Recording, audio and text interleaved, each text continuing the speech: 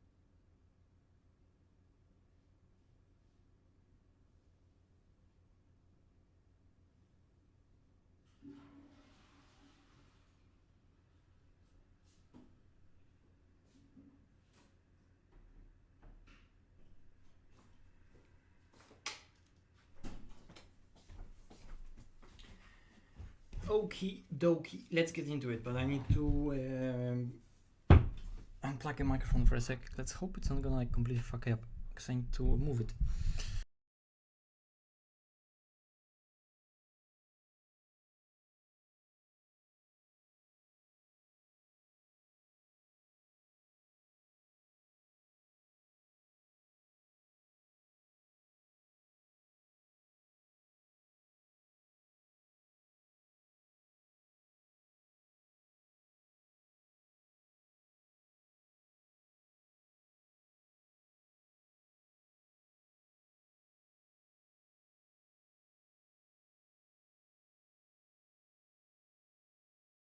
It's back in, it's working, nice. OBS didn't fuck me over. Okay, I'll just close the door.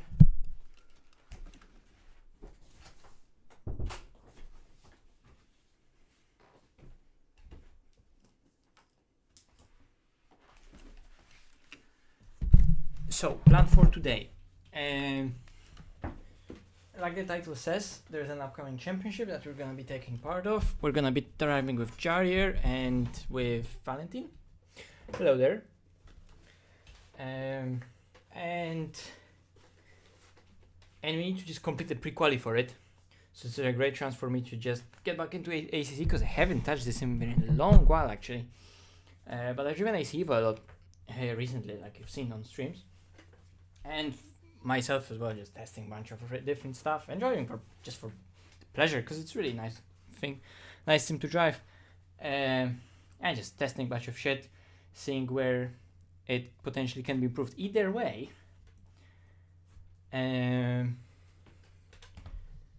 let me already launch ACC in VR. So it's launching in the background. Turn on the wheel. So let's get back into ACC.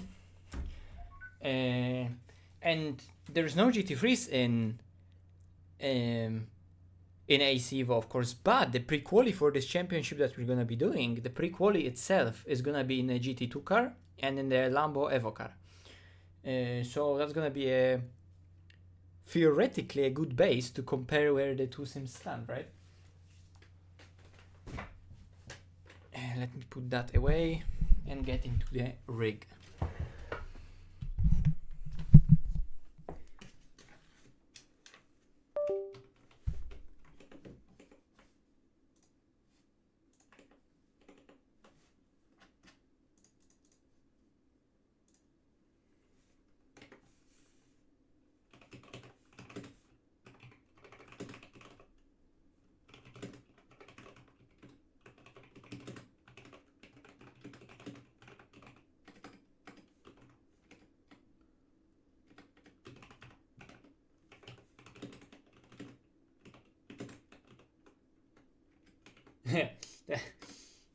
Bro, I'm gonna enjoy it, Tinko. Shut the fuck up. I'm gonna enjoy it.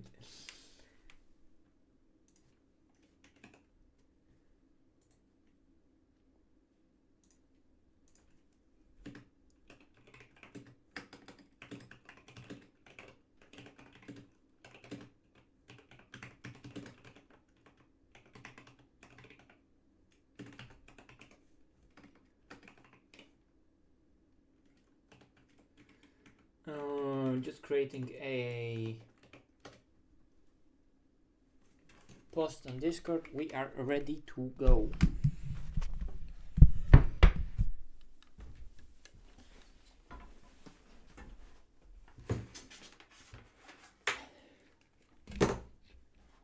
Put my helmet on.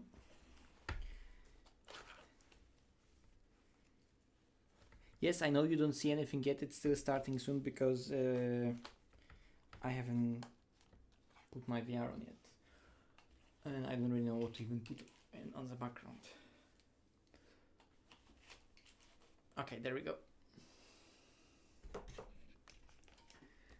Let me get my chat on the screen in VR and we can start.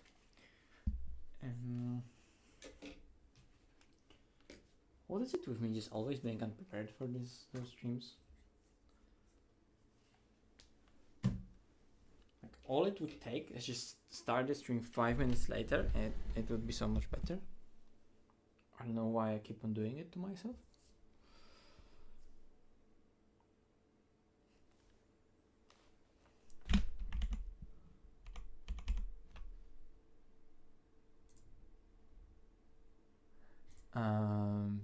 Yep, setup screen.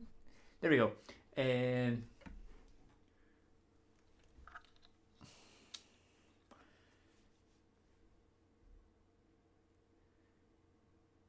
So yeah, we're gonna be driving GT2s.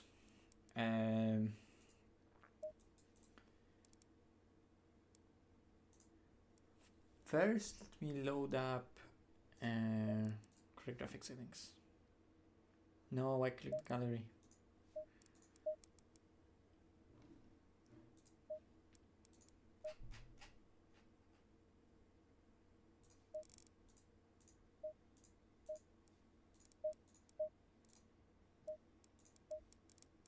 Yeah, we're gonna be driving this Porsche.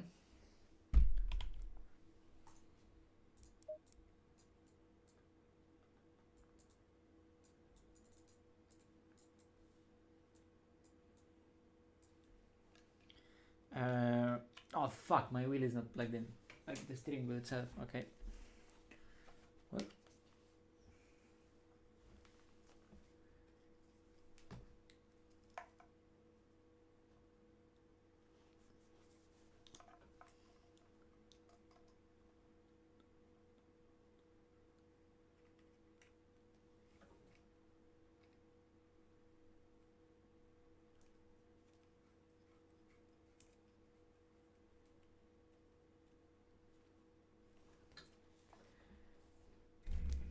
Oh shit. That's not good.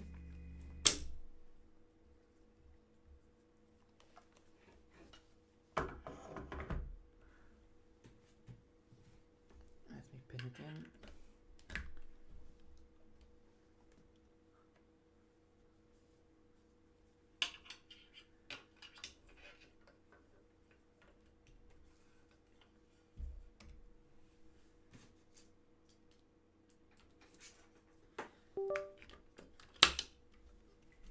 Yay, I think it should be working now. Okay, so first of all, I even need to check what the hell even are the like pre-qualifying rules, because I don't actually even know.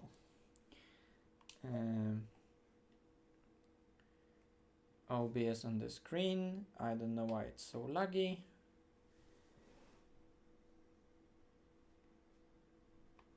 There we go. Pin it, and we're good.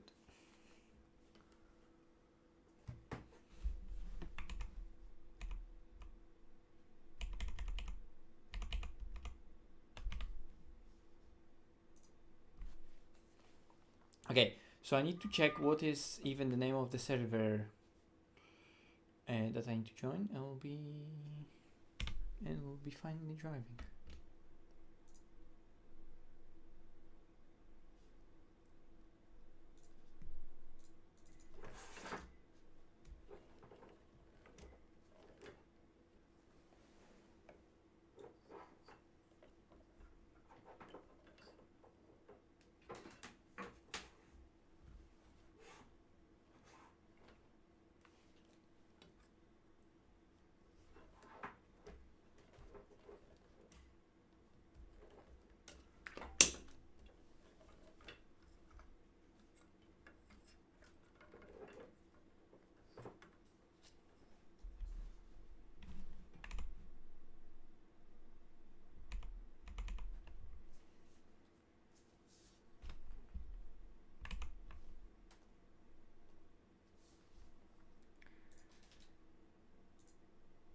Okay.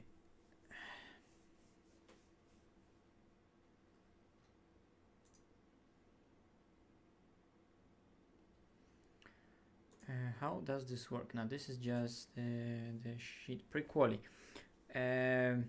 Tracks: Porsche at Barcelona, Lamborghini at Hungaroring. Top 49 teams do pre-quali. Both drivers that do pre-quali need to do pre-quali. How do I check the server name? I guess I just need to look for it.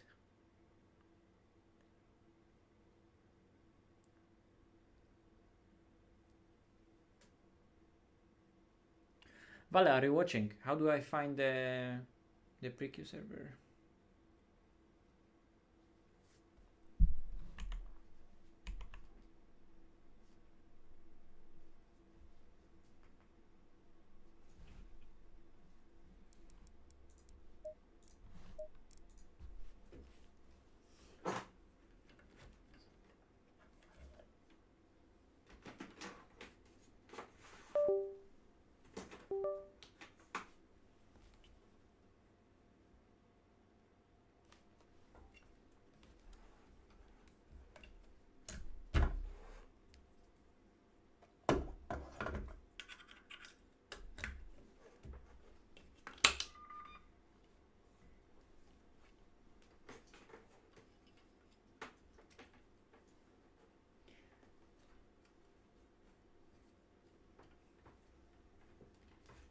What's the steering rotation for this car? Probably 640, 800.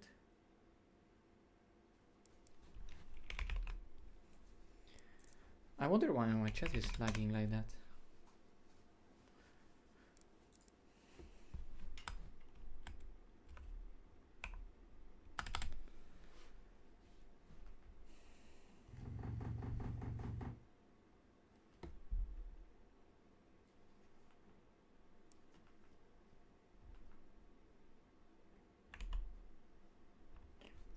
Why is my Oculus overlay so fucking laggy today? That's just weird. Hello. Is stream really lagging?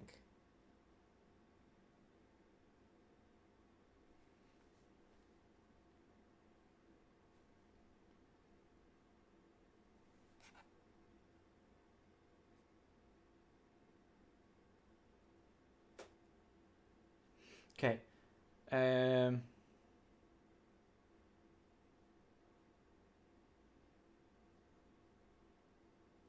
I will lower the bitrate.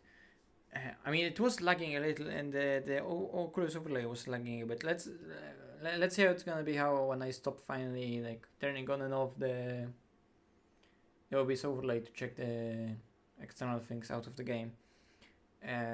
Yeah. Okay. Is it just the leaderboard? Yeah, that's just the leaderboard. How do I actually check, like, the way I joined?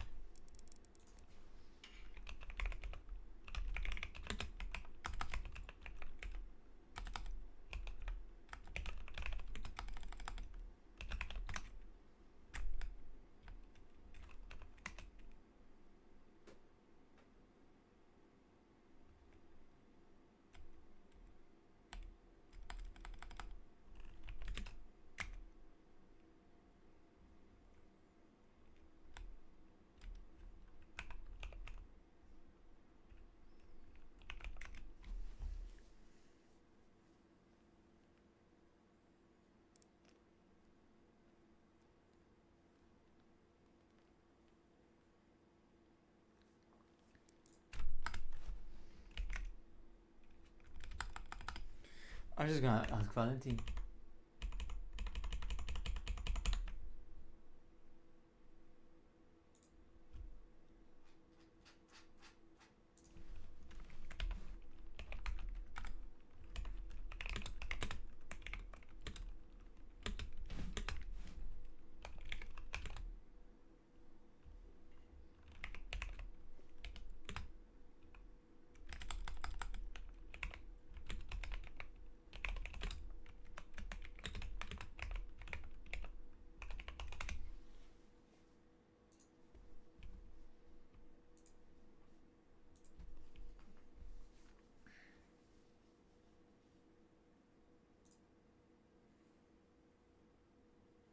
Do I need to put manage registration? Surely no. No.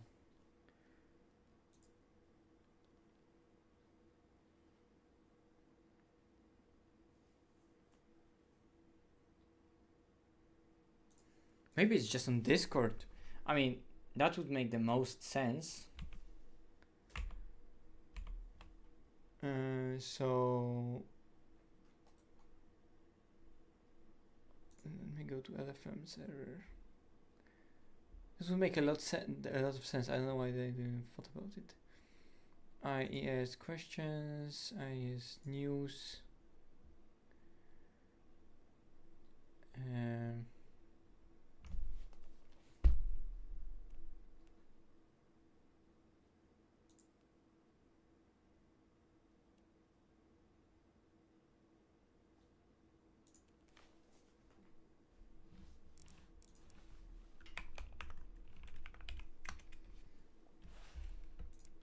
Oh, okay. I'm just searching in the wrong fucking category. I'm stupid. Anyway.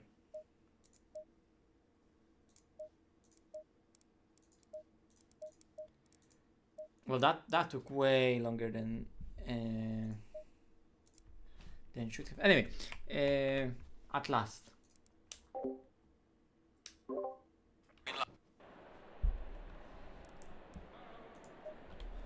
At last, we're here. How many rotations is that? That's 720.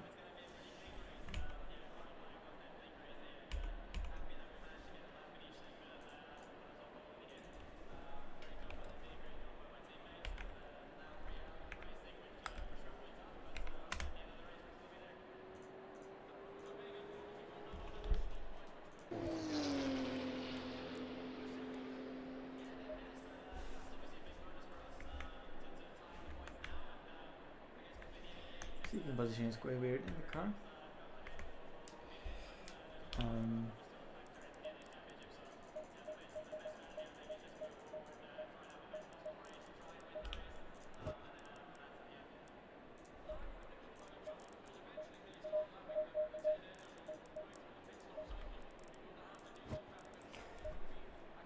Okie dokie. I need to get a setup for it. I'm not gonna show it to you because I've been asked to not show it.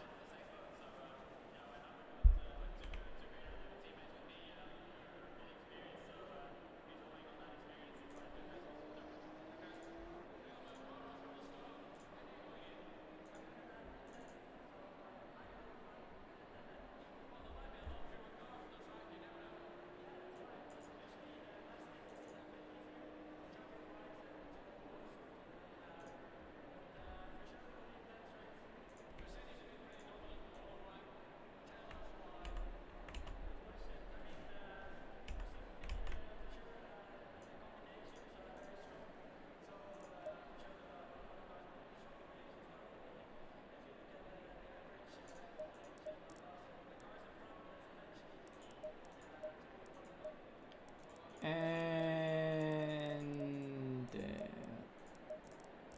no, that doesn't load. I think that's the default setup.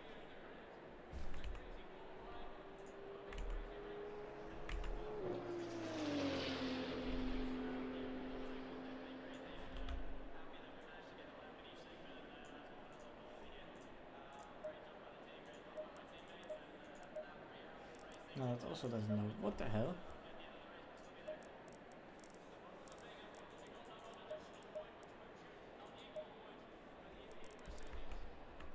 Did Vale send me a troll dog?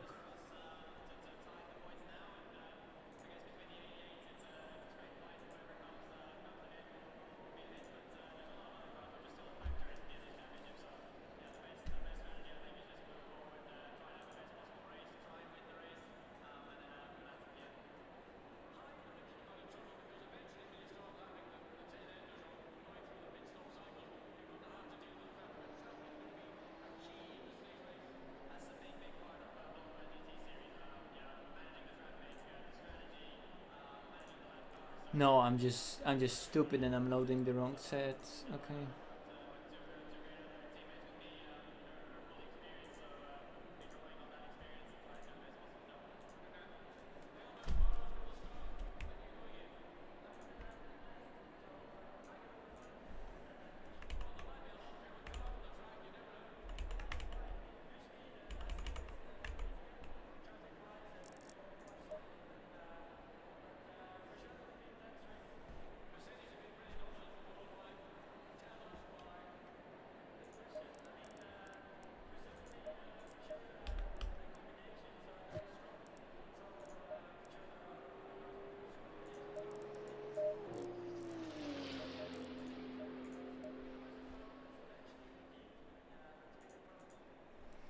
Okay, maybe at last we can start driving. Jesus.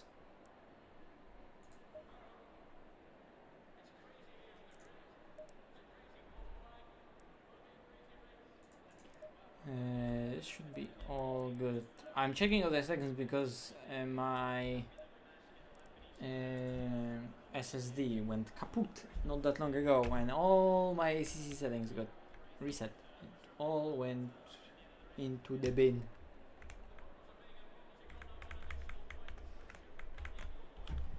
And also lower that.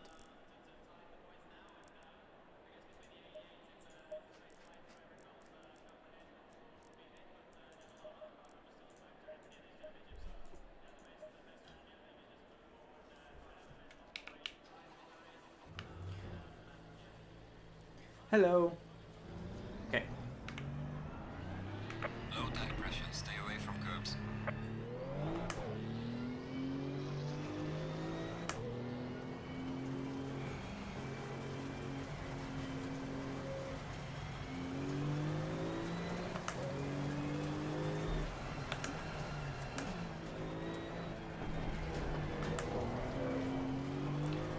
So how does good old ACC feel in comparison?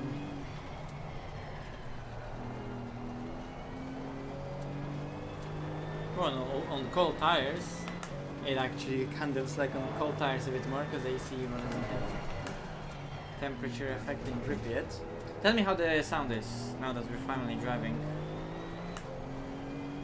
If needed, I'll lower the gain.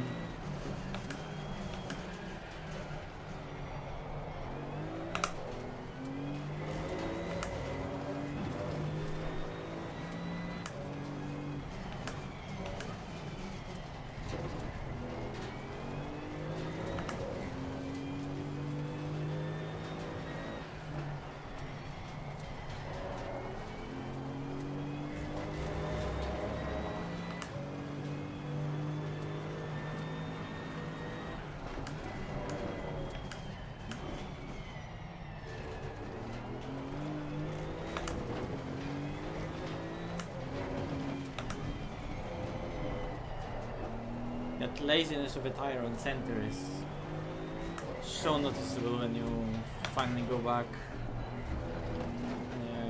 into ACC coming from other sims.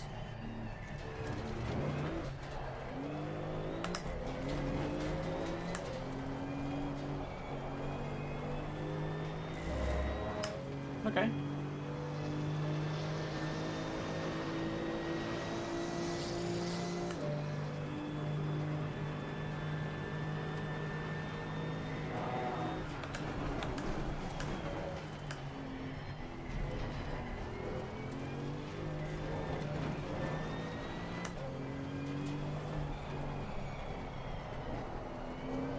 For example, in that corner, obviously GT2 car has a lot more power, and I would assume it's gonna be a bit less stable than a cup car in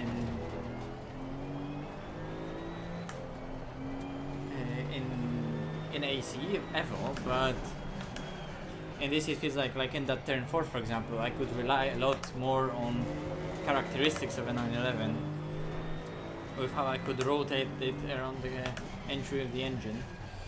And for now, it seems like that in AC Evo, the cup car is extremely stable, but at the same time, like cup car just, as a cup car, it just has tons of mechanical grip and stability.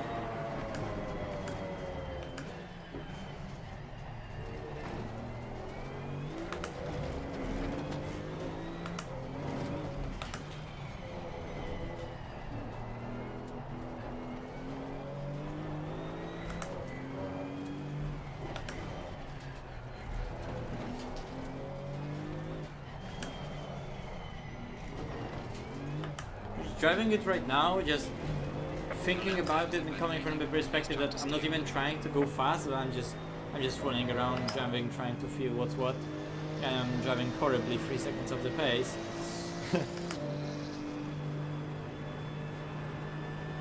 Doesn't feel that bad, you know?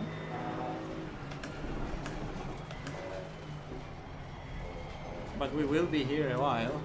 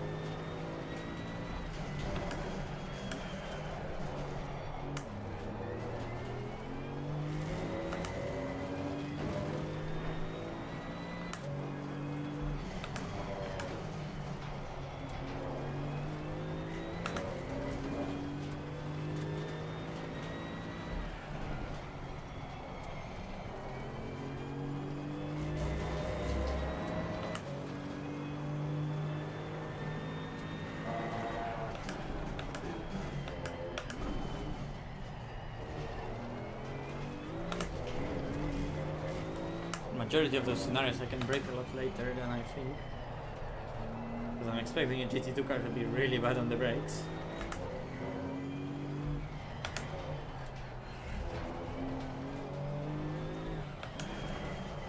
That's also like a thing you can feel in AC Evo for now, that it feels like it's very difficult to get great braking performance out of the car.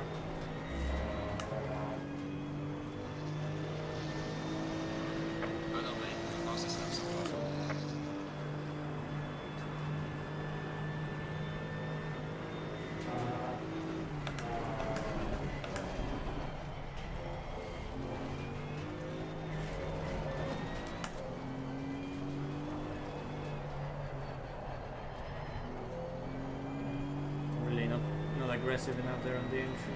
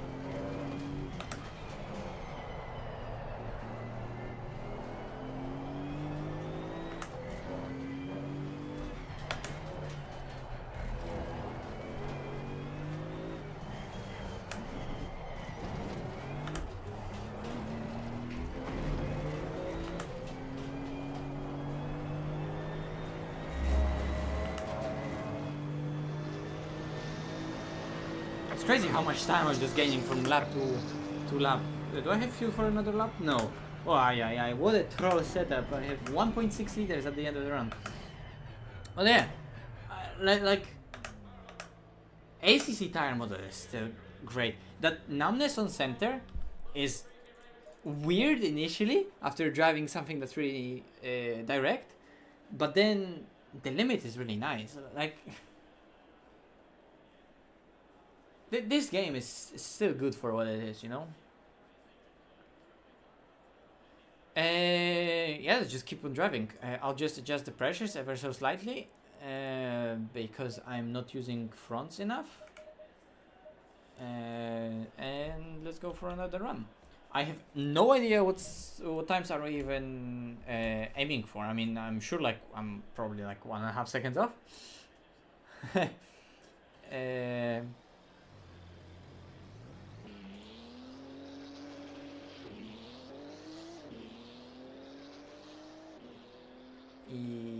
Yeah.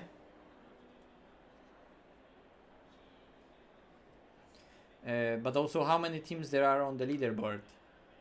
There are like 59 teams, 49 go in, so but like you can see here around 40th place, well, it's like sort of a cutoff, right? Let's just try to get as deep into 44s as possible, and then we'll proceed to another track. I don't know if I have to finish the pre-quali today, but obviously we will try.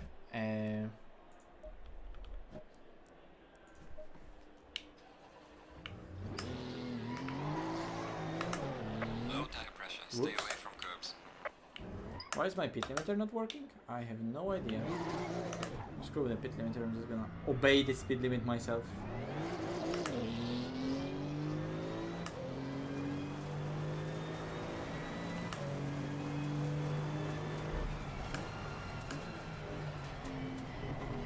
You know what? GT2 as well handles a lot better than what I remember, because I remember a Porsche GT2 being a real shit car to drive at Red Bull Ring when I tried it first, and also at Nords when I was doing a setup for it.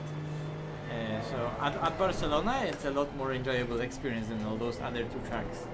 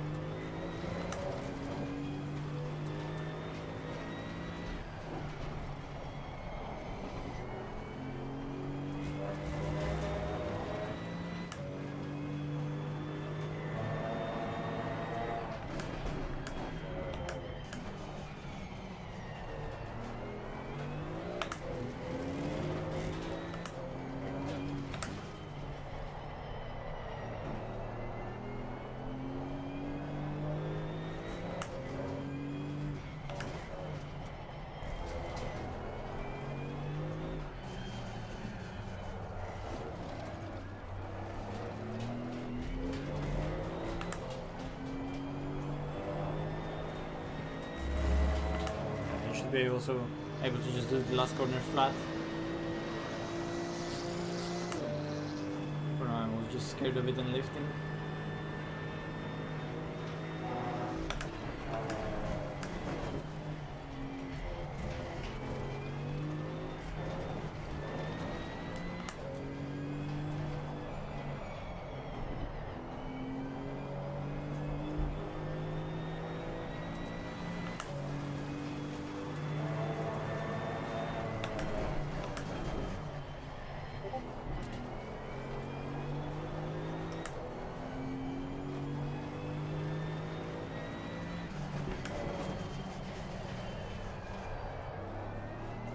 If anyone gets confused, that was my Discord. Okay, by nature. Just to bamboozle all of you, I have streamer mode off.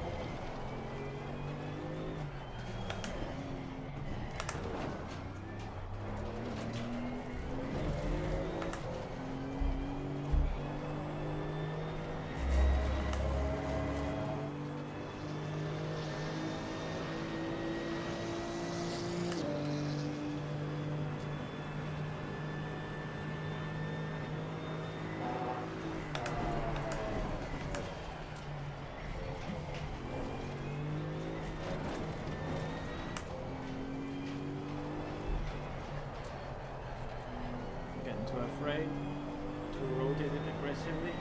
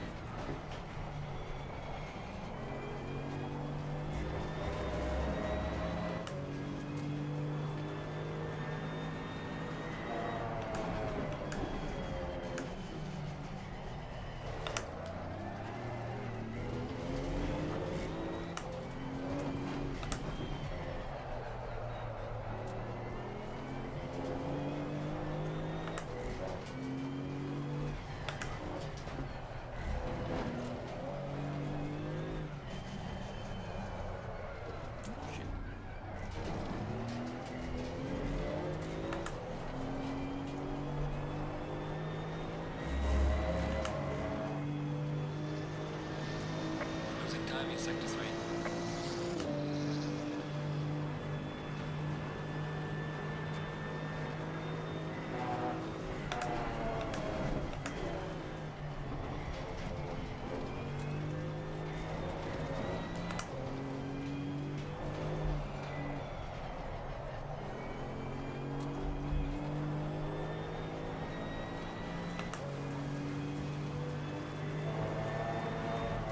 Yellow flag in sector 1.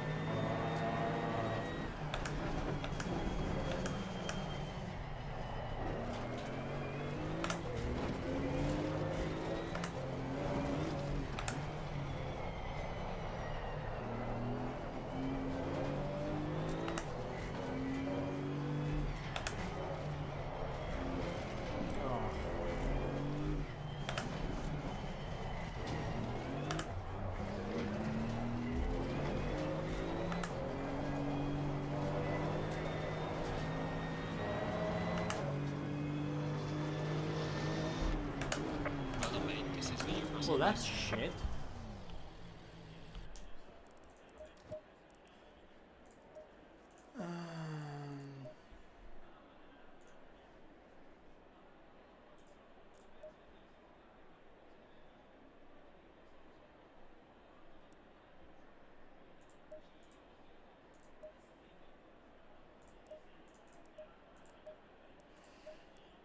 Okay, this is high wing and this is low wing. Okay, let's try another setup.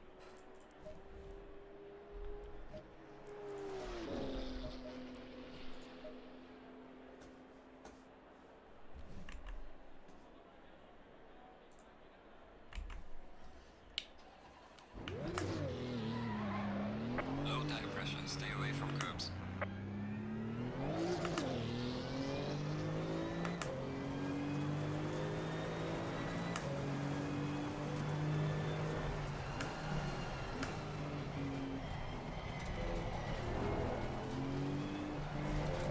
So that was a full downforce setup.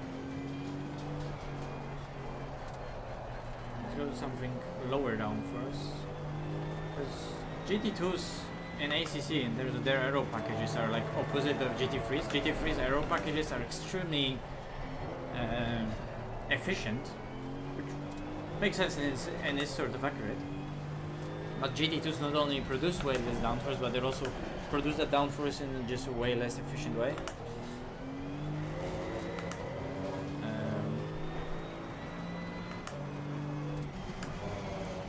So you want more downforce, you're getting significantly more drag than you would get like in a GT3 with a similar downforce gain, right?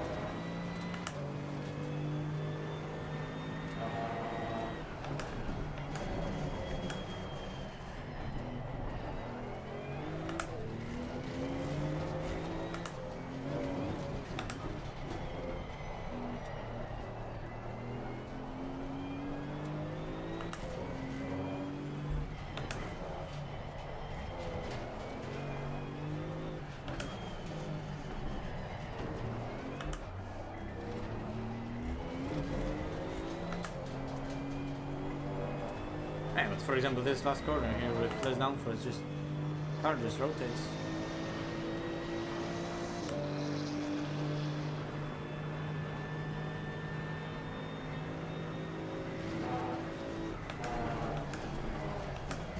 Oh yeah, but obviously it doesn't stop now because we have very less drag.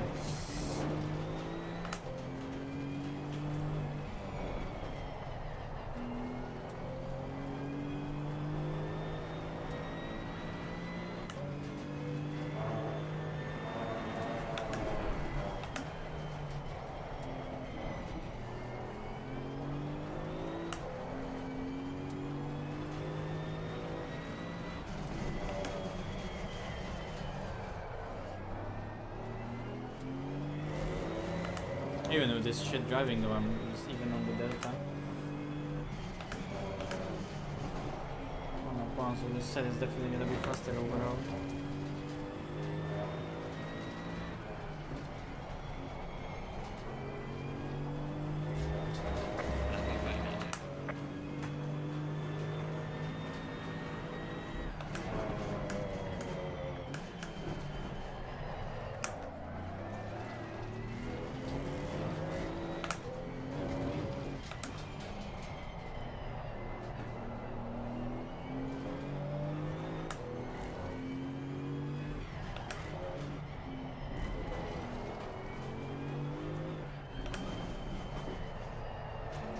Yeah, it's a GT2.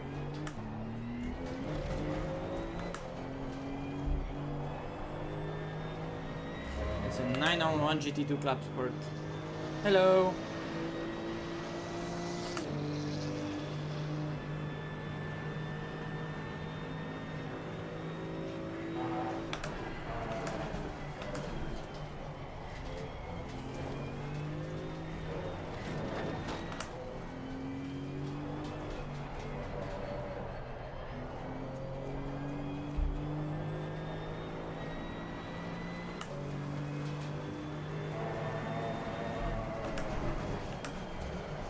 Too hot. Oh, whatever doing. Can't use those in braking points.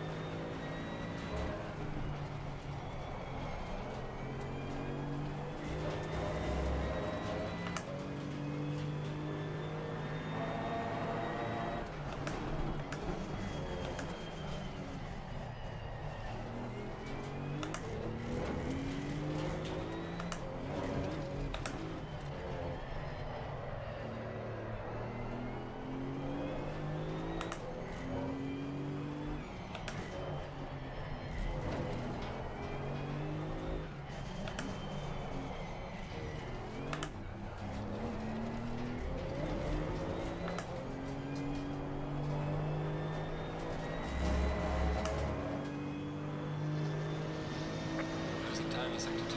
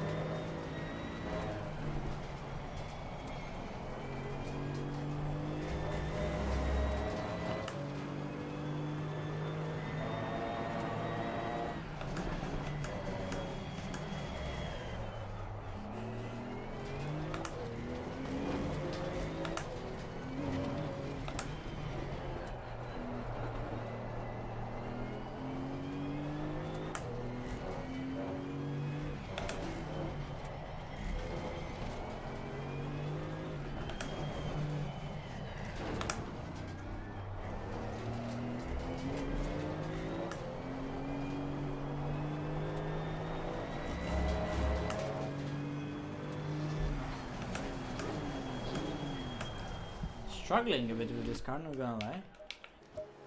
It is weird. Oops.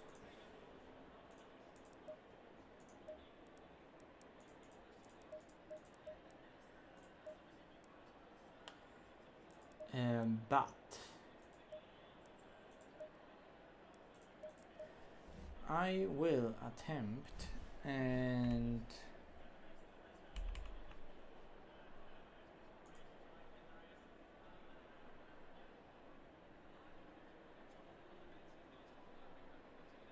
create a setup myself. Maybe I can tweak something here and there.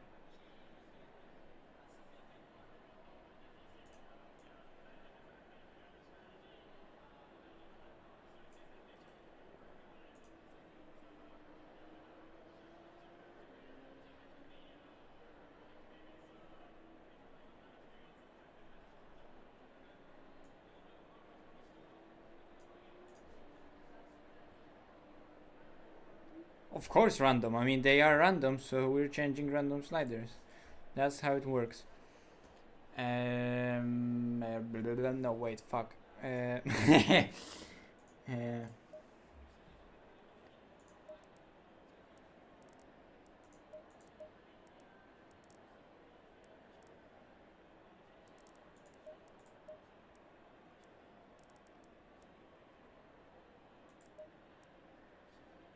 Oh, the session ended anyway.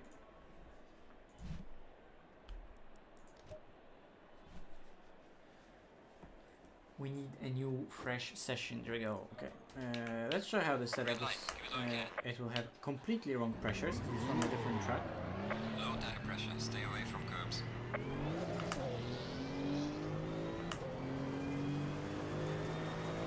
It will probably feel awful.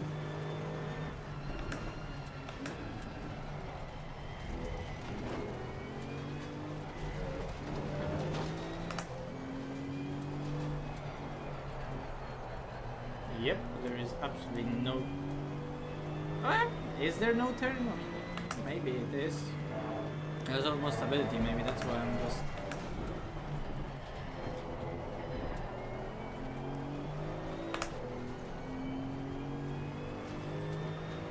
scared of it. Alright, I was scared of it, and because of it I understeered, because it didn't oversteer and it just plowed. That's what I mean.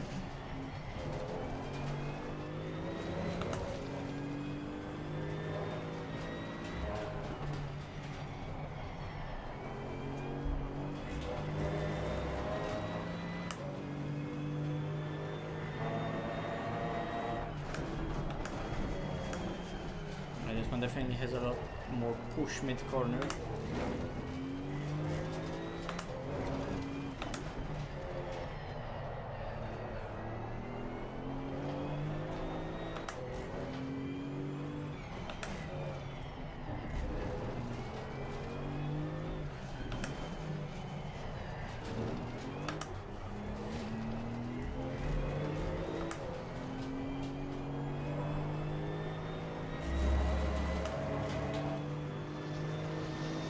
Pressures are completely wrong. The inside tires are super under pressure.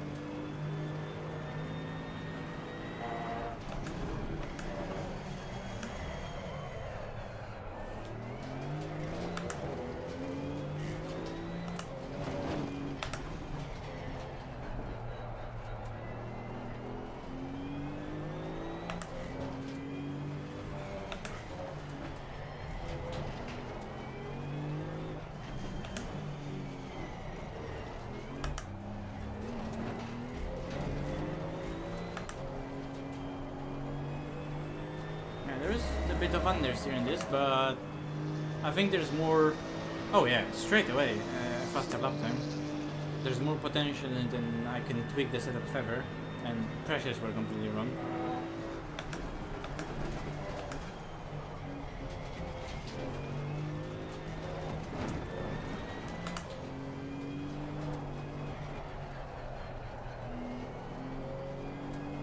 I like the setup I created myself, go figure.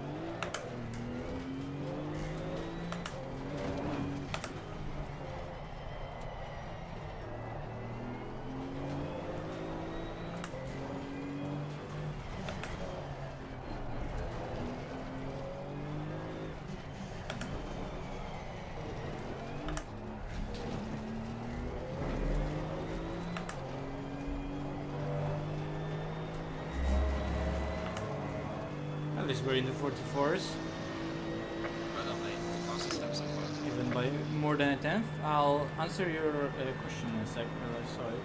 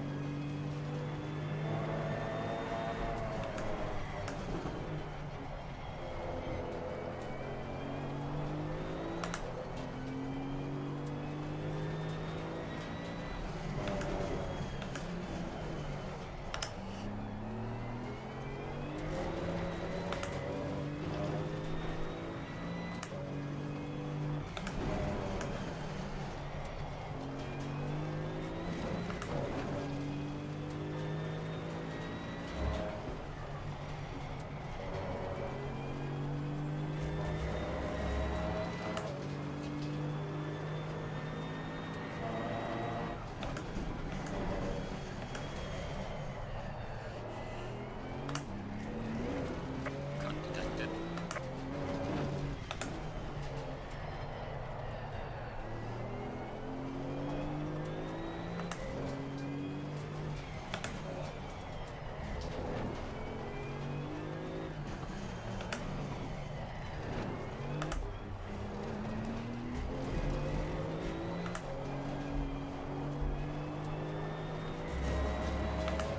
There's another 10th, well the 10th was lost, so... And this is still with completely wrong pressure, so... I'm liking the setup, I'm gonna show you the setup because it's my setup, so I can show it to you.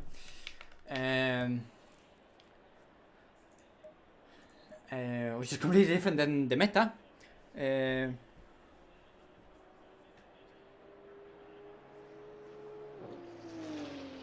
Have I been to Krakow? Yeah, I've been to Krakow a few times. My uncle lives there, so I've been there a few times.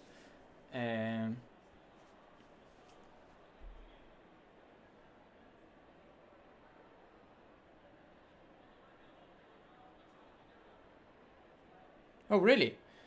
Okay, I'm gonna fuck around and find out then if I can also do it.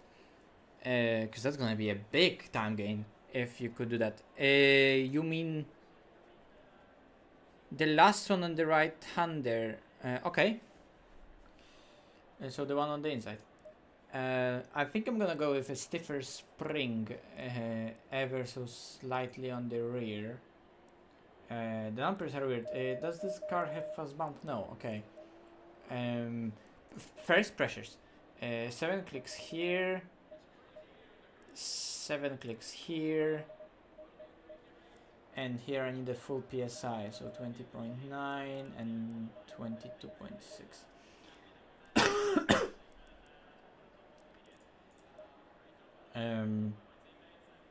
And yeah, let me try ever so slightly stiffer rear. I'm gonna lower that and just give it a stiffer spring. And let's try that.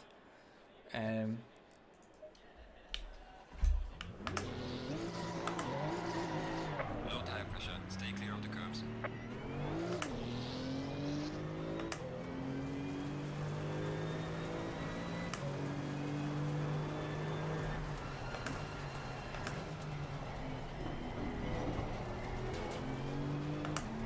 Straight away wrecked to the spring.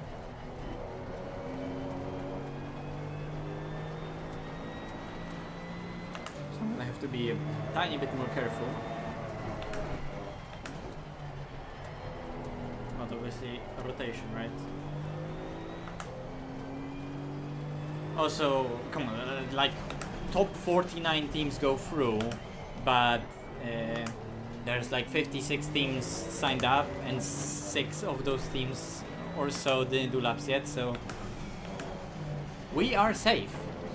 If I just do a couple of other different laps, and I mean already we have 44.8 here, and Vale was saying that with the setup that he sent me for Hungaroring and the Lamborghini felt a lot better than whatever he was trying here, so let's hope that Hungaroring is gonna be easier in terms of extracting the lap time desired.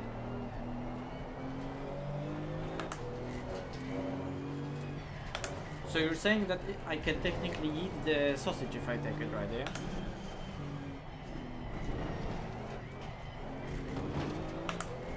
Oh. Oh. Oh. That changes a lot. Thank you for that tip.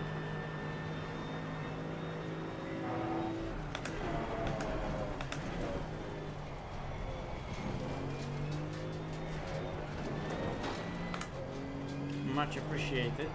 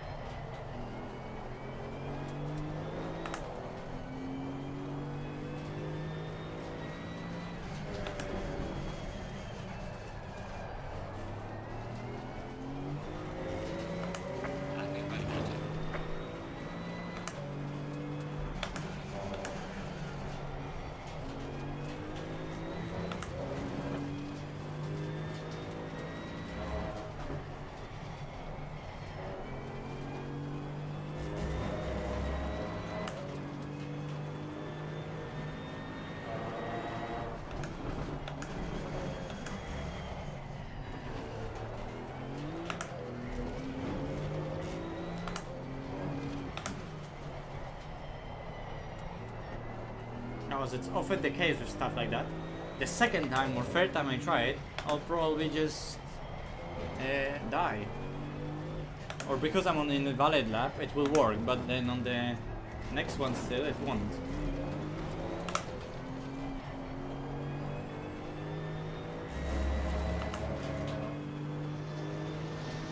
Losing time in sector 1. Also, I need to make sure that I don't really clutter it with any of the rear tires, not to completely fuck up the traction.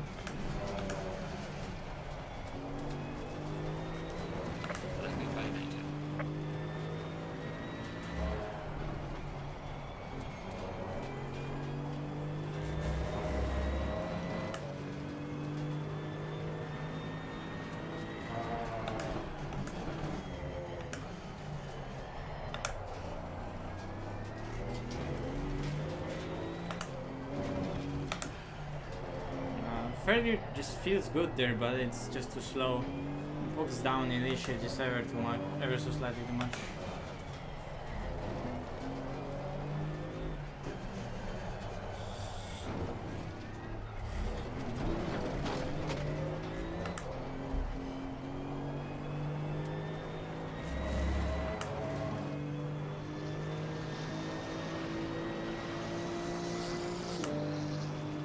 Hello Vale, how's it going?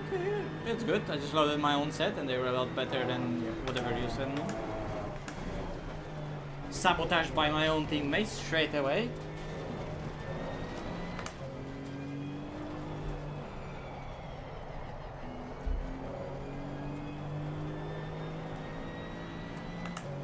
Just joking. Or am I?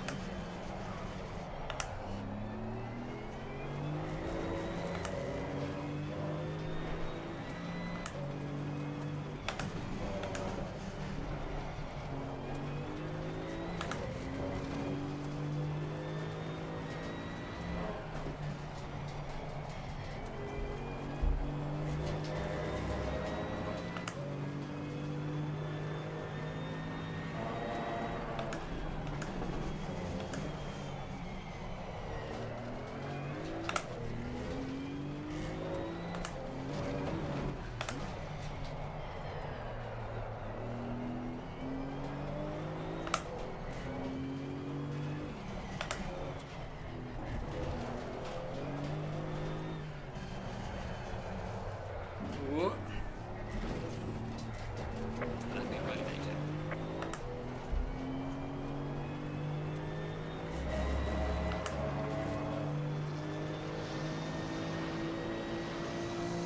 Funnily enough, whatever I did with the software spring and wrong pressures in all the way to the hairpin, it wasn't bad at all, I think.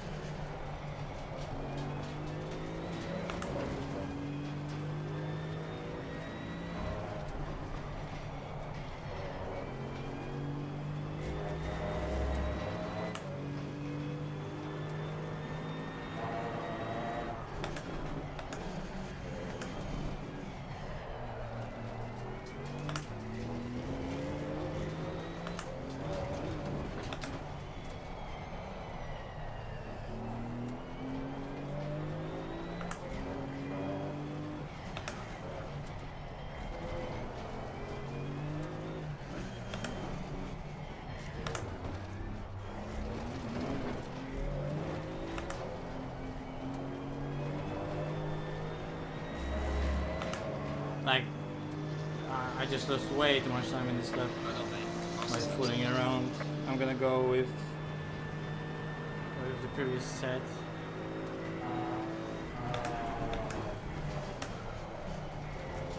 Fuck.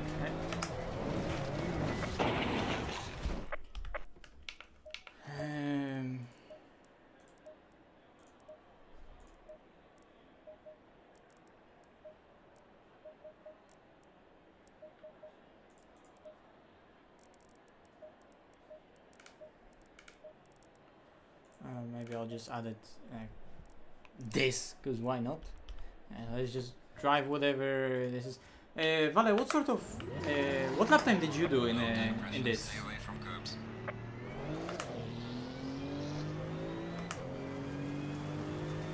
Because this car is definitely an interesting one.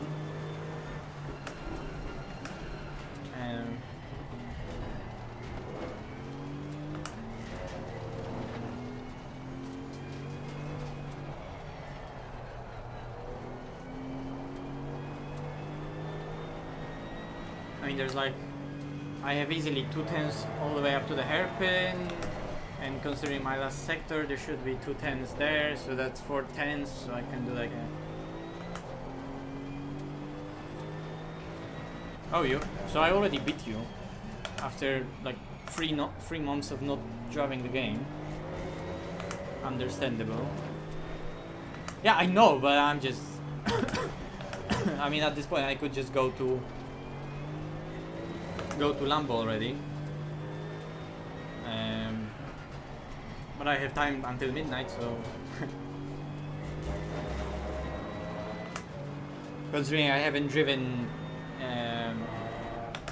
the game for so long, and any kind of driving, even this, will help.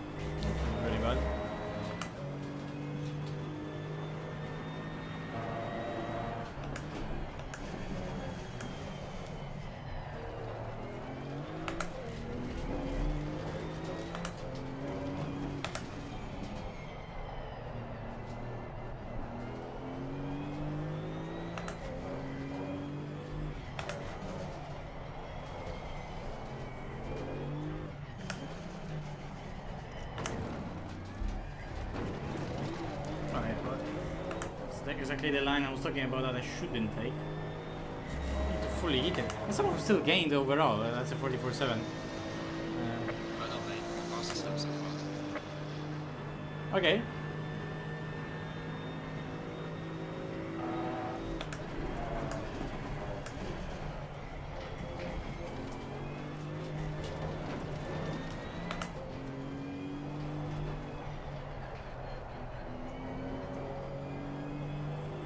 Understeer.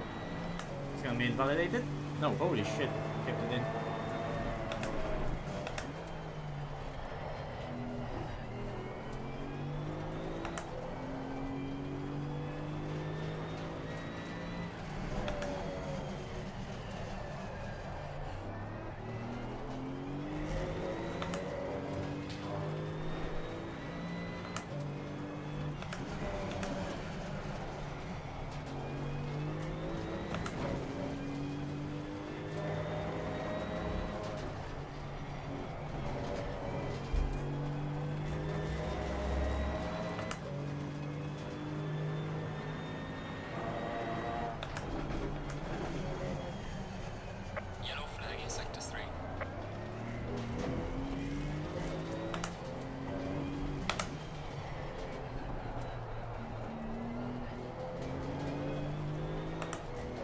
Horrible.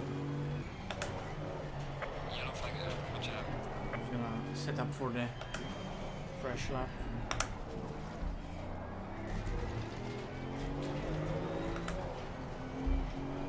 Hello? Can't park there, sir. Losing time in sector 3.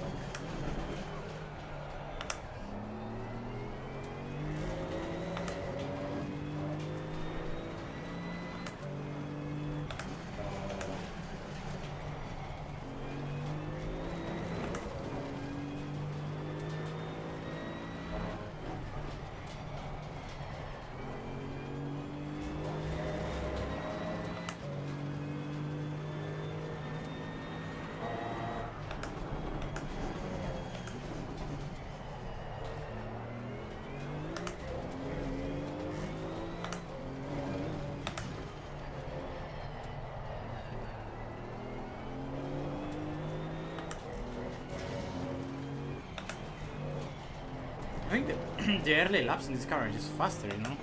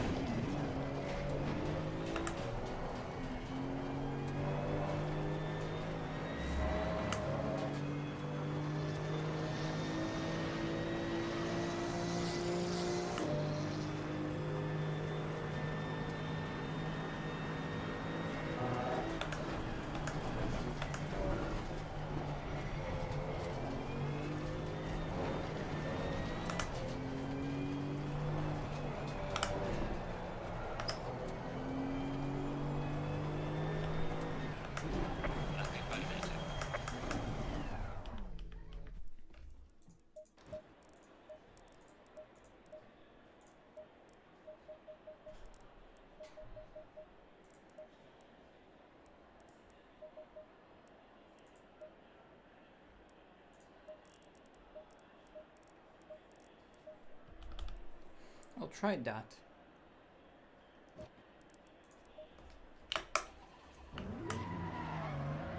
Low tire pressure, stay away from curbs.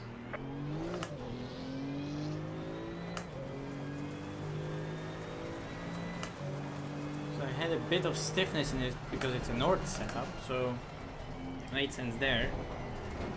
But maybe here I can go full soft.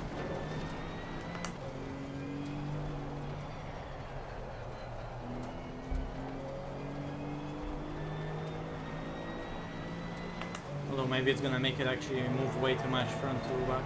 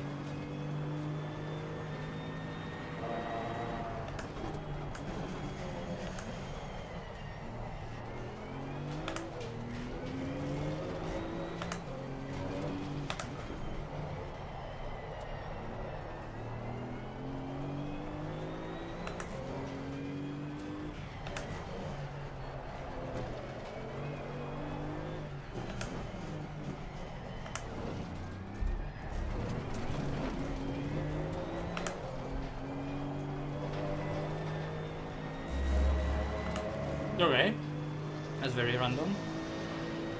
I don't make the fastest lap so far.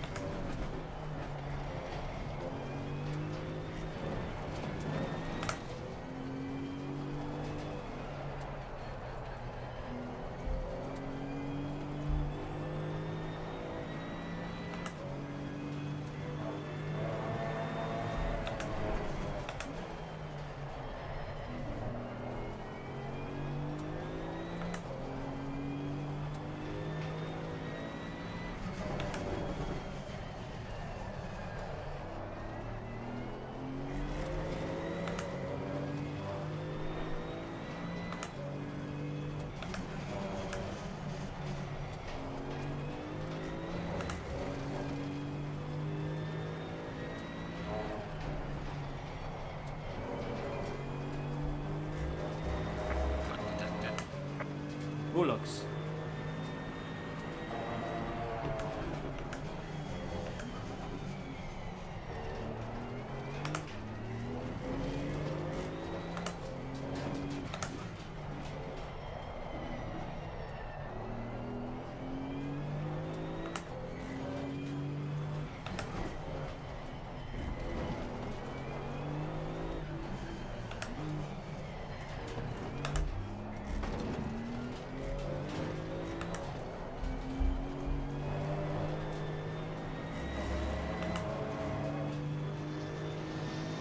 Losing time in sector 3.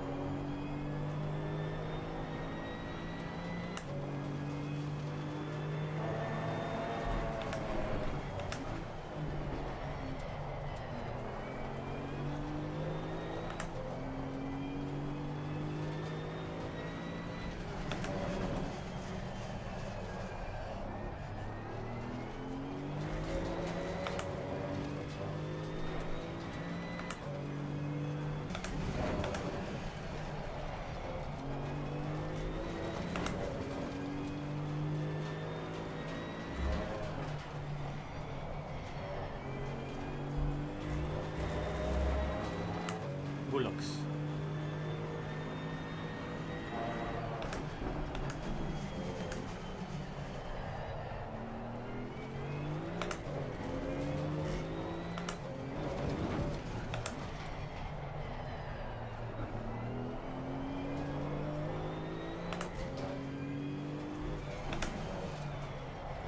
Oh, what was that lockup? What the fuck?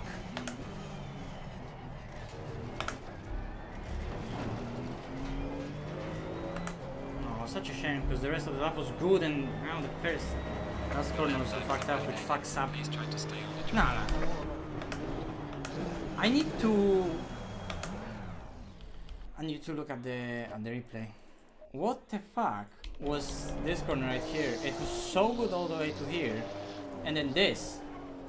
What is the lookup? Why did it look up? Like I wasn't even turning that much, and it just went. And then obviously I'm eating the steering, but that's already past the lockup. Like here, it just goes. I even straighten out the steering, and it just locks. Oh fuck's sake!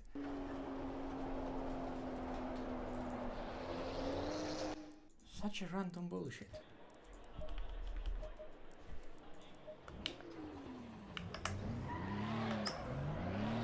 Low tire pressure. Stay clear of the curbs. But the first 3 corners were really good. Actually, first 4. And I was 1.7 up, and then we know there's a lot in the sector. I'll probably try to run out this session to the end, and then we'll jump to Hungaroring in the Lambo.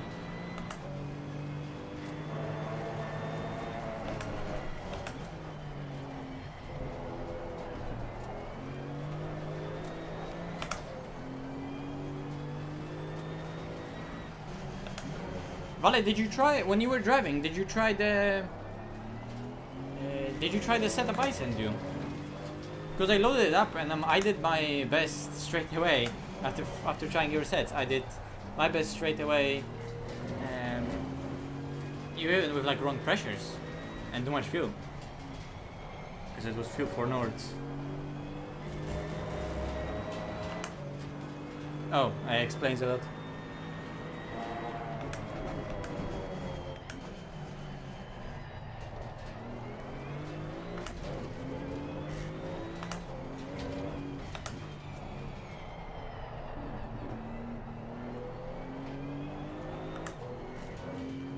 So you haven't even tried it, and then you send me all those troll dogs. Aye, aye, aye. I mean, this is also a troll dog, but...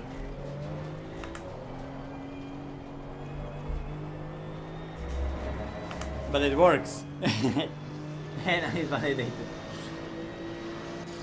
doesn't matter on the first lap.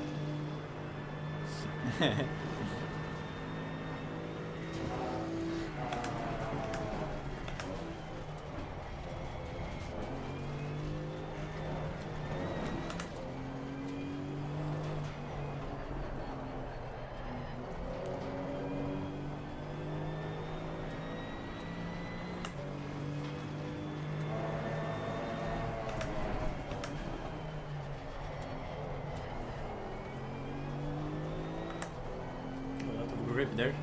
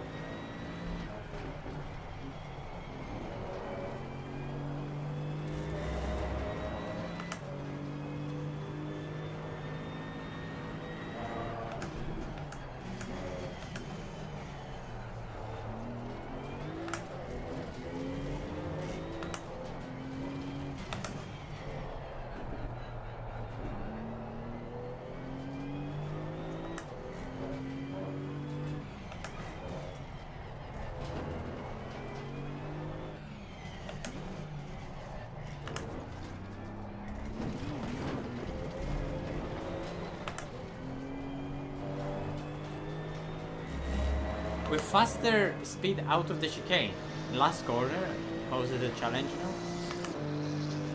Which is interesting.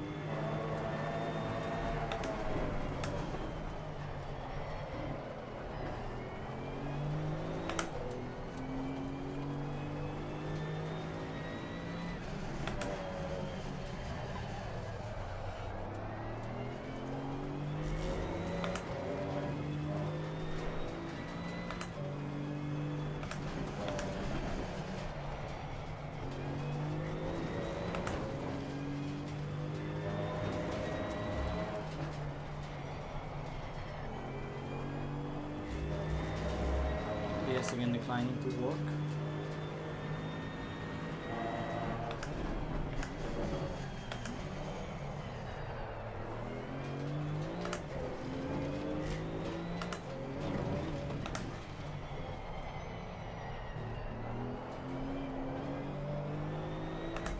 Too scared on the throttle. Bullocks.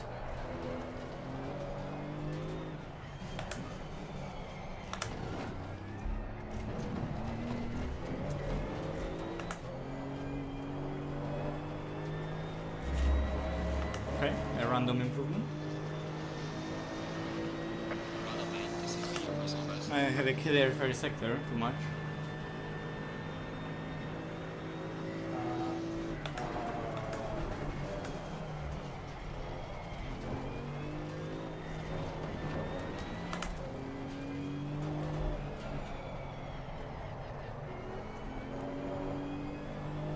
And I did.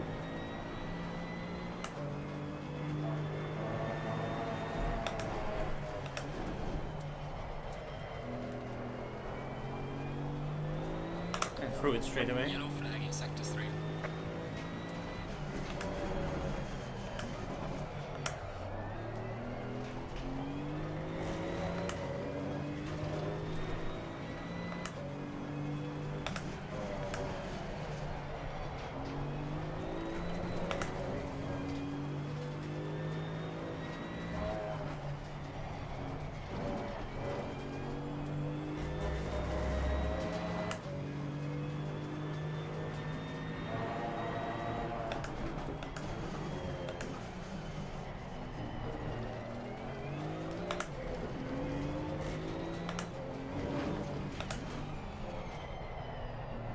Overslowed.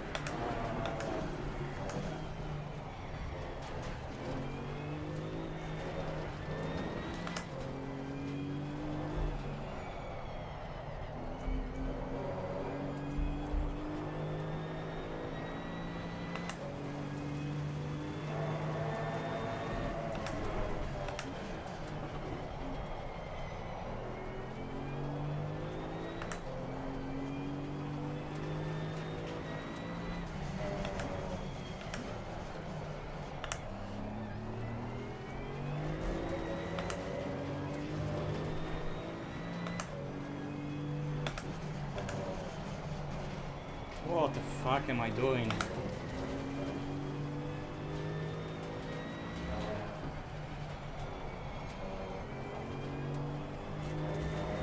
Your lap time is invalidated. Please try to stay on the track.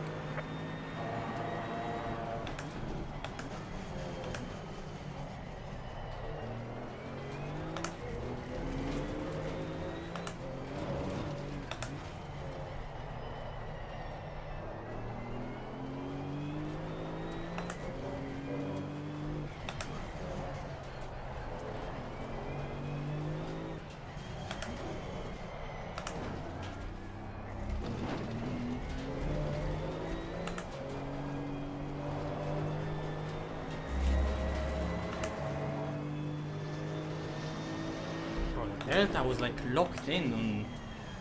It's on in the description.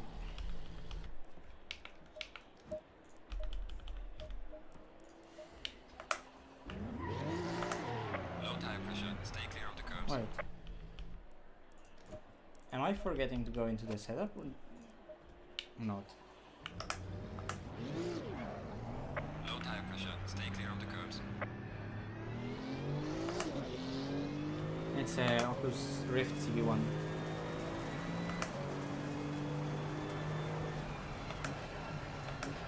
Why am I struggling so much to improve the very shit last sector now?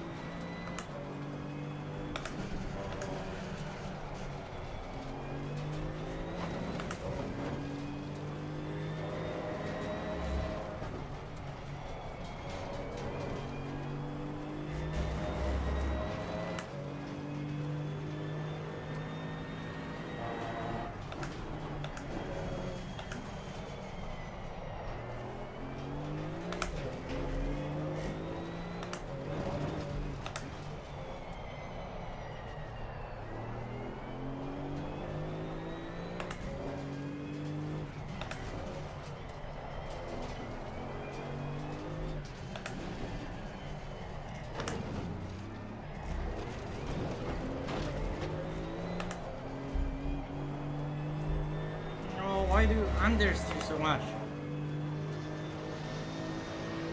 0.5. This is the crossovers. I think somehow some of the first laps are just faster.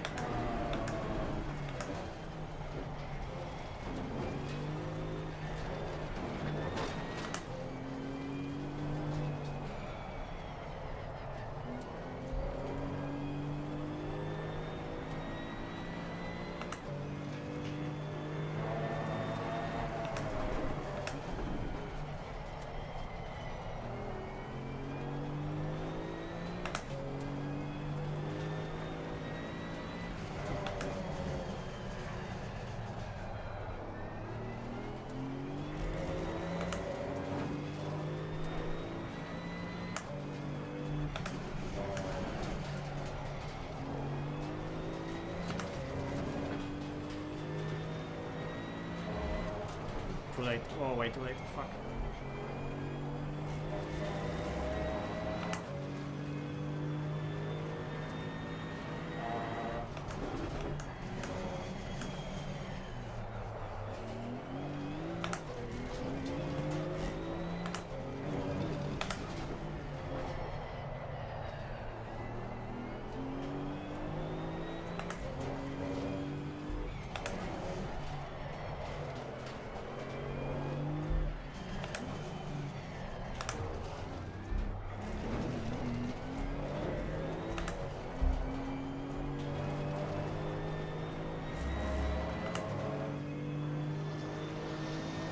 Losing time in sector 2.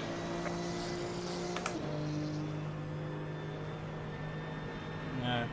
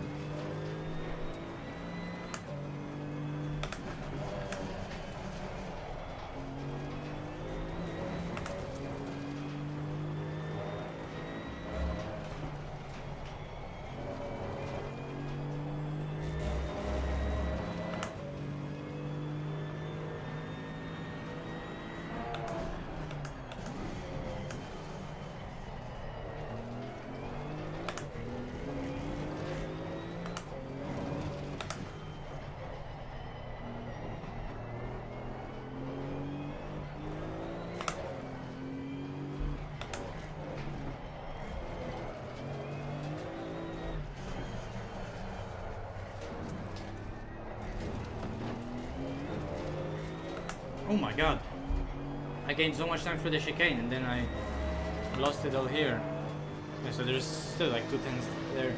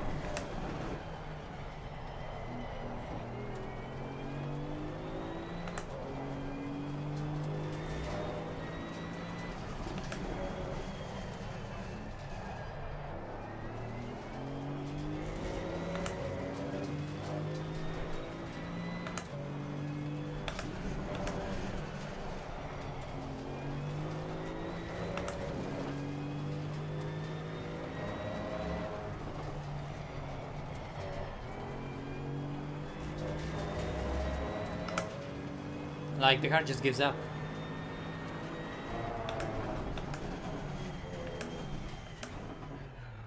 Yeah, like the chicane exit was good on the... Oh, sorry. I didn't see the guy there. I think he was on the outlap anyway.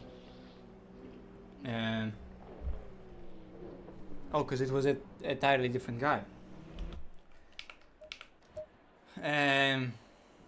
I'll just leave it here. I'll leave it here, Vale, because yeah, there's a 10th in first sector, we know, because that one here was really good that I did.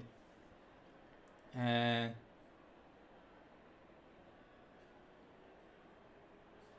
yeah, it like kept on pushing and understeering through the lap 18. It like kept on pushing and understeering through. It was the first lap of the run as well. It kept on understeering through the last corner, but then the other lap I actually couldn't match it. I don't know, I just powered through here and it went. But then here, I gained a lot through the chicane itself. Like throughout here, I was 2 tenths down in this moment, and then I just pushed it through with third gear into here, yeeted this one, and at this point here, I was like 0.05 or 0.07 down, but then like completely fucked up this corner.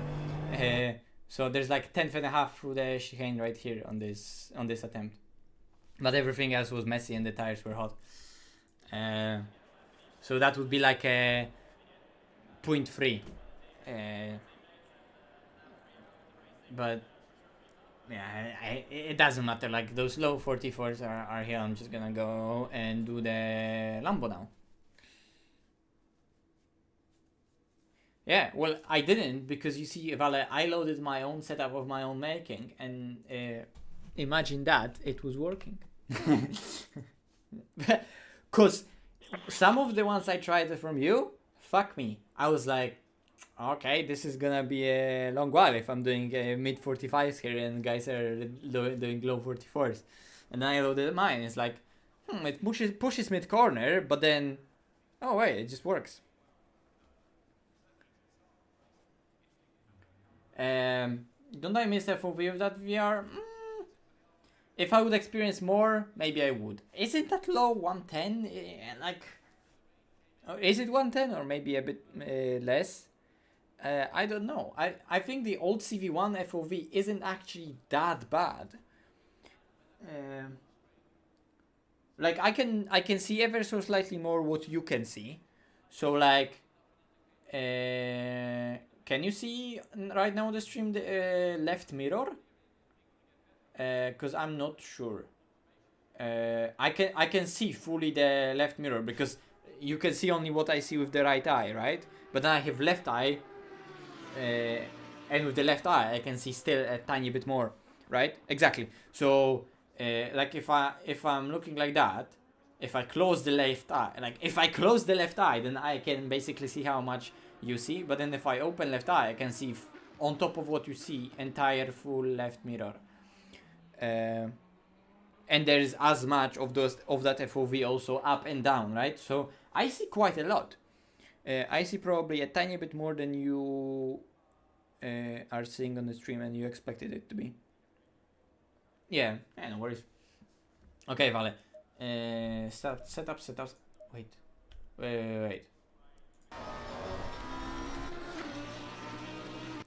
Yeah, that's the wrong car.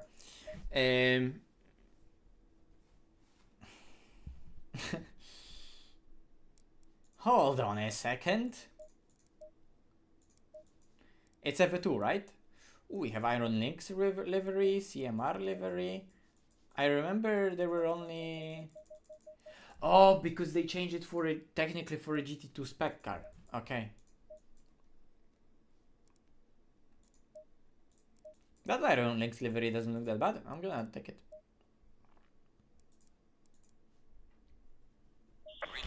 Wait, before I do that,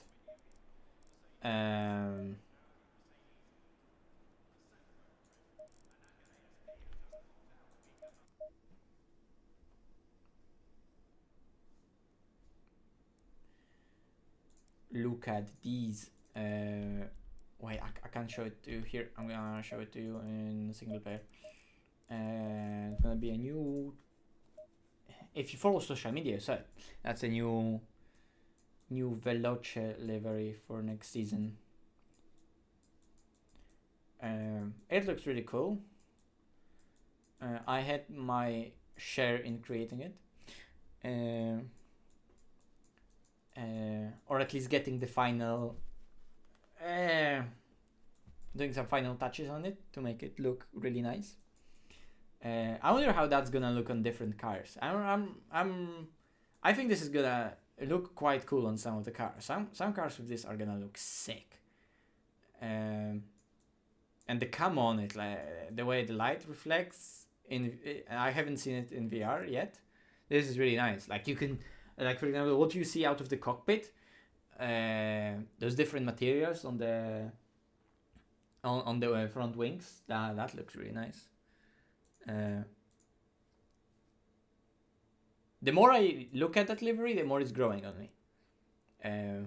But it's also because I did some of those finishing touches on it to make it look really nice.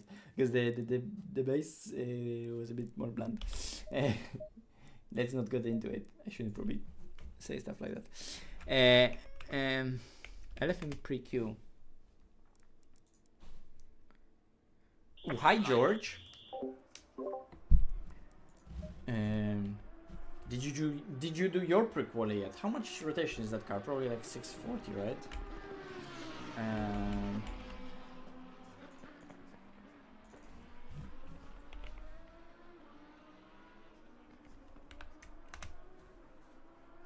620. That makes sense.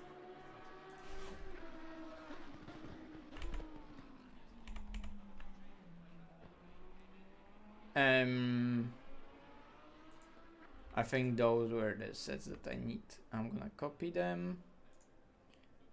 And we go into Lamborghini Evo 2 and Hungaroring.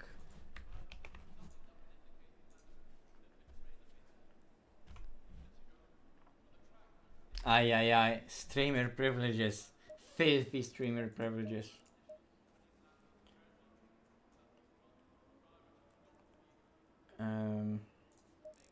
That's a very, very old graphics preset. That's the graphic presets I won my SRO sprint race at. Like, I saved that preset for that one race alone because it had like a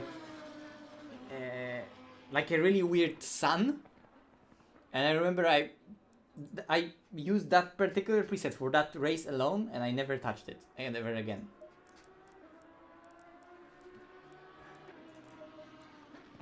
But since we know that clearly it's a faster graphics preset because I won an SRO sprint on it, let's use it. And I'm just gonna put mid post-processing on it so the game looks better for you guys. Okay, Vale probably doesn't want me to show some of the setups. So okay, the setups are not showing up in the directory. Why? They should. Is it the wrong car? No, it's not the wrong car. It is a wrong car. Because I just pasted those sets as into a GT3. I am restarted.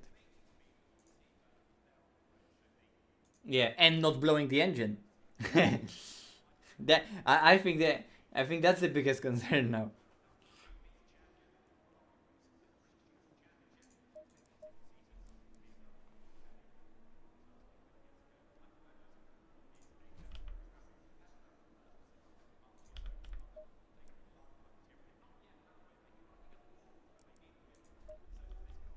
Although I should not speak about track limit quota because I threw my own LFM race there by falling asleep before the race and not practicing and getting a drive-through.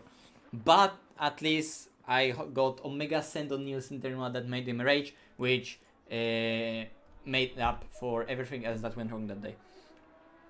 I think it's guaranteed to be like mixed, but you know what mixed says means. Like mixed means that it could be 6 hours of clouds, which is the most exciting scenario. Aye, that V10 sounds nice. Low tire pressure, stay away from curbs. Oh yeah, it has definitely more power than it used to have. Because I remember that car from Lambo Esports. And that's a lot of power.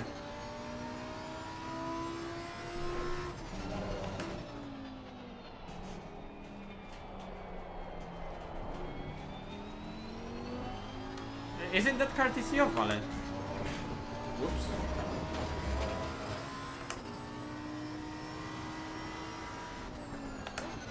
But bro is now saying Honda could be a good pick actually after arguing with me for 15 minutes that it's not.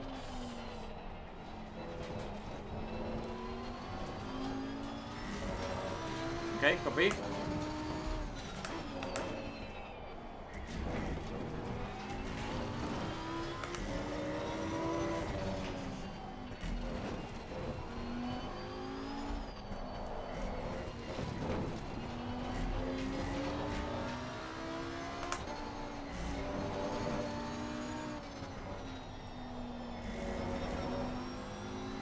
Actually, I haven't even looked through the setup. I wonder how it looks like.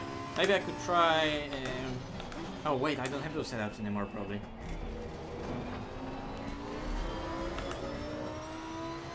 Why haven't I turned off that TC yet? I just asked should I turn off TC and I just proceeded to drive with it.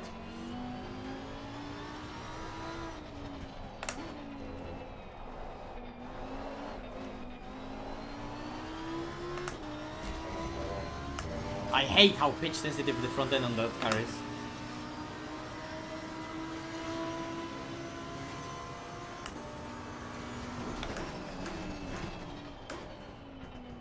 Oh, it's George, okay. Sorry.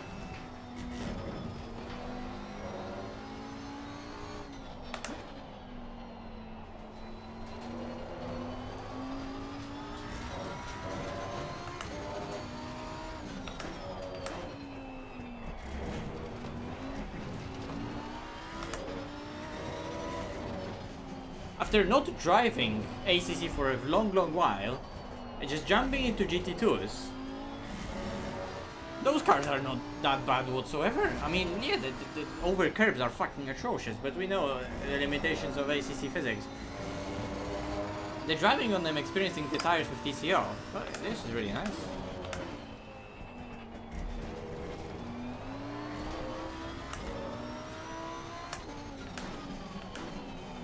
But that numbness in the middle of the tire is definitely playing a part in numbing the experience.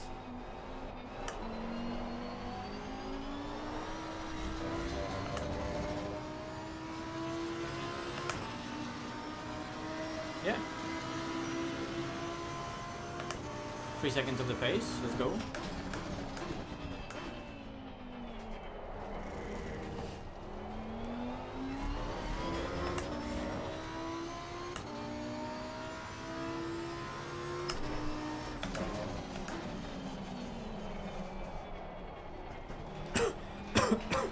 No, not the coughing.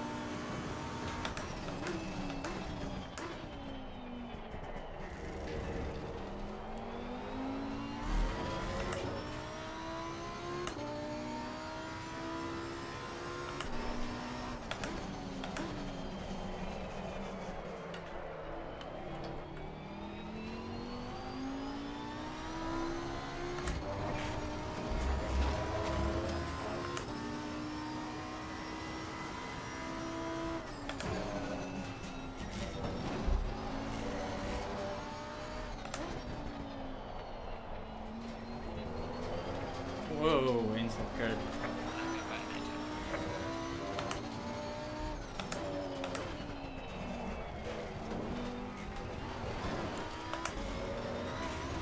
I need to do something with the cable of the steering wheel because it... leave me alone!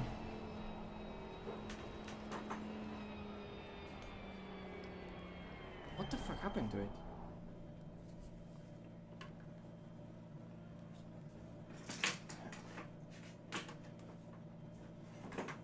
Okay. Time for a dock adjustment.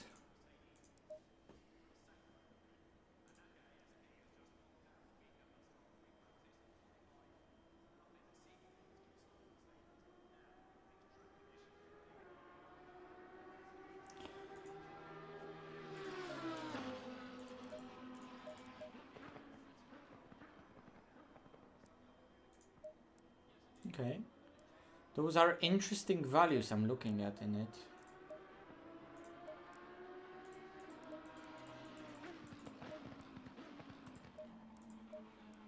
This is also really interesting. I am gonna try that. I think it's exactly the same base.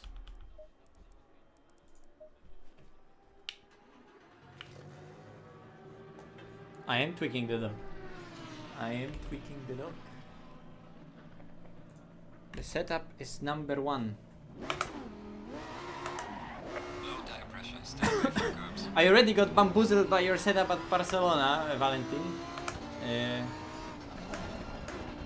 It's only logical to adjust the dock.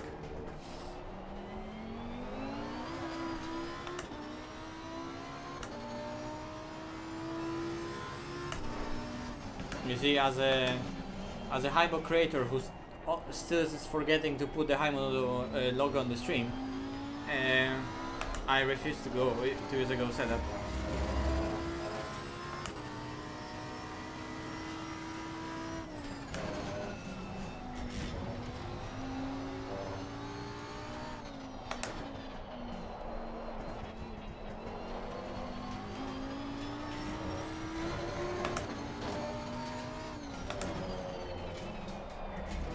Like this feels 10 times better straight away, you see?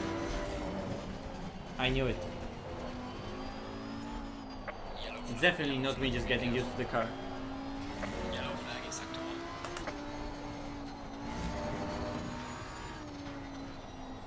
1. No, but it genuinely feels better.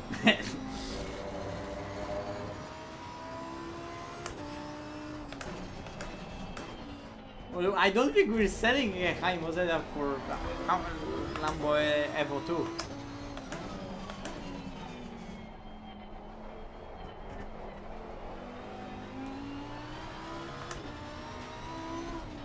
Let's be honest, like, selling sets for cars like that is a bit of a scam.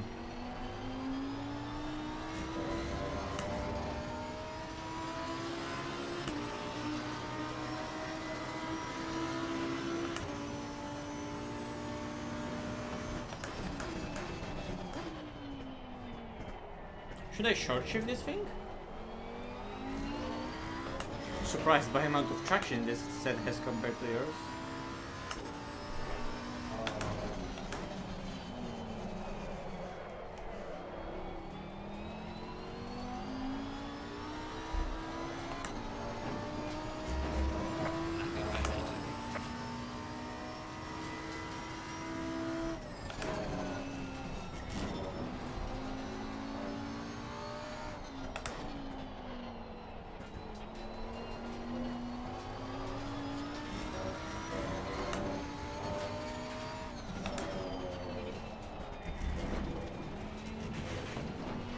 Too much curve.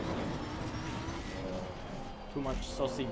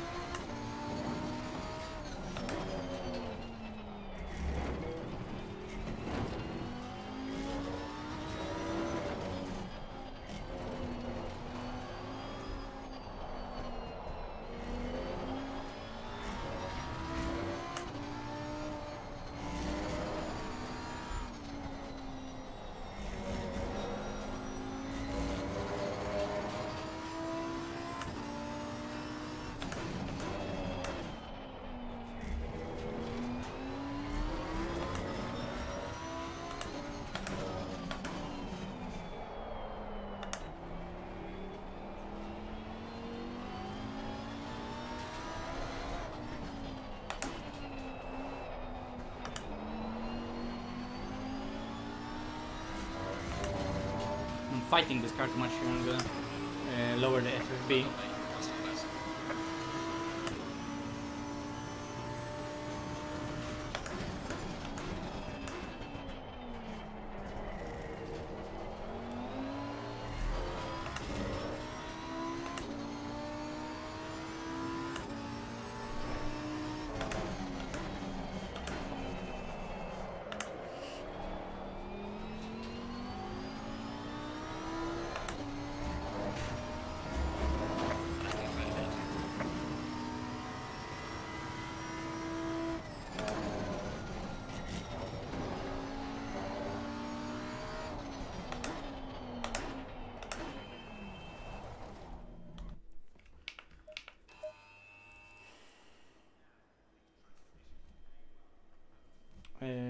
No, wait, not in the driver.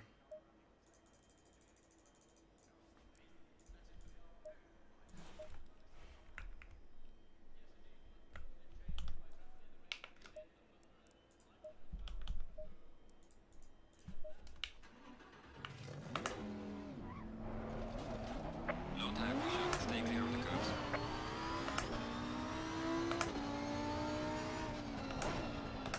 We're already probably qualified for that, aren't we?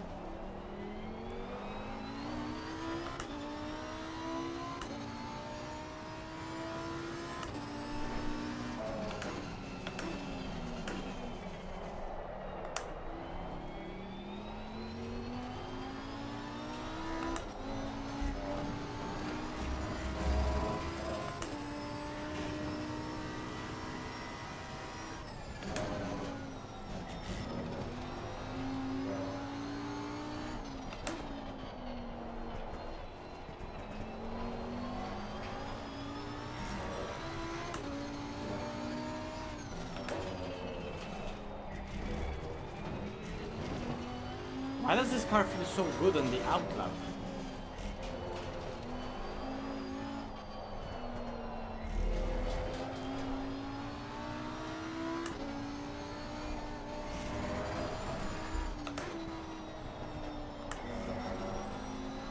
Probably a valid lap, maybe will even.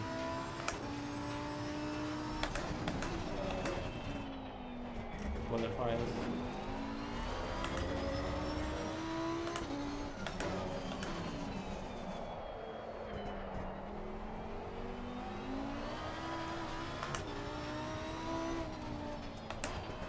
Out of last corner, second or third?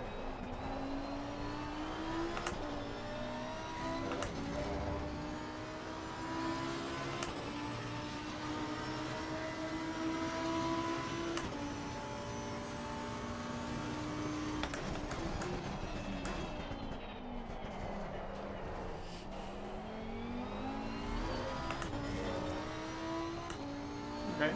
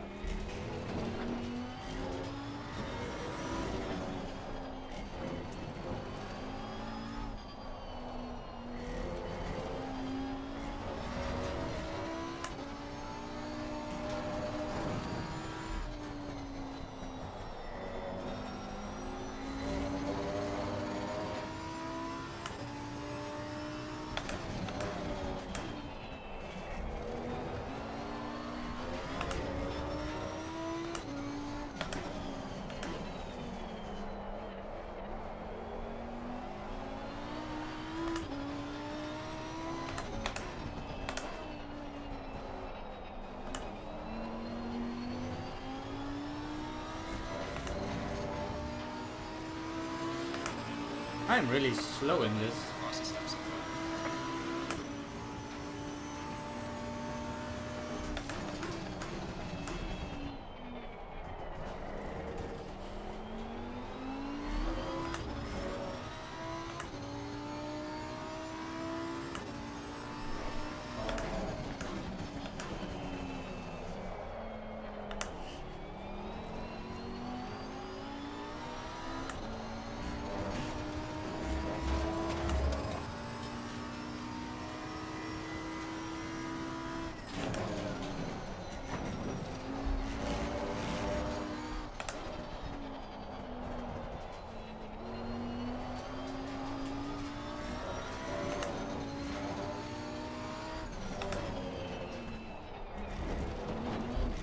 Oh, come on.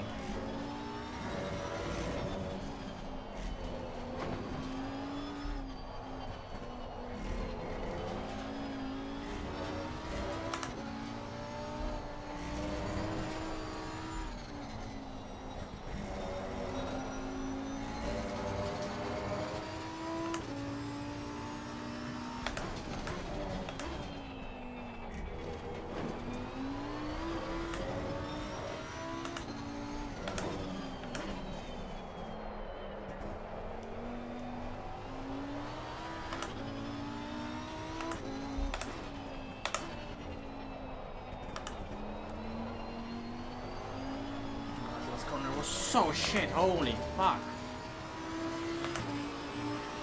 Well done, mate. That was a little best.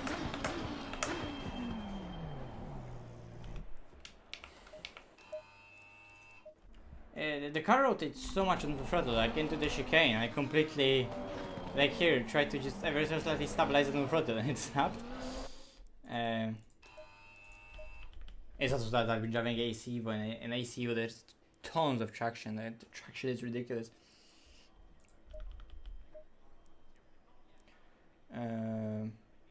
Yeah. Like we need to be in. Stay away from curbs.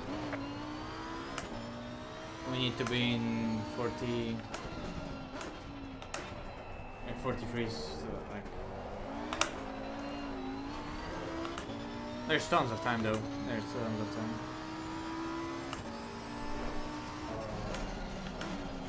It's interesting, Vale, because personally, I'm finding like the.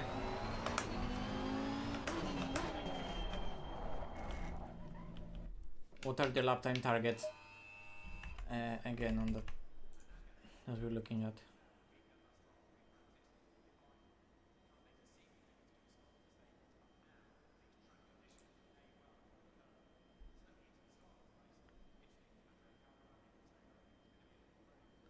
Like I'm finding the lap time targets on this to be way easier for me than those times at here. But maybe it's just because I literally just started driving this.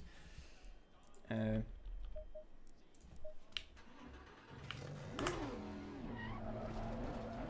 tire pressure. Stay clear of the curbs.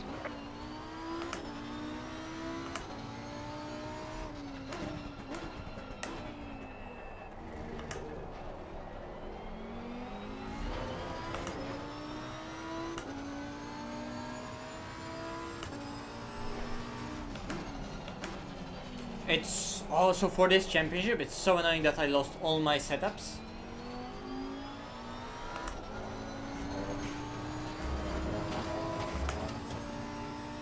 Because like I've got 1.8 dogs, I've got early 1.9 dogs, like very early 1.9.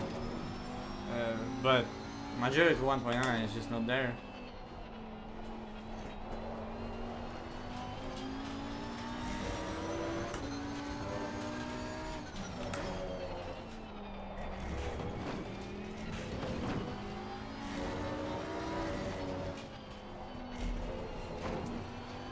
Really freaking annoying.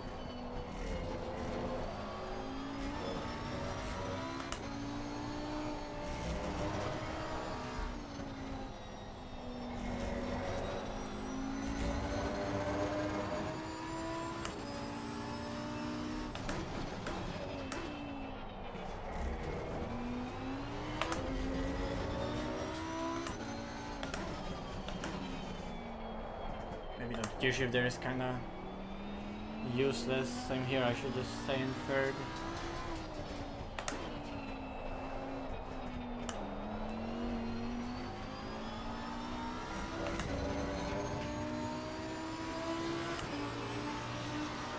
Maybe I should run fifth.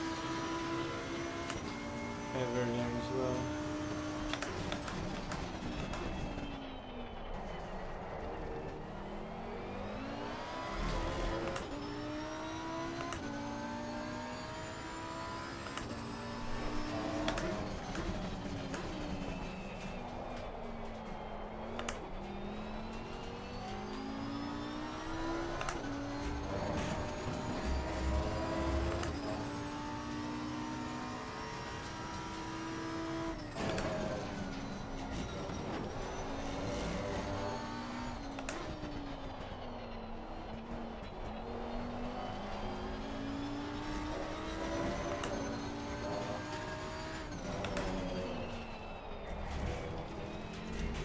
Let me validate it.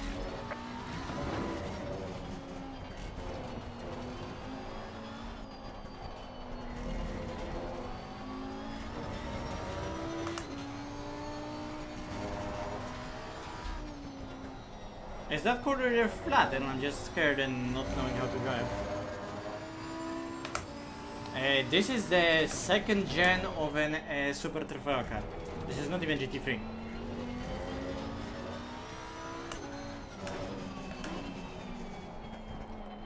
So this is the one that looks super crazy, but isn't actually that crazy. It has a lot of power and drives crazy, but in terms of speed, you know. Or lap time rather. That's the one.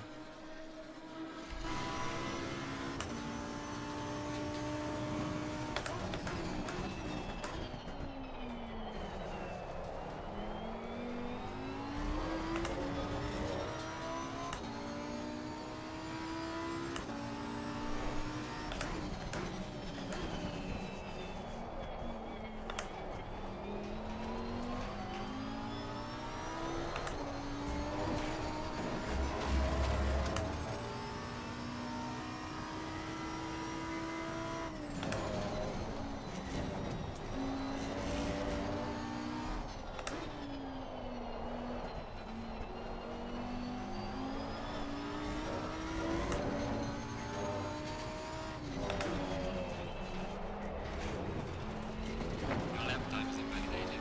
Please try to stay on the track.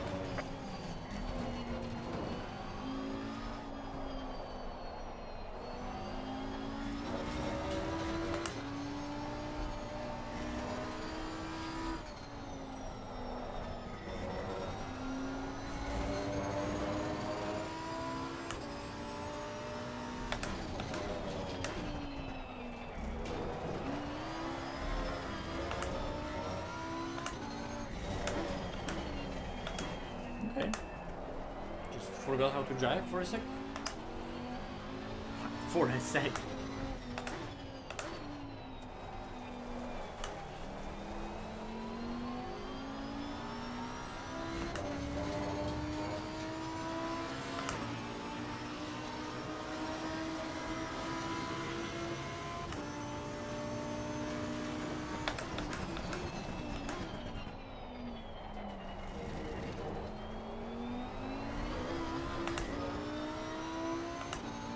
Yeah, a lot of people really like the 96. Let me validate it.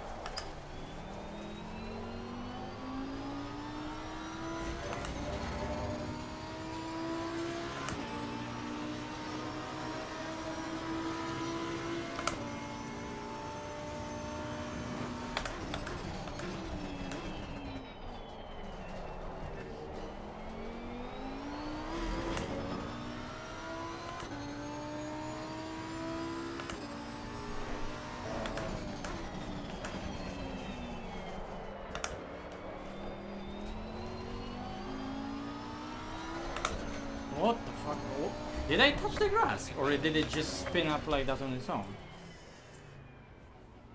I need to know. I want to know. Also, that was a really good first sector, but obviously threw it completely. I mean, I wanted to throw it there aggressively with to break up the traction, but did I touch the grass by any chance? No, it just lost the traction on rear extremely violently. I'm not surprised by the fact of the traction loss, but I am surprised by the violency of it. Interesting. But yeah, I'm just fooling around. There was 4 tenths already, I can see.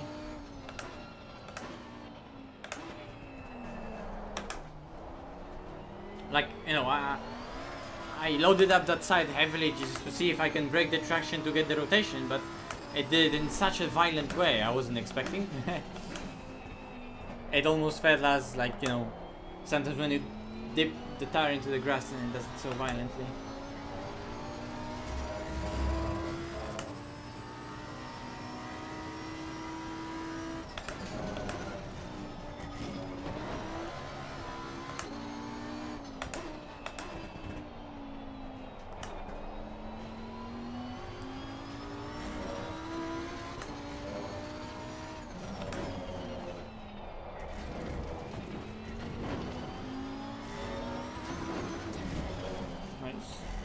Not knowing how wide is the car, not good for a racing driver.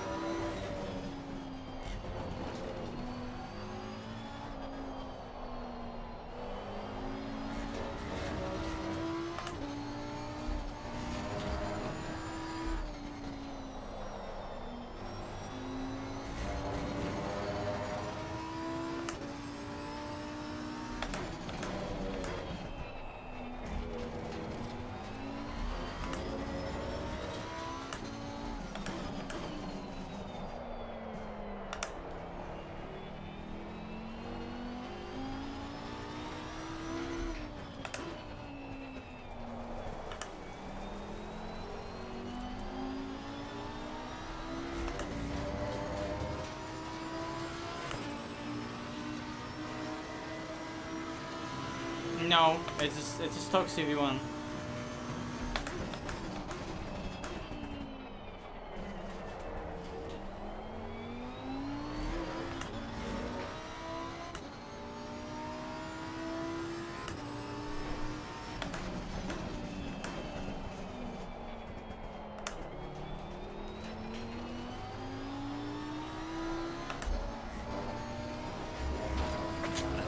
Storm is knowing the fuck out of me.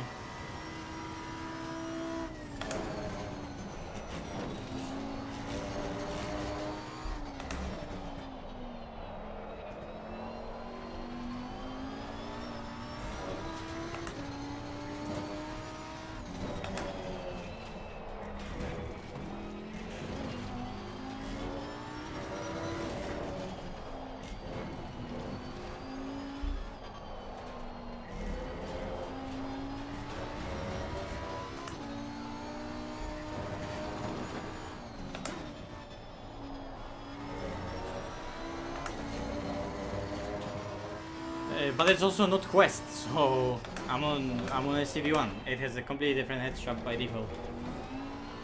But if you know how I don't know how Quest 3 strap is, but Quest 2 strap is fucking horrible by default. Dzień dobry.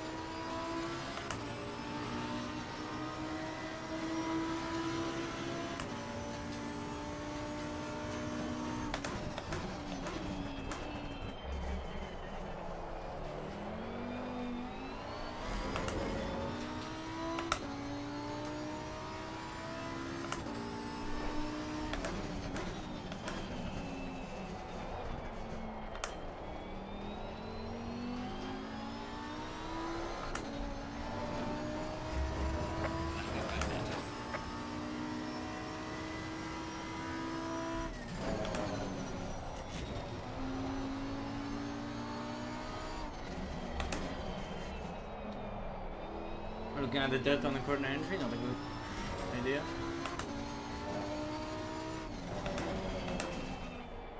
I keep on doing the same mistakes over and over. Jesus. Why am I so bad?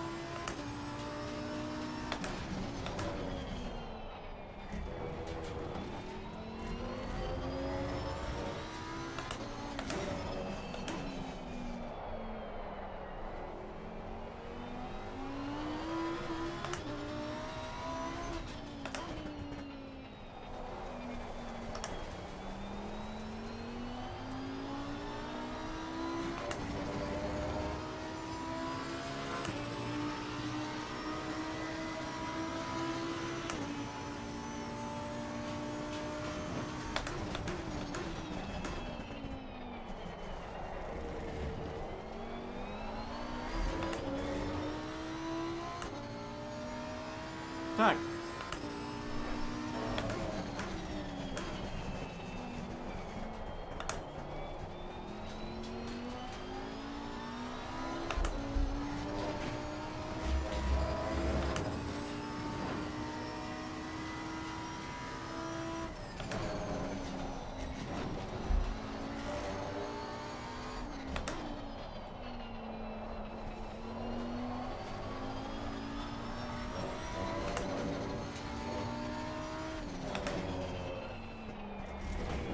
Why did it button out?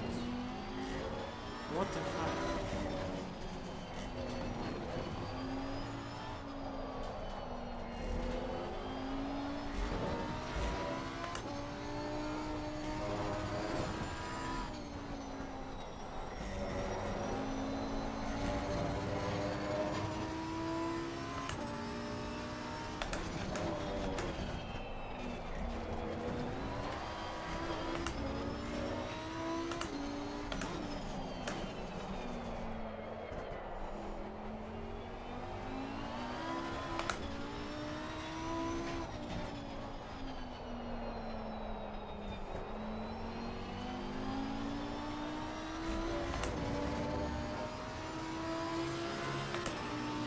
Well on lane, personal fastest lap.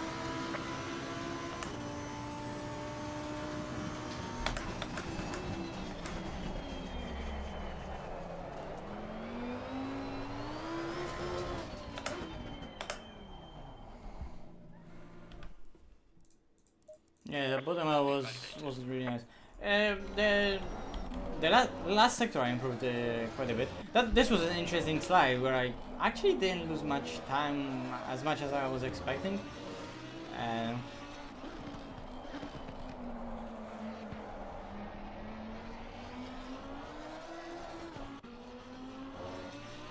There was that one lap that I invalidated and just went so nicely through the chicane. Was it this one?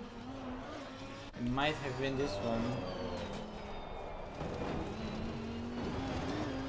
Yeah, and then did that little slip and it just helped it build revs and build acceleration. This was so fast in comparison for whatever reason. Let's try again. There's more time. Maybe I'll do some clicks in the set, but I don't want to show it because it's not mine. If it would be my setup like it was with the Porsche, I'm happy to show it, but unfortunately it isn't. I mean, do I really want to change anything in it? No, I'll just leave it as is. Fuck it.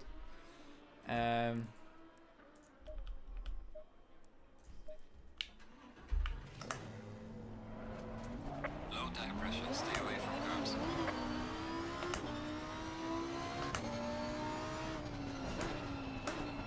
What did you do, Vale? Did you do 0.1?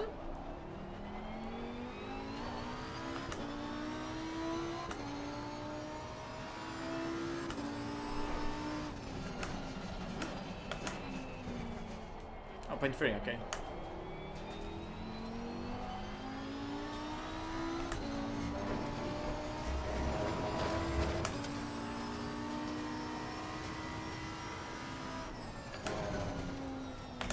You know what? I'm gonna go back to the Go dock, cause why not?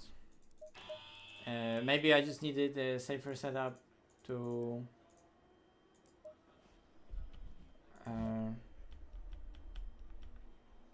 get used to the car compared to the Porsche.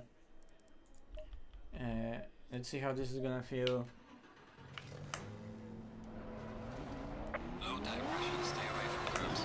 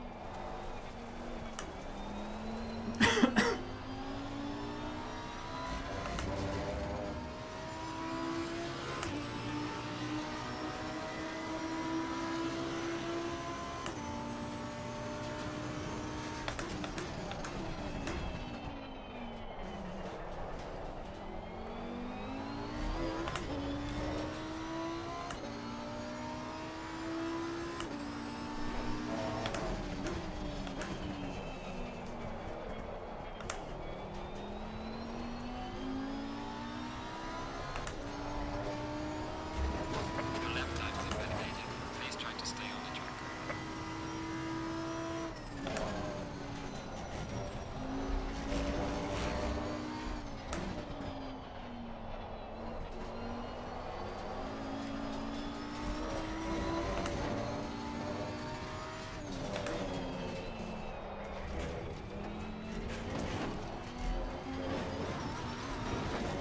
Oh, fuck off.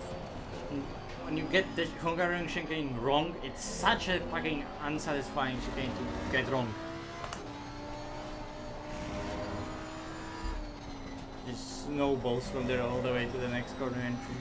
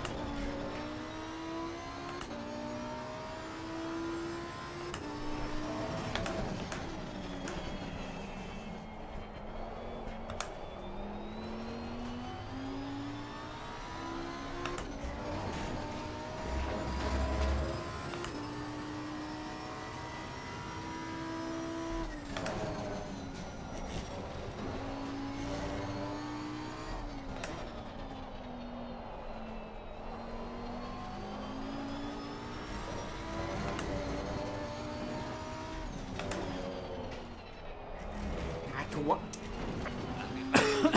Fucking car. Fuck off with the grass.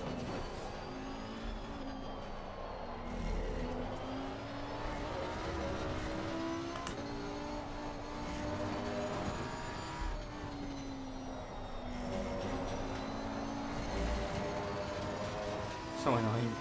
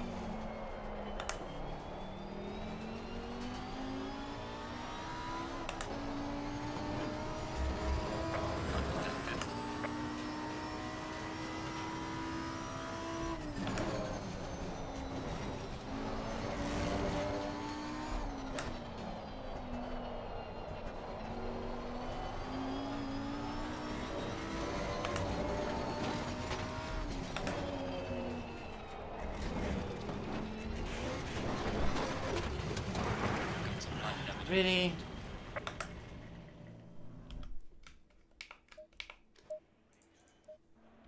Oh, session ended though.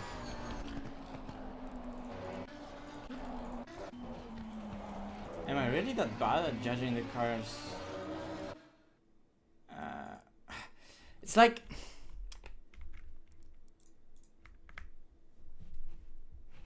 Why is it dipping into the grass if the actual contact patch of the tire, like the inside of the tire, isn't dipping into it?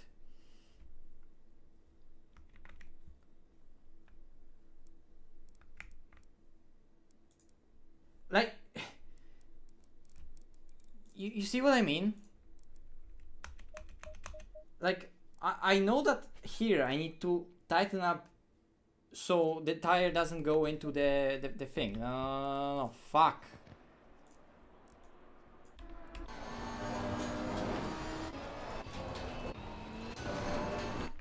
Oh, fuck's sake. I need to evaluate that. Because I swear I got bamboozled there, for example. It was in the valid lap anyway. I just need to check for my own sanity.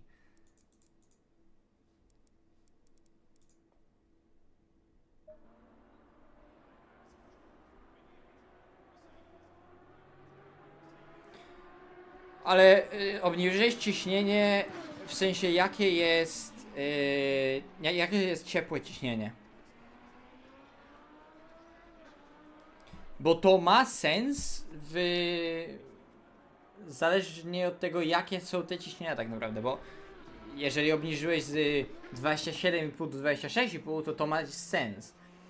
Jeżeli z 27,0 do 26,0 może jeszcze mieć sens, ale jeżeli z 20 powiedzmy 26,7 do 25,7 to wtedy już za bardzo to sensu nie ma. Ale ogólnie sens to ma. Tak w miarę.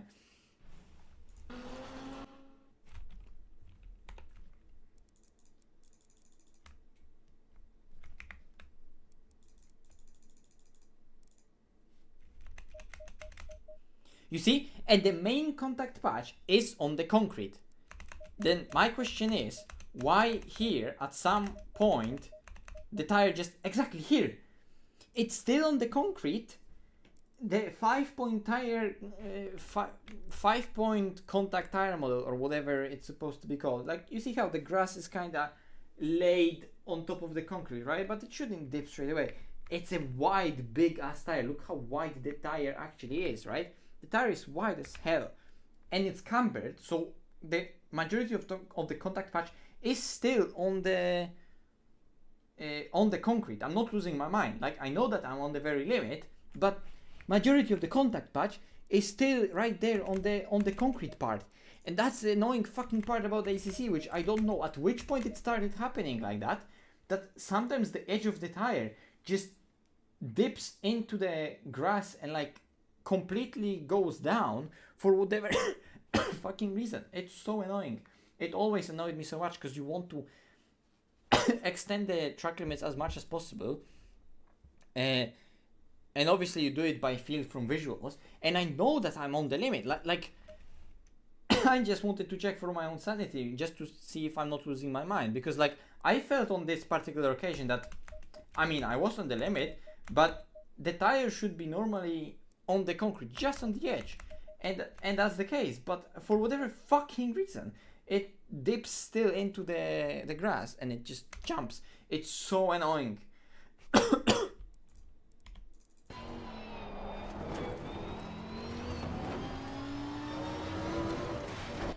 And it just then grabs the car completely off the track.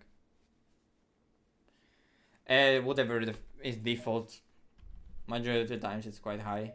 You see my steering angles and how it looks, and in the setup it's whatever seems to be the standard for the car. I mean, there are cars that use quite low steering ratios.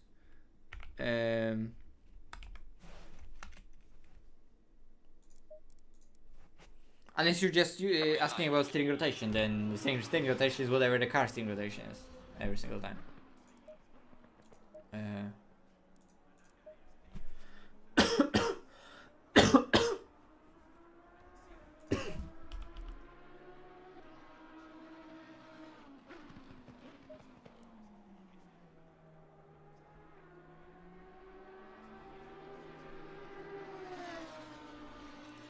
I'm just setting mine for every car. The same works in AC Evo, but they say with like steering the rotation for every car to get the soft lock. Right? So now I get a soft lock and I can turn my own Simucube feather. They're gonna implement the soft lock in AC Evo at some point. They never did in ACC, but the steering rotation is like whatever you see happening with the wheel, that's what I'm doing with my own wheel. I mean, makes the most sense, especially in VR. In terms of setup, this particular setup, I'm not gonna show it to you, but it has, for example, 12. But that car is known to be using low steering ratios. In fact, for this particular car, I am gonna lower it to 10. Oh, fuck. I changed something that I didn't want to use. But, like in a Porsche, it's gonna be 15. In McLaren, I think it's 11.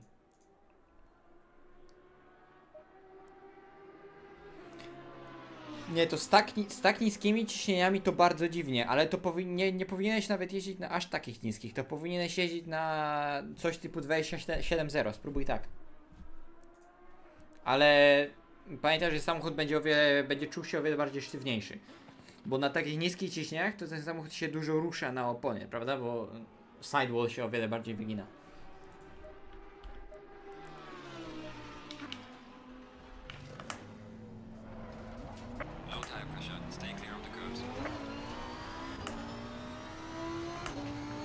Więc to co mówisz może mieć sens, bo te ciśnienia, jeżeli mówisz, że takich używasz, to ten 1 PSI więcej niż to cały czas będzie za niskie ciśnienie, więc...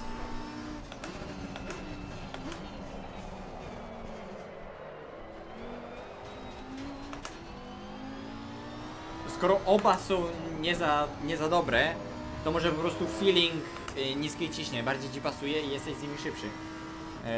Ale ogólnie powinieneś używać o wiele wyższych, no bo tak to jest w ACC. Że te niskie ciśnienia, takie właśnie 24, 23, które najprawdopodobniej te opony cały czas jeszcze by działały w tych ciśnieniach, po prostu opony tracą przyczepność. Pomimo tego, że ich zachowanie, w sensie tego jak się układają i tak dalej, jest pewnie poprawne. i efekty niskiego ciśnienia, w sensie jak ten samochód się układa na oponie ze niskim ciśnieniem i się bardziej rusza na oponie, to wszystko ma sens. Ale jeżeli chodzi o samą przyczepność, nie zyskujesz z niskim ciśnieniem aż tak dużej przyczepności, jak powinieneś. I optymalne tak naprawdę są trochę wyżej. Dzień dobry.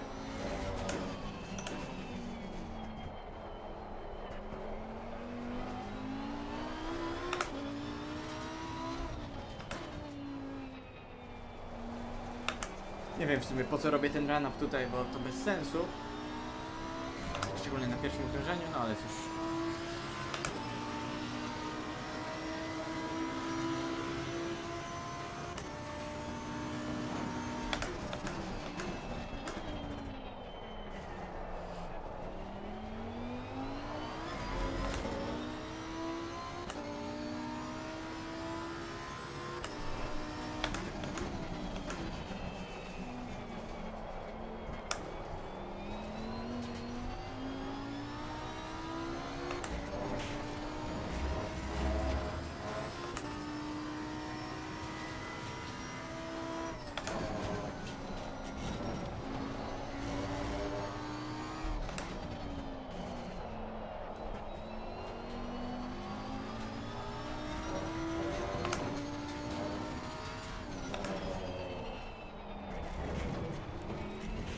No i chuj.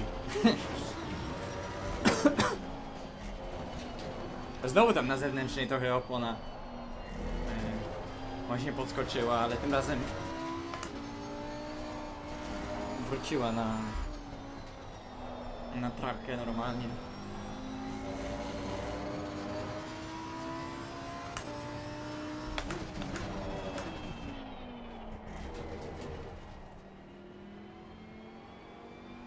O, rzeczywiście.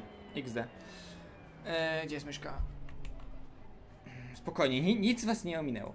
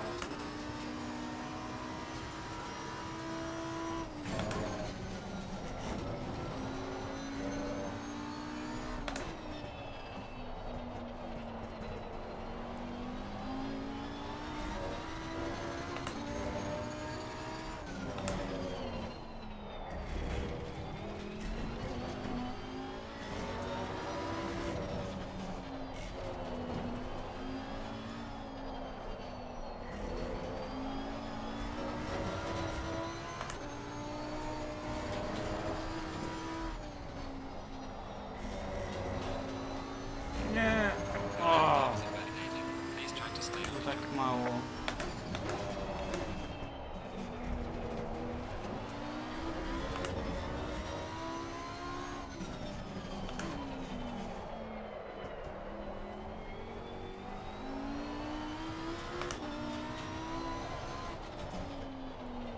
Dokończę okrążenie, zobaczę jaki czas byłby. Pewnie nie aż taki dobry, ale no cóż. No nie, byłby bardzo dobry XD.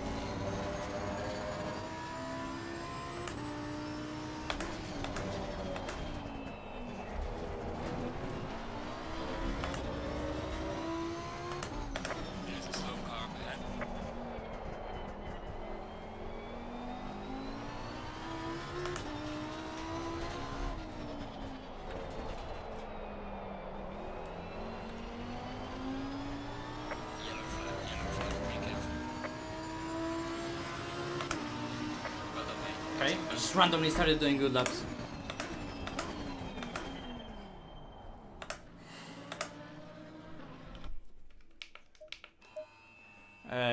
Those are actually decent laps.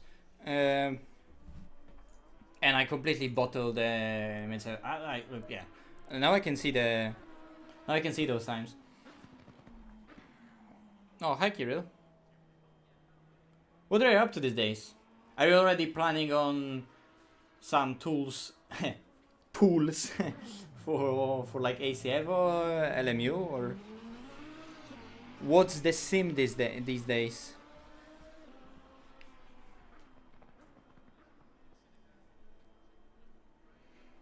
No, ale jeżeli chodzi o ciśnienia, to zawsze 27. W tym samochodzie ja jeżdżę nie na niższych, bo on ma inne opony. Nie wiem, czy... Nie wiem, czy pewien update tego nie zmienił, ale teoretycznie ten samochód powinien mieć inne opony.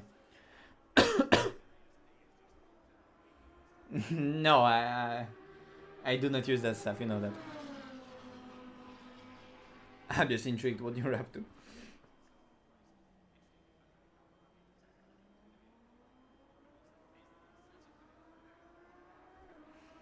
But yeah, for normal GT3 tire, 27 will always be the same.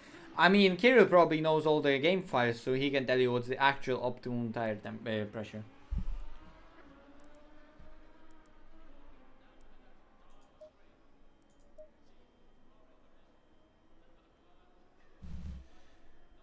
But I can see those were at high 26s.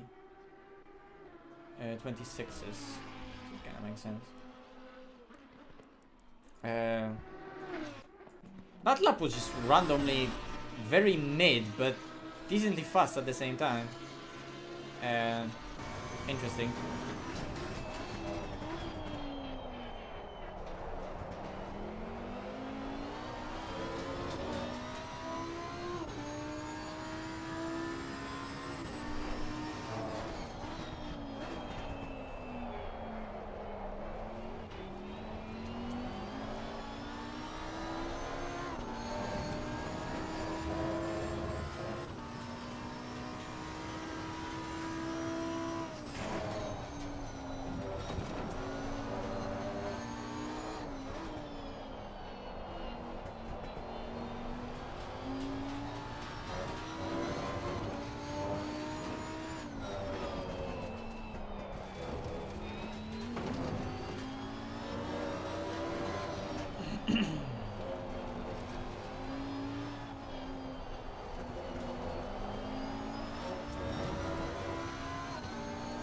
Here I lost completely all the confidence with the little slides I got, and it all happened because I just didn't initiate enough rotation.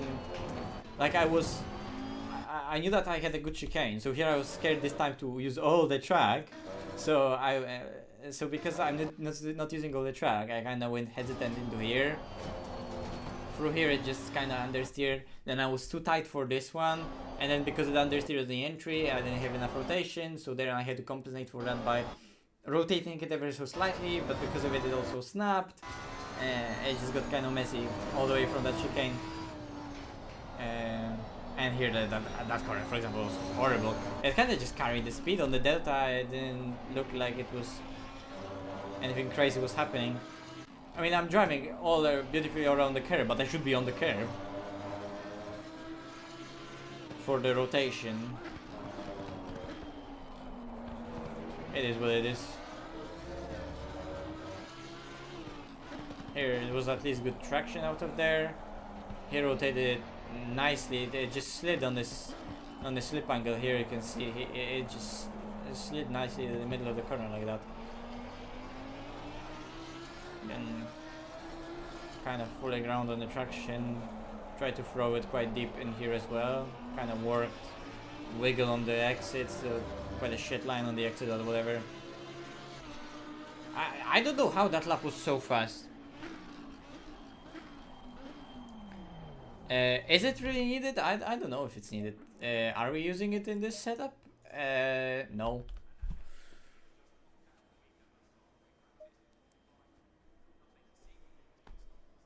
But yeah, definitely, like, even if you think that low pressures suit you, I know, I understand, I've been there. It works in certain really weird situations, like lowering the pressures ever so slightly, right? But just stick to 27.0. You will benefit from it in the long run, you know?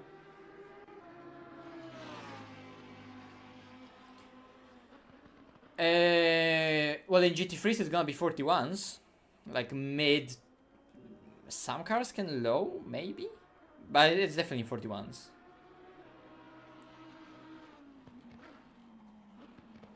Like, for example, in a a weird scenario would be that a GT2 tire, also the optimum pressures would be like around 27 on that Porsche I was just driving, right? Earlier on the stream, but I still lowered myself the pressures because I felt like the car was moving around on the tire real nicely on lower pressures.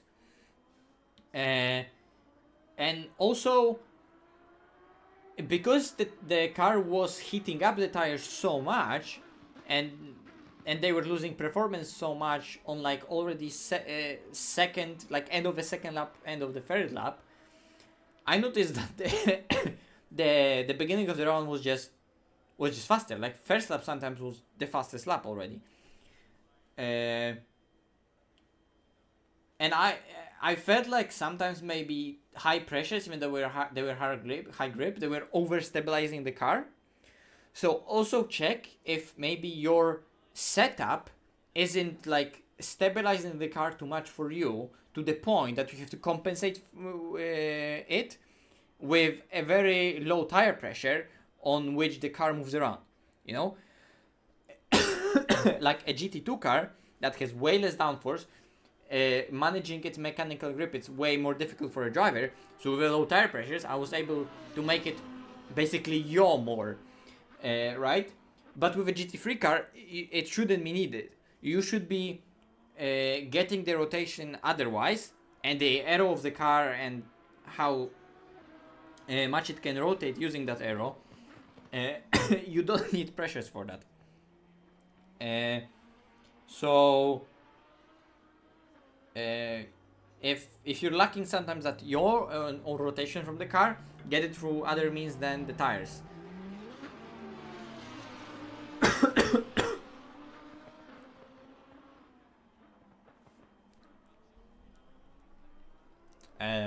Yeah, I'll just leave it there. 43.3. Do I want to do some other stuff in this? Well, since now I've driven quite a bit of ACC, let me just quickly jump and go into AC Evo. And we can fool with the tire pressures, for example, there still. Because why the hell not?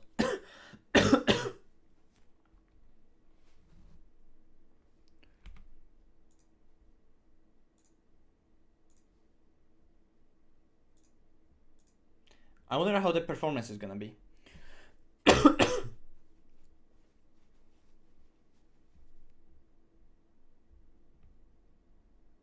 I'll probably have to lower some of the settings and get back to the game.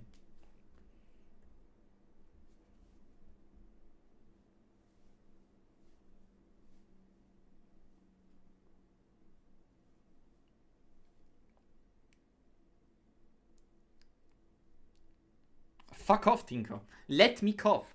Let me die in peace.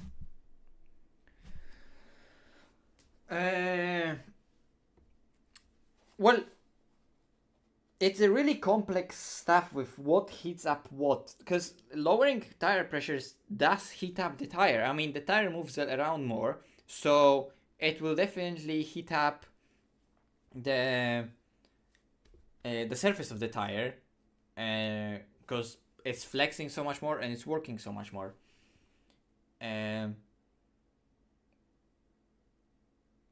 But you have to remember that the tire still works best at in a certain operating window. So we're P18. That's not bad. You should have done better, Vale, because you're now 2/10 off on one and 5/10 on another. 7/10 altogether. Aye.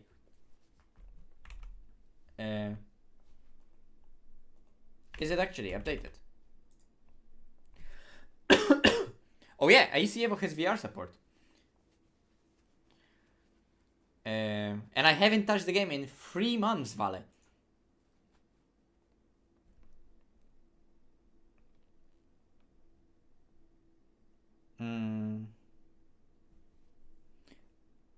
No, wait, it didn't update. It didn't update my lap, so we're gonna gain half a second. We're gonna be at 0.2. That's crazy. We're gonna be 14 for something. Because I also got a point for here, so it's gonna be half a second, which is gonna maybe get us one place higher. But I mean, you can see that everyone is taking a piss with this like 255 competition is here with Sheraton Abulatse. They should be literally P1 if they actually sweat it. I mean, who cares? It's literally just pre-quali. AC Evo. Now, the problem is that I need to reposition my chat in VR because there's a button underneath that chat. And even if I want to look past it, I can't. So what I'm gonna do is make it smaller but closer to me, and because it's gonna be slower and closer to smaller and closer to me, then I can look past it. I'm gonna put it also more further ahead of me. You see, and now it's smaller and I can actually look past it. There is a button. Now I can press continue at last. Although first I need to get into the game. Yeah. Whoa, laggy. There we are. Continue. Is online working? No. Whoa, it's loading. What a beautiful car.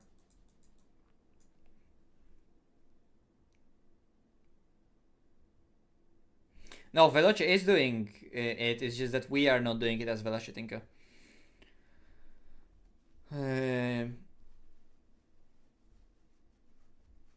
I mean, we're just waiting for the lineups to be finalized for a very long time. So we're like, oh, fuck it, we're not just another way. We're just gonna sign up as free because why the hell not? It's like I could have done it with them. Vale could have done it with them. Initially, I was the one that was delaying our whole sign up because I was waiting for who's gonna join the team in the end. Dario and Amadeo joined. I knew beforehand that they could have been joining, so I was just waiting. But then they were like, "Ah, fuck it, why are we waiting? Let's just do it together." Anyway, I don't know if I have. Wait. No. Okay. Appearance. Not no. Overlay FPS. Yes. Let me see if with the settings I have, I can actually have 90 FPS.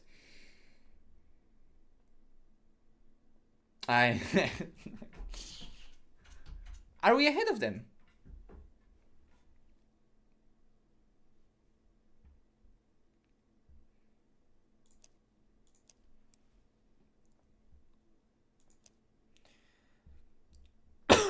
Okay, so let's compare a GT2 car. Let's pick a Merc. Oh, the front end looks so aggressive. Let's customize it. Okay, no, I am gonna move that chat yet again because it's actually annoying me. Maybe I'm gonna just move it lower.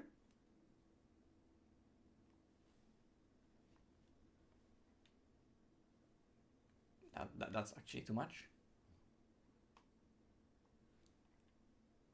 Perfect.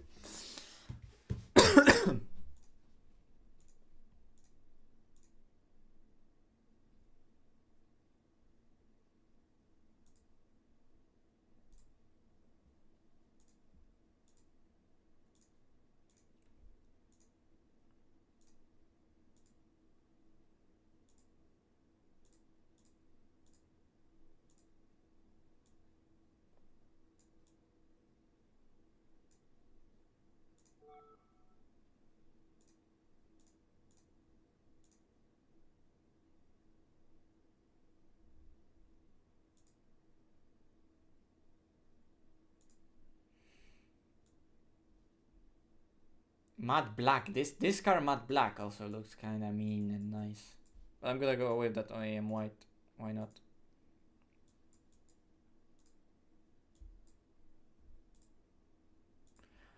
Why am I customizing a car in AC Evo? I don't know. I just like it.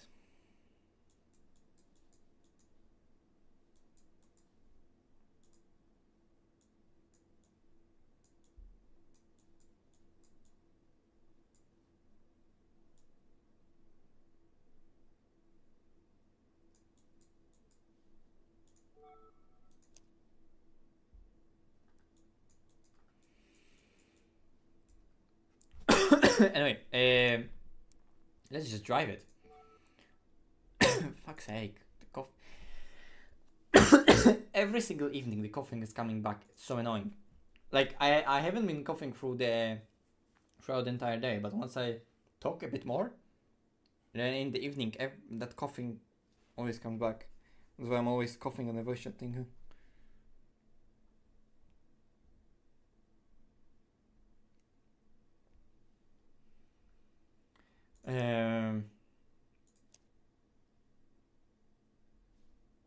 Practice early in the morning, so the sun in the eyes and beautiful looking thing. Where can I test that car? I haven't tried it at Suzuka. Let me try it at Suzuka, because Suzuka is a really nice place to test shit, because it has long sweeping corners. And every single undertrack is like very specific, like Trans Hatch is very tight, lots of undulations.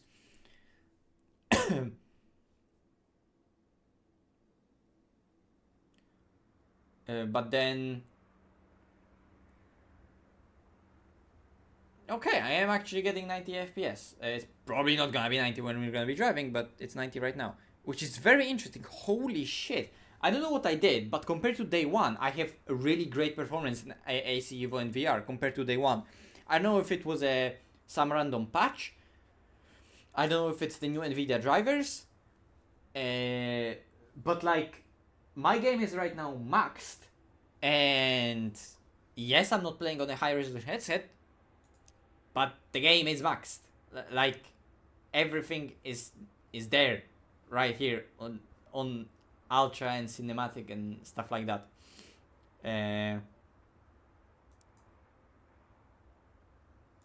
Actually, let me put that off and see how that looks in VR. It should technically help with the sharpness. It does.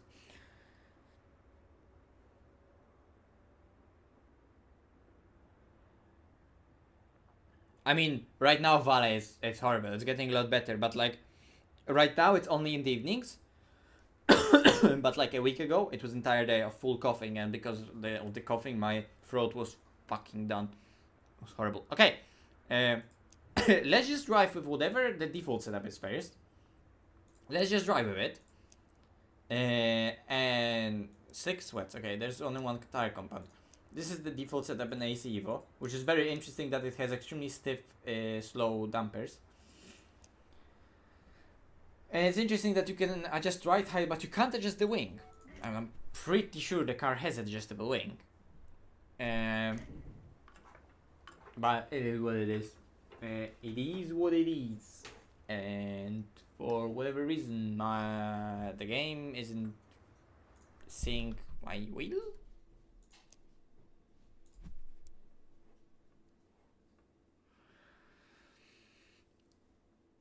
Okay, I'm just gonna load the preset because that should work, right?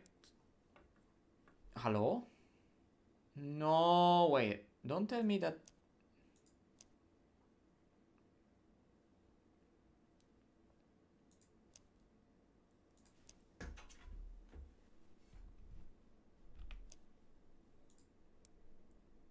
Why is steering on an Xbox controller or X input controller? Is the steering now on the Xbox? Oh shit. Oh yeah. The steering at the throttle is now on the Xbox controller. Why? Okay, well I'm just gonna delete those bindings then. Whoa.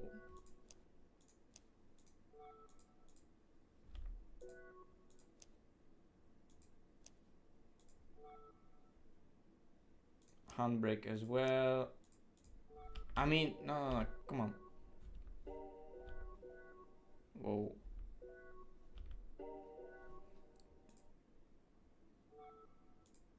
That's very laggy. But it should be picking up upshift, downshift, and a handbrake. It is, okay. How much rotation that car is? It's like 380, 390.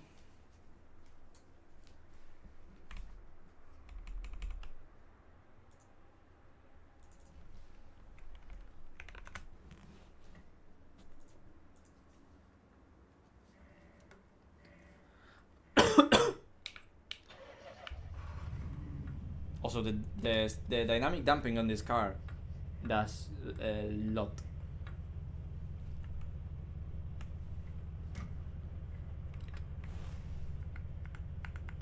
Also, I should probably put the game to windowed mode because all the alt tabbing makes it always go crazy.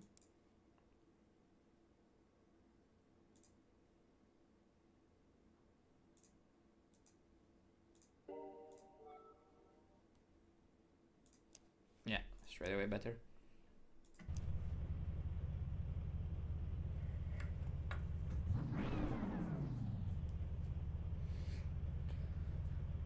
It seems like FPS are very scene dependent, and track dependent. So like sometimes I'm looking at, I don't know, like at the scene with a lot of objects, I'm getting low FPS. Sometimes there is a scene that is extremely easy to run. So it seems like that it's very dependent. Also,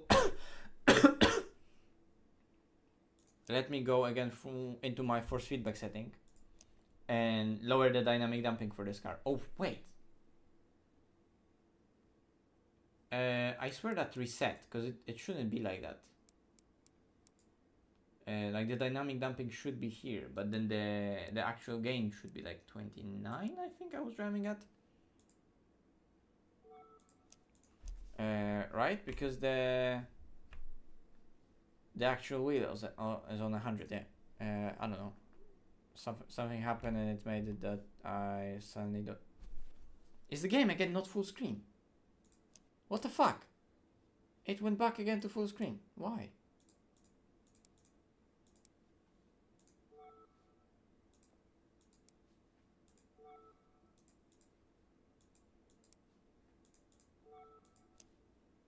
Wait. It's still full screen. It doesn't matter. Let's just drive. At last.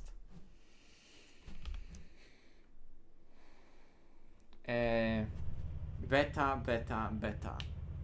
It's always beta. Beautiful. I just turned off the car.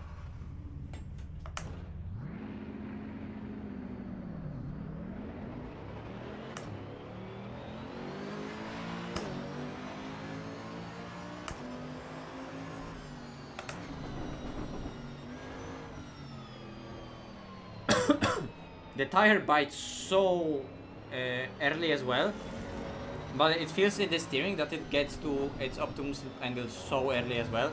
Like I can already feel the understeer here. Not understeer, but the steering here is heavy and then it lightens up already here. So early. Like here I'm already just slipping the tire deep into the slip angle. It seems like the sim requires extremely little steering inputs.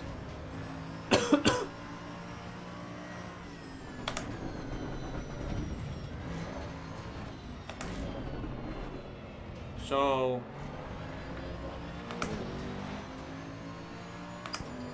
the tire is so much more immediate initially,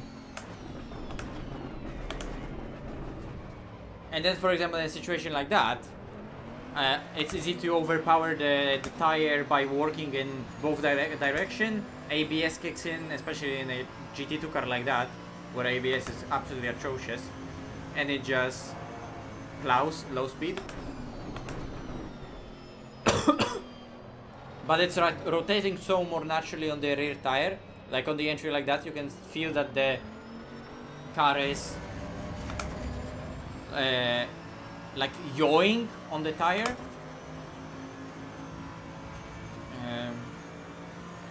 And in ACC you have also that feeling, but it's way more on and off, although in ACC it seems like it's a bit more different in various situations, and because you don't have that weird front that gets to its slip angle very easily, and you only are playing really with very small steering angles.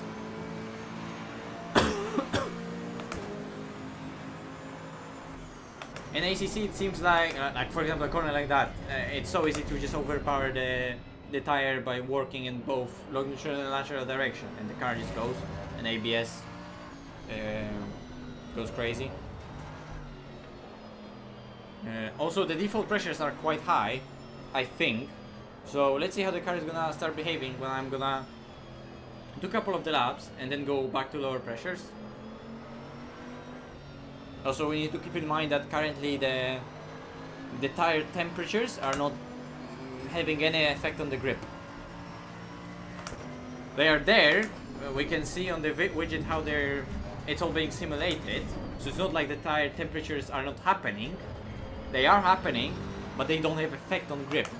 But they still heat up the tire in a certain way and make, for example, pressure change. And pressure does have an effect on how the tire works because it flexes in a different way.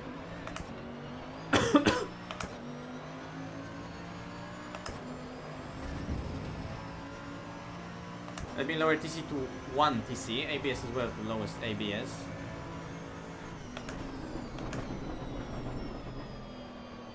Like there on the entry, I couldn't really turn the steering more much because it would already overpower the front wheels. I kinda wish there were situations where I can use the front slip angle to either stabilize the car or just it seems extremely tight, the front steering slip as it is, and it's also that I think the rear, because it isn't lively enough. Also here you can see how the car nicely slides still with TC1, like TC1 barely engaged there. It's gonna help me in a really bad situation, but like on the exit like that I need to manage the throttle.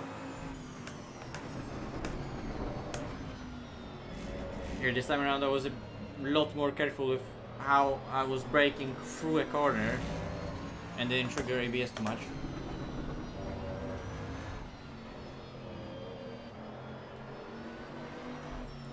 I think this car feels really great in this game.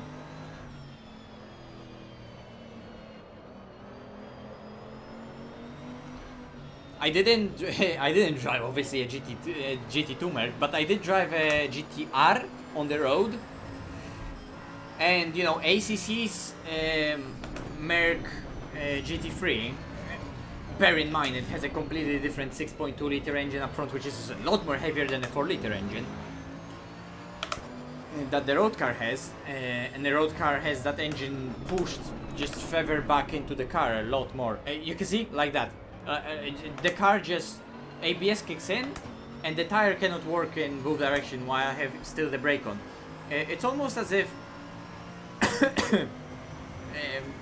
earlier today Niels was touching on that on his own server, that he thinks that potentially the tires is not enough load sensitive, which kind of feels like it could be a thing, because you can see that even though I'm trying to work with how I'm loading up the tire, it's way more important to work with the slip of the tire rather than the load of it. Dobrze, dobrze, dobrze.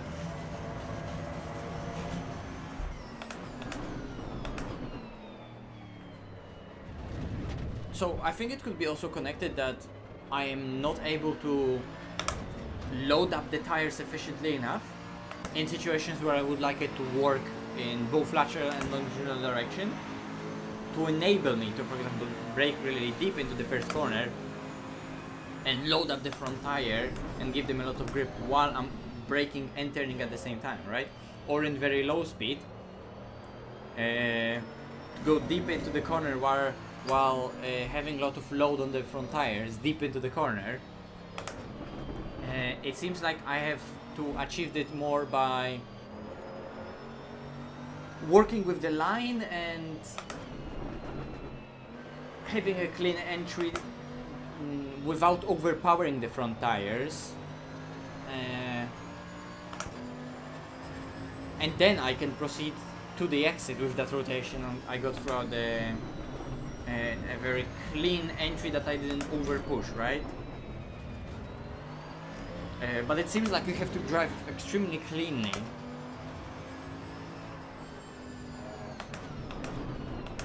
Not under the limit, but clean. You still need to push the slip angle and use it, right? That's the thing, and the car definitely allows you to play with it. And it doesn't seem like necessarily playing with it is losing you time, but overusing it definitely does. So it makes sense. But you need to go into that slip angle and work with it. Like there, for example, on the exit, beautifully rotates on its own. That's great. But the tires kind of go to like 28.5 psi, so I'm gonna do one more quick lap, and then let's see how, for example, the car is gonna change its behavior on lower pressures. Going back to what I was saying about the AMG, the road car was was giving me a feeling of extremely balanced car. It had so much front end, and it was extremely neutral car, which a GT3 doesn't like. It feels like an understeered pig with a heavy front engine. But the road car was extremely balanced, and this car kind of gives me off that vibe. From all the cars in AC Evo, this drives the most similar to the Merc I drove. And this is obviously GT2, and the one I drove was GTR, but it gives me the same sensation of the balance of the car front to rear. How the front is nice and pointy and responsive, but then it doesn't plow. It nicely rotates around around its own axis in an extremely balanced and beautiful way. It's such a balanced car, this one.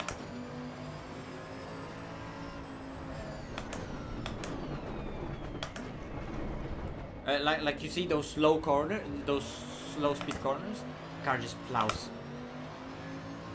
Because it's so easy to overpower the tire, and you get into the slip angle on the front tire so early, and it almost seems like you have to overslow for some of the slow speed, considering the capabilities of the car in high speed. Yes, it's a downforce car, but it's still a GT2 car. It doesn't have that much downforce at high speed to be so good at high speed, and be comparatively so bad low speed considering the tire size element.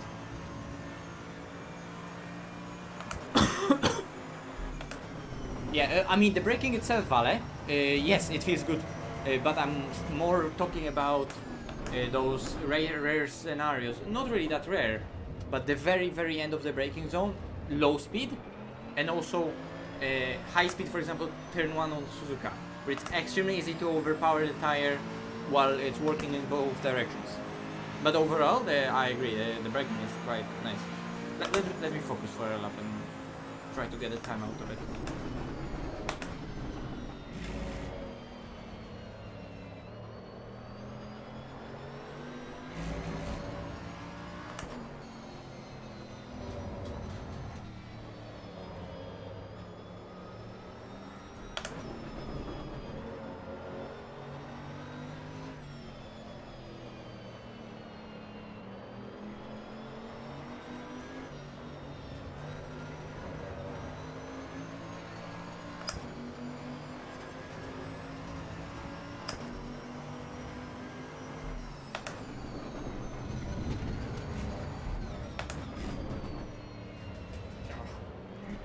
Like right there, he's out. Couldn't load up the front.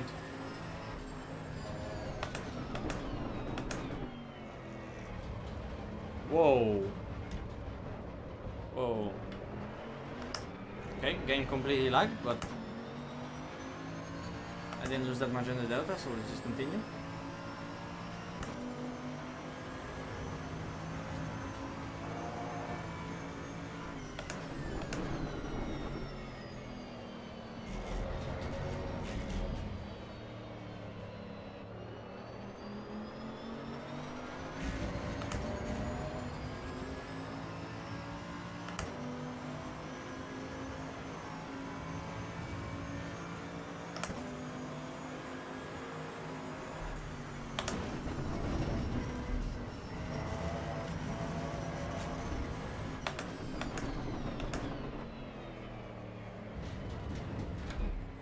invalid, but whatever, it's just for reference.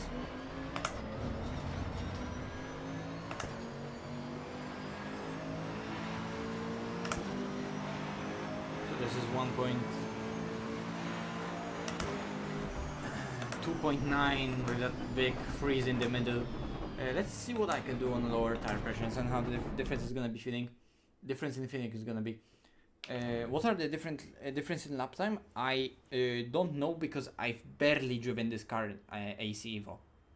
Maybe I loaded it. Sorry, in ACC. Maybe I loaded it up like once and left it there because like nobody really drives this. Those cars in ACC, not much, not really. So I barely have any experience with the GT2s. Mainly experience I have is KTM, Porsches, and what is I drive there in GT2? Maserati I drove briefly, but just briefly.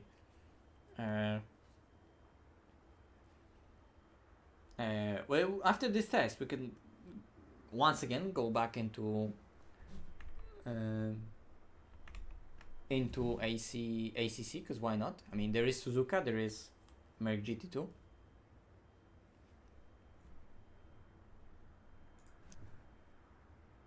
Okay, so I had like 28.5 pressures.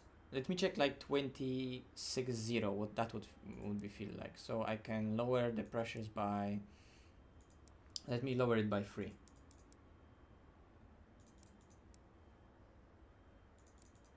And let's leave everything else the same. It could be also that it's very difficult for me to load up the front axle in this car. Would it really matter? Yeah, I guess yeah, because it's just so stiff on dampers.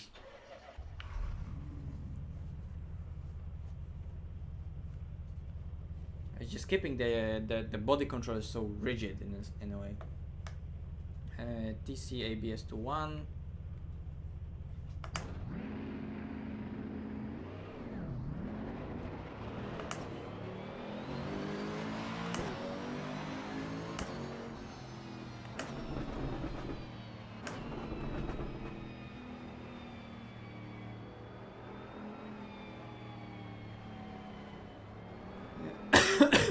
I haven't driven rain too much.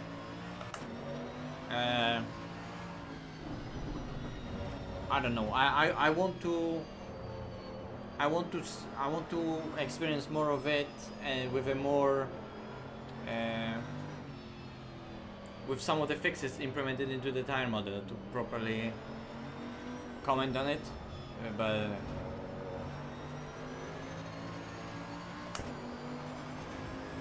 I don't think it's that bad, but rain is just always difficult to get right.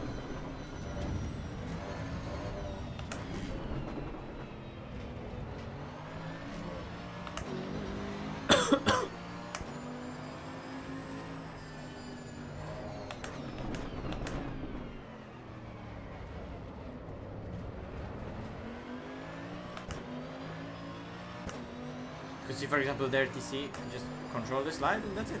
But it didn't feel like it was overly slowing me down through the exit.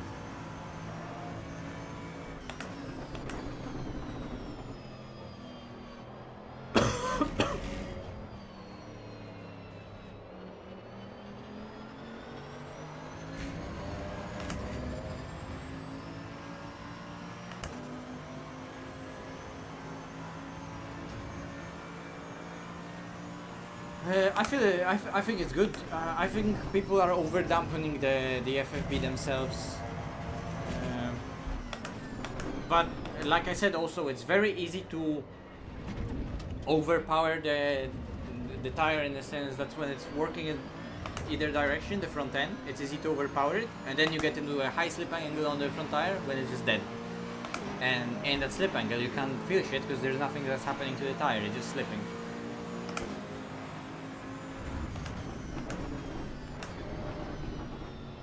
But I like it a lot. I think that there should be adjustments done to the tire a lot of people agree with me to the what has to be changed. We talked a bit of it, a lot of discussions happening on Neil's Navi's Discord. But the thing isn't completed yet. Plus, we have to remember the tire temperature still isn't having a full effect on the on the tire grip. So the way that not only the core temperature but the especially the flash surface temperatures, how they're affecting the car's grip, that's gonna majorly change still. And maybe load sensitivity, who knows.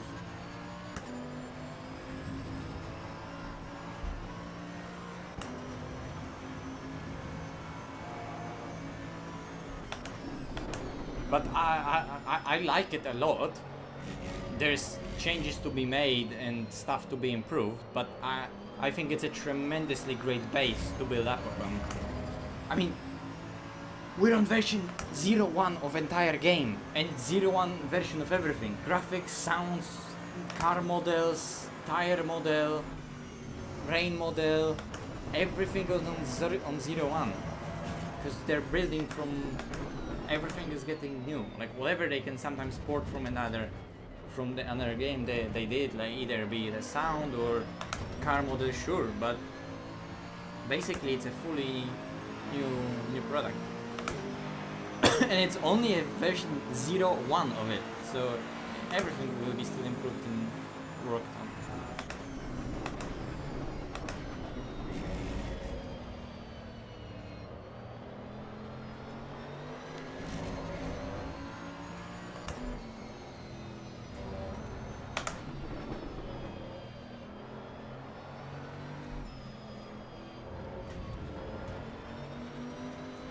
I mean, I can feel everything really well, so you know.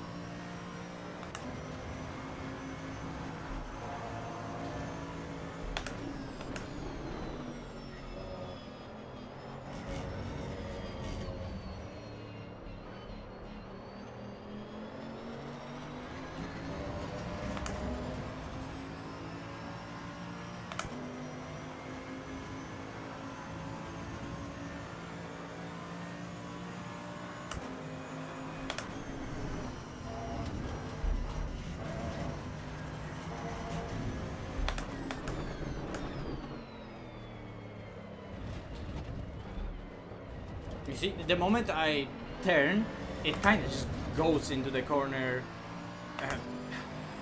Not into the corner, sorry. I'll have to show you on the replay, which is gonna be very difficult. I did a faster lap by straight by half a second. Well, some of it could be the driving, some of it could be that I didn't have that fucking freeze in the middle of the lap. What was the actual lap time? Even more than that's like by 7/10 faster.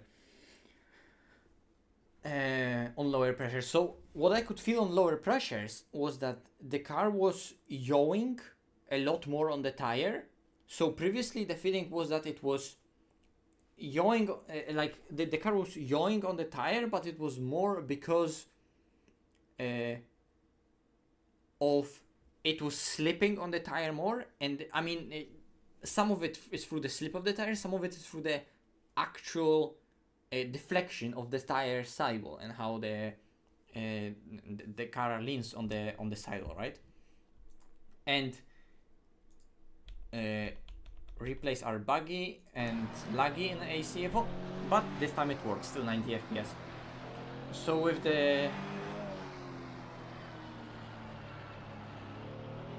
So with the higher tire pressures, I could feel that the tire was just stiffer. It wasn't that the car was stiffer, the tire was actually stiffer on which I was driving. But then I could easily overpower that tire, and then the car would kind of slip on that tire into its slip angle easier, right? On a stiffer tire.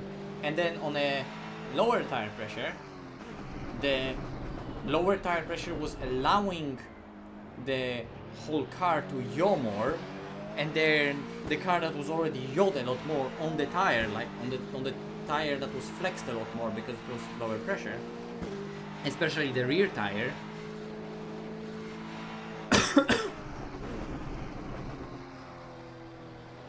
I was feeling that I was getting a rotation a lot more from that, so I was able to be more aggressive with the entries in a way that I know that I can kinda yaw the car more into the corner on the tire. So I was more confident on the... maybe not more confident, because actually the other one was more confident and inspiring, and this one is probably more difficult to control. Unless you know what you're doing, because the car just yaws more and moves around a lot more in a sort of sloppy way, because it's at the end of the day low tire pressure. But look at that chicane, what I wanted to show you in the replay. It's so easy to overpower the front tires that when I start trail braking right here, and it's getting into the corner quite nicely, but then I should be able to keep on tightening up the corner. But at this point, I'm so deep into the slip angle of the fronts, and even though I'm loading up the front tire while trail braking and trying to trail with the brake, and the more I'm turning, the more I'm lifting off the brakes. But here it feels like I'm not being able to, still at low brake input, have enough load put on the front tire to keep the load on it to like the load that I'm putting into the tire isn't sufficient enough to stop it from overpowering it in terms of the slip that I'm asking for in both longitudinal and lateral direction, right? Like I feel like in no way while trail braking I'm able to load up the tire in here in a sufficient way. And then you can see how it's just plowing through the corner, and I can feel that it's plowing through the corner and just going deeper than I would like, because I was not aiming to be here. What I was aiming is to take that first part of the chicane super tight. And here it just plows.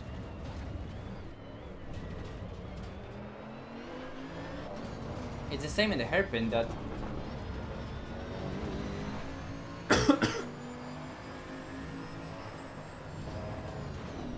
like I have to brake in a straight line, because I feel like here I am not able to trail brake. Once I start trailing and putting in the steering angle, the car plows forward, so I have to completely lift off the brakes, turn the steering, and then it bites when I don't have any steering angle and the ABS is not interfering in any way.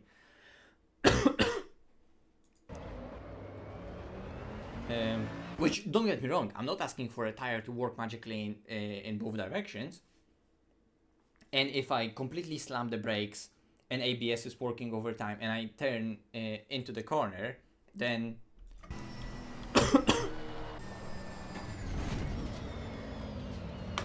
maybe not like that.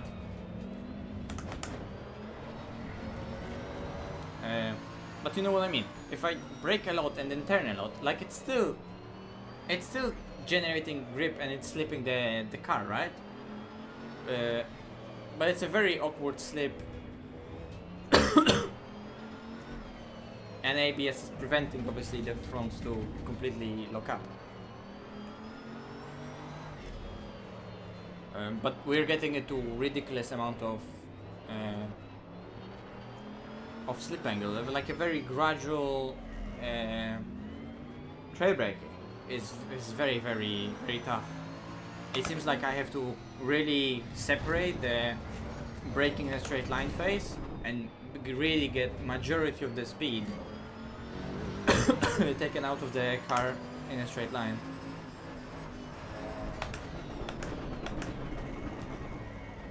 Like here, you can see I'm in the ABS with like half the brake, 40% of the brakes, and it just keeps on plowing and plowing and plowing.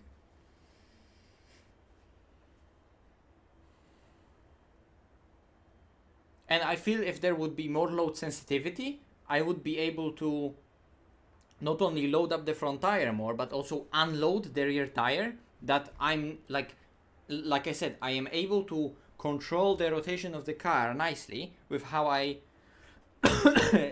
slide the tire and slip the tire, and how I yaw the car on the sidewall of the car, and that movement is transmitted to me, and I can feel it so nicely, and it's such a great feeling in this game. The way how the car moves on the sidewall, and how you're genuinely driving on a rubber. That feeling is great. But I feel like the tires grip at a given state. I can't really control it enough with the load and how I'm loading up the car. Right? So it's like I can sort. It's a weird explanation, but I can sort of control the car movement with the movement that it already has, right? So I have to think ahead. Whatever is gonna be the next state that I want the car to be in, I need to go into it with the car being in certain other state of like positioning into the corner, so I can go on power and slip the car in a certain way with how the differential works, or just wait for the inertia of the car on the entry with how I'm lifting to rotate the car, right? But it's all happening with the weight and inertia of the car and overall slip of the tires, but not necessarily with how that weight is affecting the load up of specific tires, and how it's not only loading up but also unloading specific tires. So I feel like I'm unable to also like unstabilize the car into certain corners where I would like to really throw the car into the corner and just unstabilize it. That's why the Porsche Cup in this game still doesn't feel quite right to me, because I can't really use the rear engines of the car how I would like. Like I don't know how to oversteer on the entries. Like if I completely overcook it and like I go into a weird understeer on the entry, that's then gonna suddenly transition into oversteer. Okay, that I can do, but I don't understand how I can, like, for example, in a situation like that, unload the rear tire and make the unloading of the rear tire rotate the car, you know?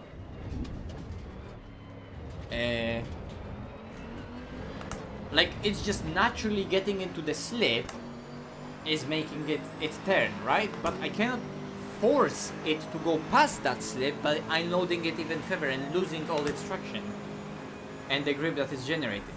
Like into here, I'm not like, if I'm not careful enough, I should be able to oversteer it on the entry with a lift-off oversteer by putting load on the front tire and unloading the rear. And you can see here that like it's generating rotation, obviously, but it's nothing that's overpowering the tires, and it's nothing that's overpowering especially the rear tires that should be at this point unloaded and shouldn't be able to shouldn't be able to cope with that.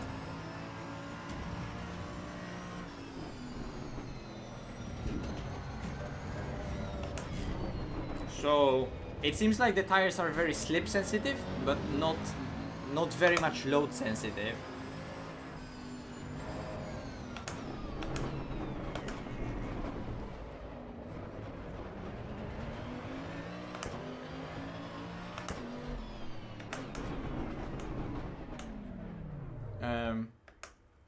What other car I could represent that on? Let me try the cup car, because obviously everyone wants to see a cup car in this game.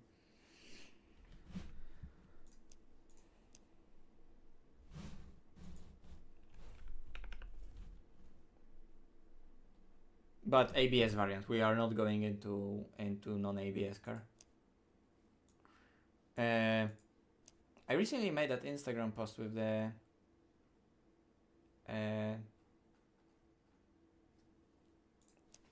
with a red car. I want to replicate that. So let me read those comments a bit.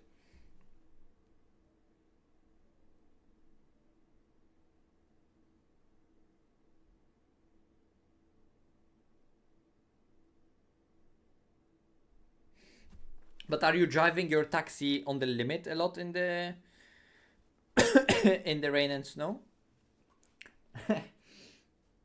I mean, fair enough. But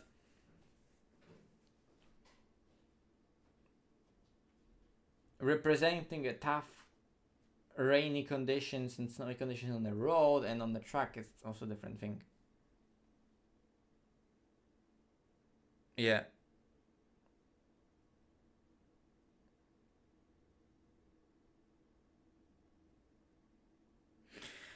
Well, with the diff, it depends, because some of the cars just have open diff, or some of the cars have electronic diff. That seems like that could have that could need some work. But I mean, it is what it is. But there are some cars that have, like that Merc, for example, that has normal diff, normal LSD. And it locks properly. Everything worked great there.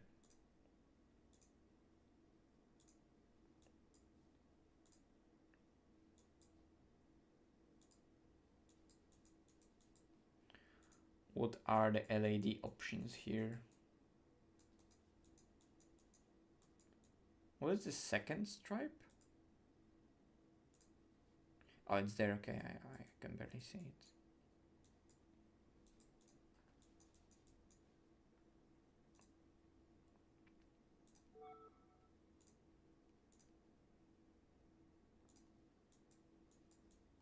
And 1 is here, 3 is here, and let me mark, okay.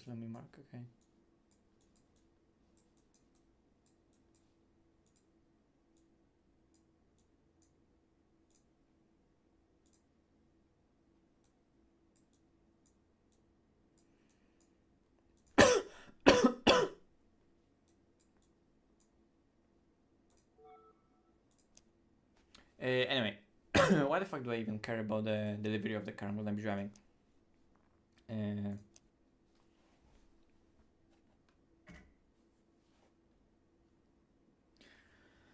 Also, some of the road cars, Julia, for example, if you're talking about Julia, for example, Julia just does a one wheel peel everywhere because it's open diff.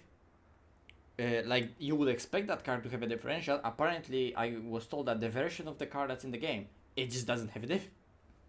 Go figure. Because for the road use, like, majority of people wouldn't actually notice.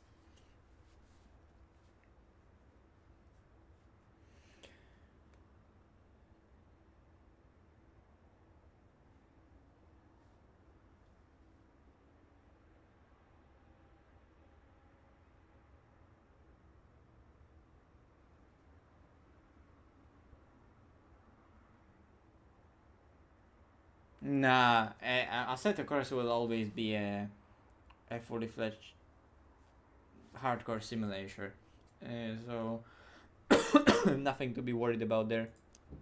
Okay, let's get into a setup, and I'm not even gonna attempt driving a default setup. I'm gonna straight away put a camber on it, and we're gonna play with the car with actual amount of camber on it.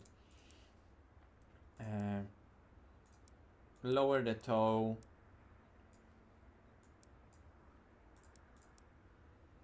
Pressures we're gonna see, but probably also lower pressure, so especially the rear, so it can move around a lot more on the tire, like we already experienced it previously. A bit of rake. A lot lower front. Yeah, I can easily on the track go to the lowest.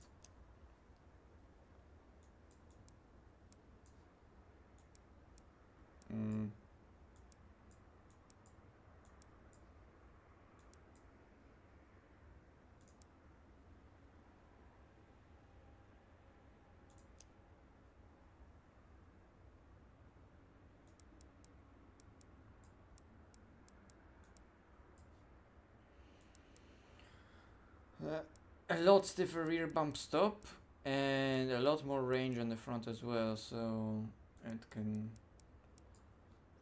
dive a lot more on the front. Just a lot more aggressive set, and low fuel as well because it's a Porsche. So, and there's no fuel usage right now, but let's not go out on the track with like 2 liters, but then maybe it's gonna be more realistic. Okay, I also need to change the rotation for that car, so it's gonna be 540.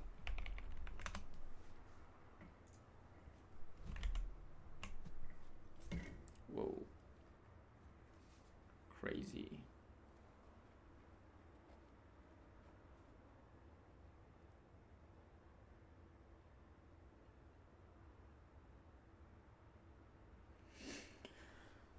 Nah, the GT2 Merc doesn't really spin up the inside tire. I mean, there I was driving on Suzuka and you could see that the car was nicely rotating on the throttle. Whenever I go on the throttle, I can raise the steering to the middle and the revs go up because entire rear is slipping, but not by much. And it's definitely not slipping only the inside tire. There are other cars that are slipping inside tire a lot more.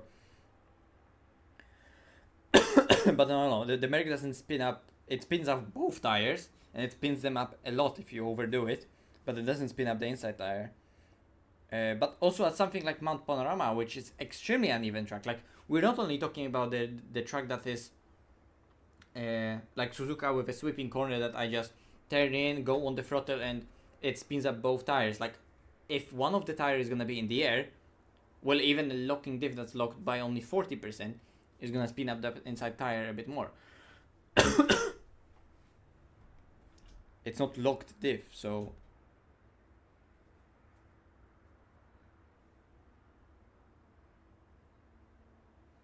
the 20 trucks is the goal for initial release. You have to remember that there's gonna be mods, DLCs. I'm sure this is not the final product. Plus, we have like 20. For a long time, we had like 22, 25 trucks in ACC, and that was well more than enough.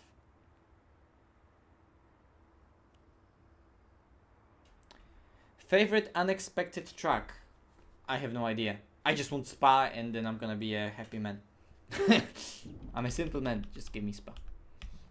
Also, I'm going into the setup as if I need tire warmers like an ACC.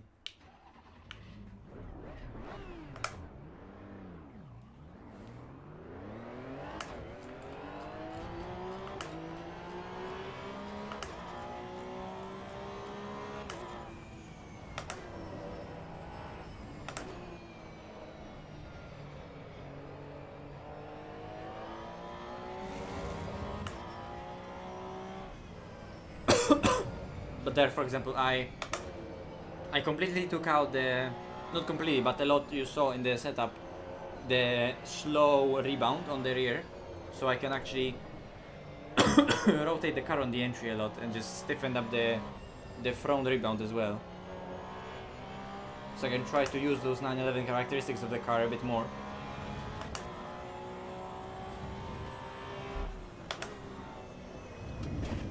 That's giving the car a lot more those 911 characteristics. I mean, you can see how the Porsche compared to that Merc. I go on the front, straight away traction.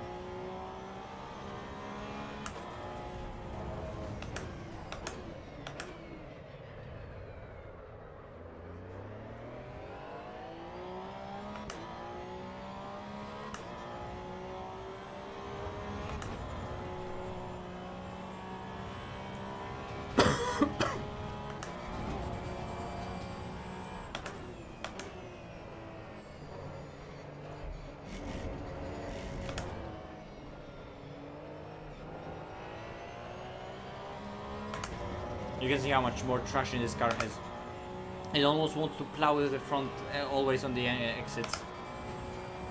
But then it rotates a lot. It's very 911 feeling, which on a default set it definitely lags, but you can see how when I completely loosen up the rear dampers, then it rotates a lot more on the entries, like that with the inertia of the engine.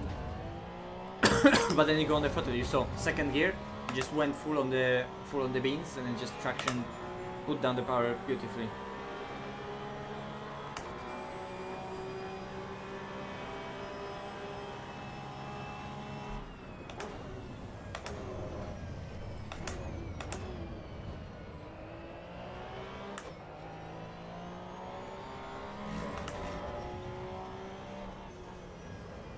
mean, I went to extreme with that slow rebound on so low, because at this point the car is unbalanced. I'm not really getting any benefit from it on the exits, but it's really a bit more unstable on the entries. But you can see, like, if I go into the extreme with the in the setup with the damper, I can get that sensation I was talking about, that I'm just unloading the rears and the inertia of the engine. The car is just rotating the rear, right? But I'm just forcing that particular situation here to happen with an edge case scenario in a 911, right? But I think that Merc should be also, even though sure it's a GT2 car that's supposed to have a stable, some sort of aerodynamic platform, but that's a sort of stable aerodynamic platform should also make the front end under braking, like, increase the downforce quite a lot, and at the end of the day the rear tire should unload and be a bit more difficult to control on the entry, I would assume.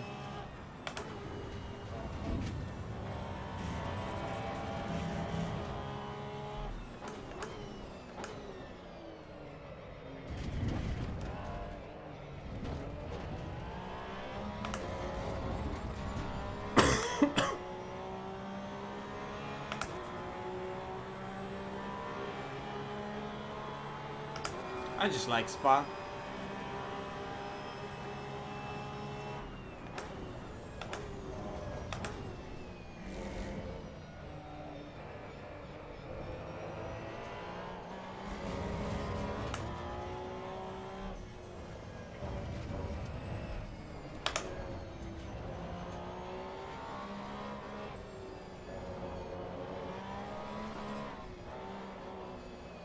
And also, like, right there, it took so much time for the tire to get into that high slip angle that then oversteers. I don't know, like, I would expect this sort of thing to be more snappy rather than so progressive.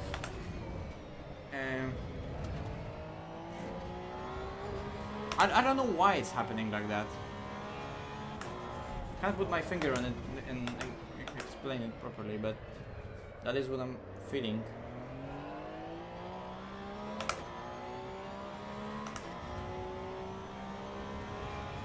But there on the exit, for example, on the throttle, there was that nice supple rotation.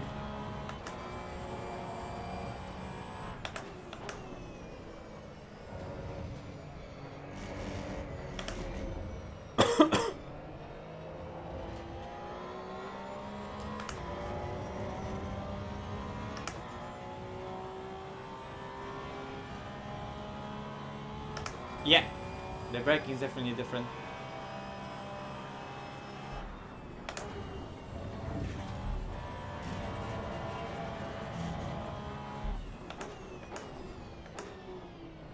I mean, in a straight line, not really. Maybe a bit. But trailing is completely different in this.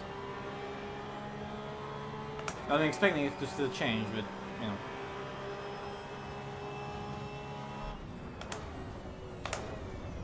Oh, like, you see, if I overdo it, it will go. Interestingly, it didn't go initially. It went, and then I still counter steered it, and then it went again. Let me see that on the replay. That was really interesting. But if I fully throw it into the corner and I try to overdo it, well, it's not gonna comply. Yeah, okay, it makes sense. Because initially the car doesn't gain as much grip, because here the track is a lot flatter, but then it gets into the camber of the road, and here it's still sliding and knocking up, and here suddenly the front end gains a lot of grip. And then past this point, it's just too much, and it goes. So this is really nice to see, right?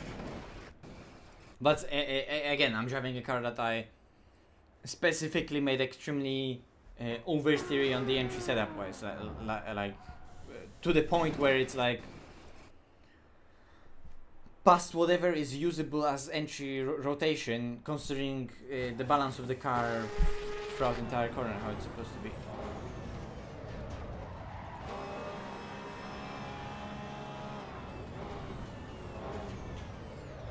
But I also carried way too much speed into the corner, but it's really nice to see that you can lose the car like that. So I noticed that whenever I go into the replay, I come back out of the replay, I'm in the wrong camera.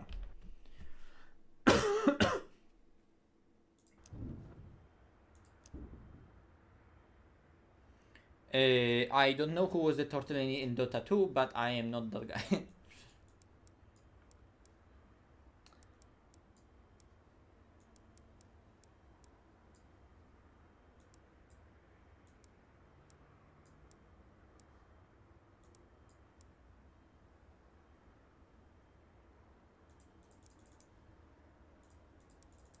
I don't remember what were the pressures, but I'm gonna go up again on them. And let me see what I can do with the actual dock.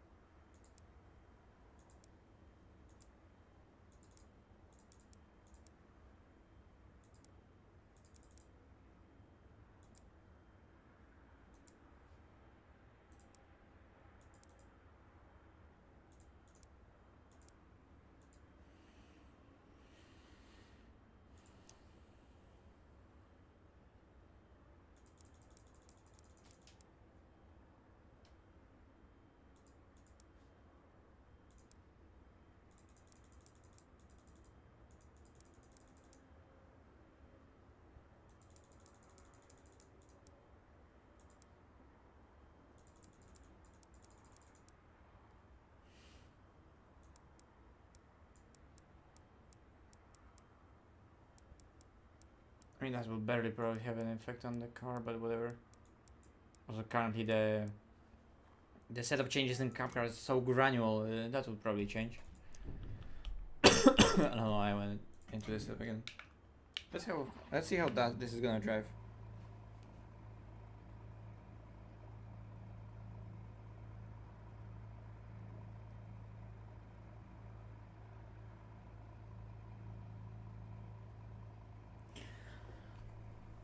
Yes, but it's also because your braking input on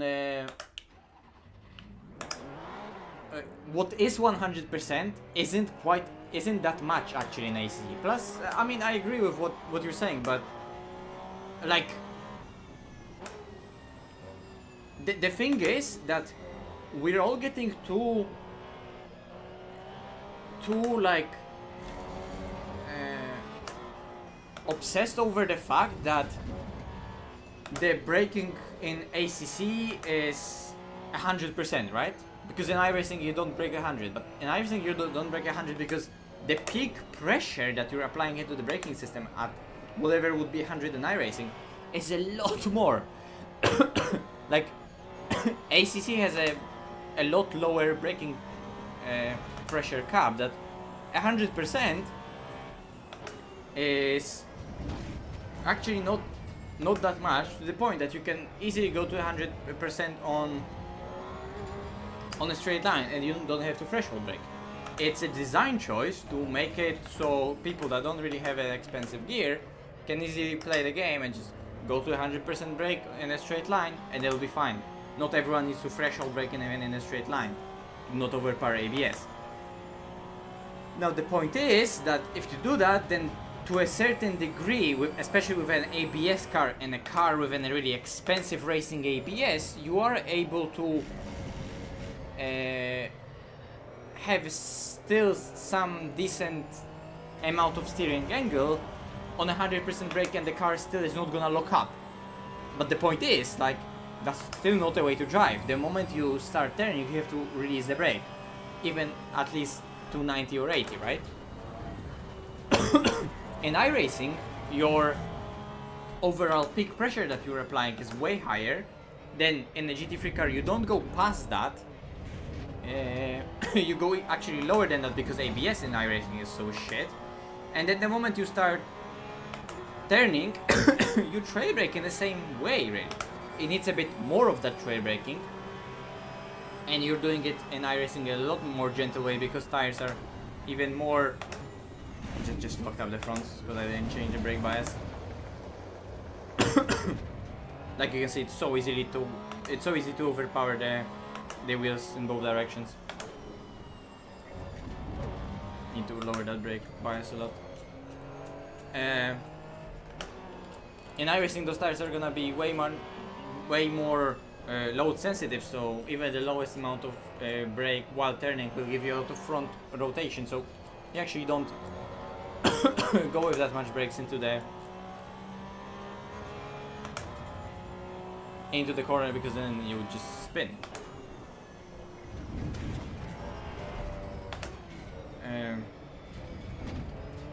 But it's not like you can brake while steering in ACC easily. Like, you still need to understand what trail braking is and have control over it. Because I've seen too many people doing it, working with the tires way too much in both lateral and longitudinal direction, and they feel like it's fine because the car is just understeering ever so slightly more, but they're not even aware of it. Because for them that understeer feels like just safe stability, but it's not stability, it's just pure understeer. But I know what you mean. I know what you mean.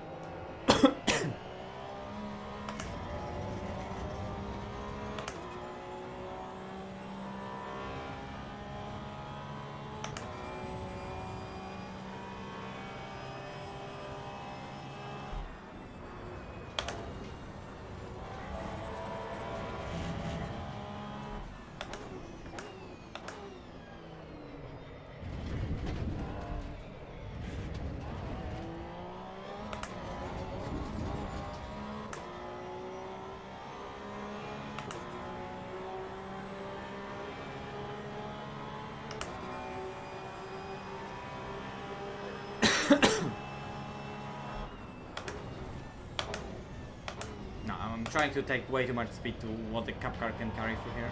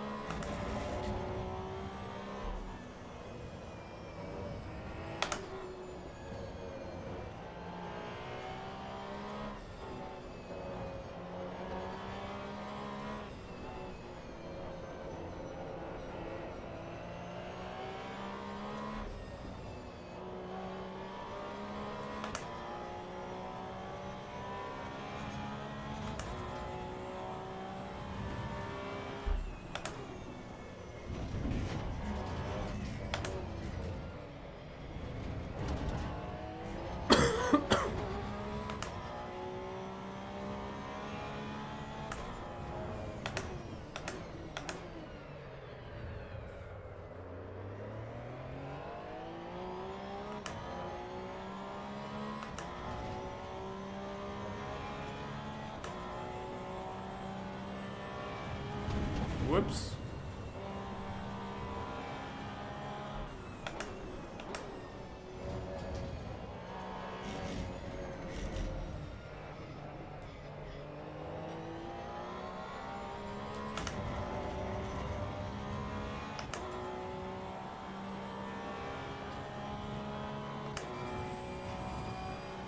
I'm gonna show you in a sec.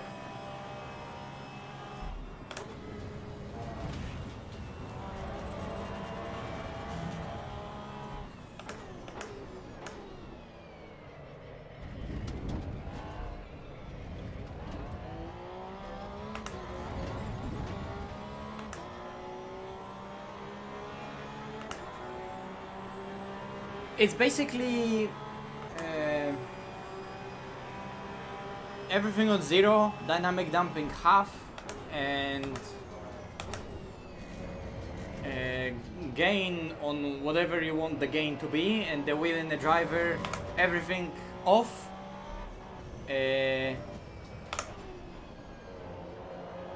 Lowest reconstruction filter, not off by lowest, and the wheel and the driver at full torque. So for me it's 17.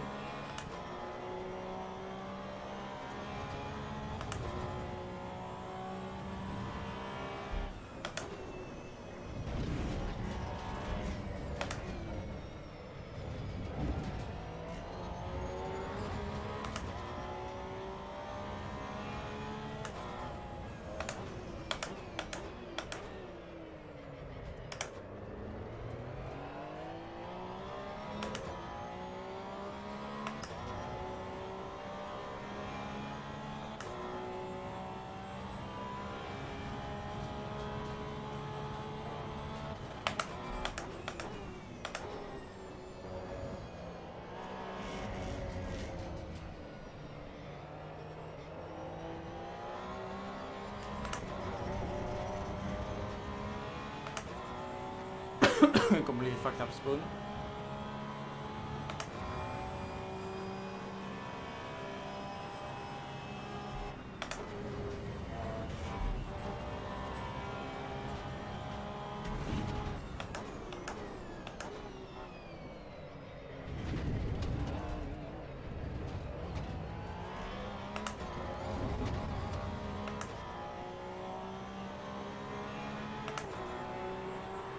Have I tried LMU? Yes, there is quite a few streams on the channel.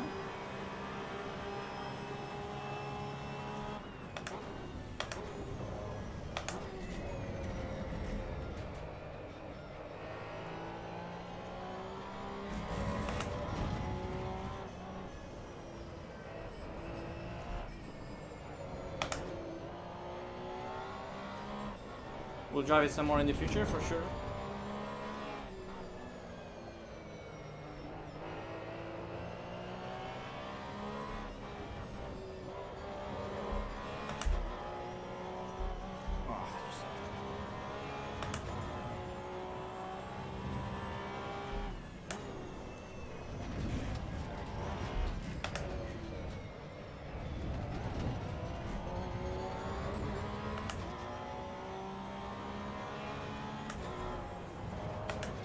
Oh shit.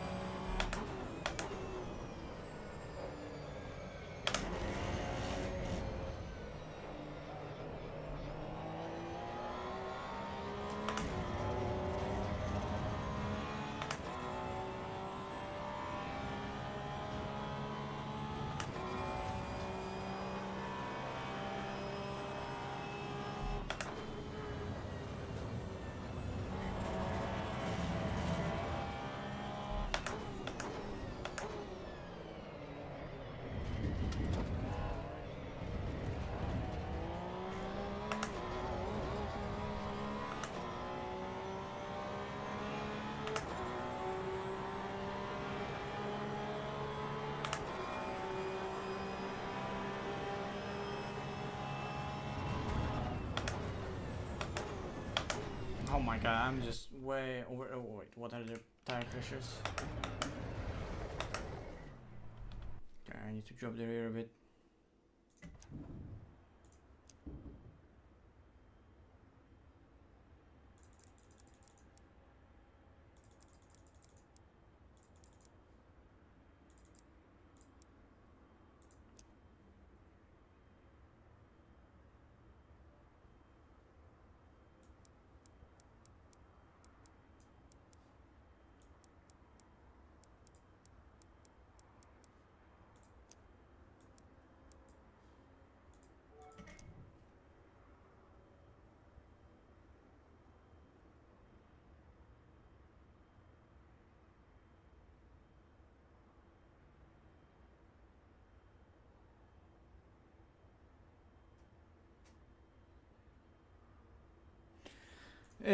Yeah, I enjoyed my time in LMU, but it was short because then after that there was a New Year's trip, and after New Year's trip I was ill for quite a while, so it was unfortunate. And then AC Evo came out, so I was just waiting for that, and now I'm playing it right now. Before and and now I just didn't have time to really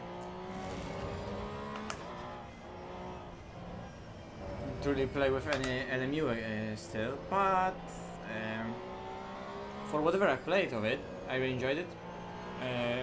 Although it is extremely slidey, and there's tons of rear slip angle that you have to use and abuse.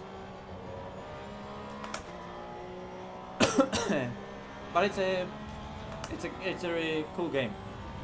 Also really looking forward to where it's gonna get to, you know.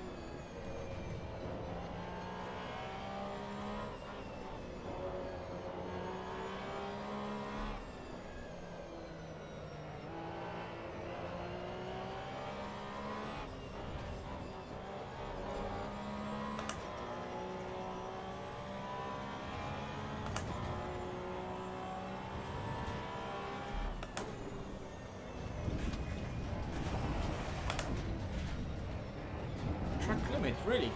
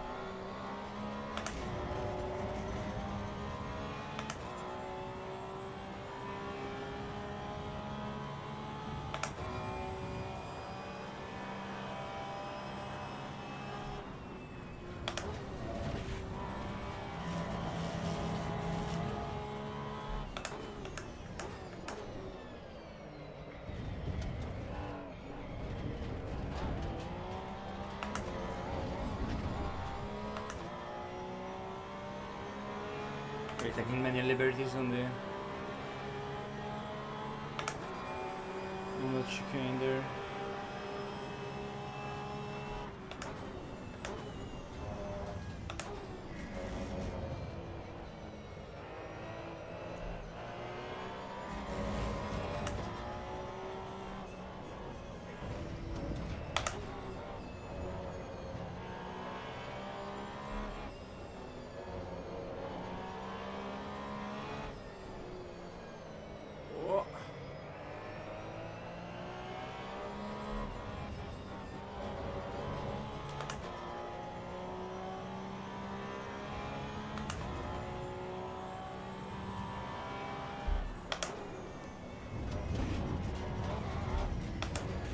Oh my god.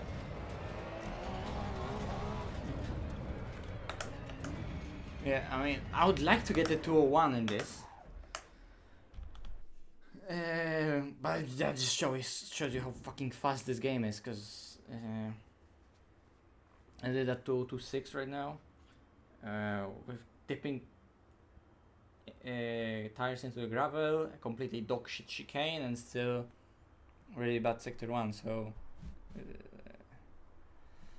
even in that little setup that I just right now made, there's a 2-1 in it.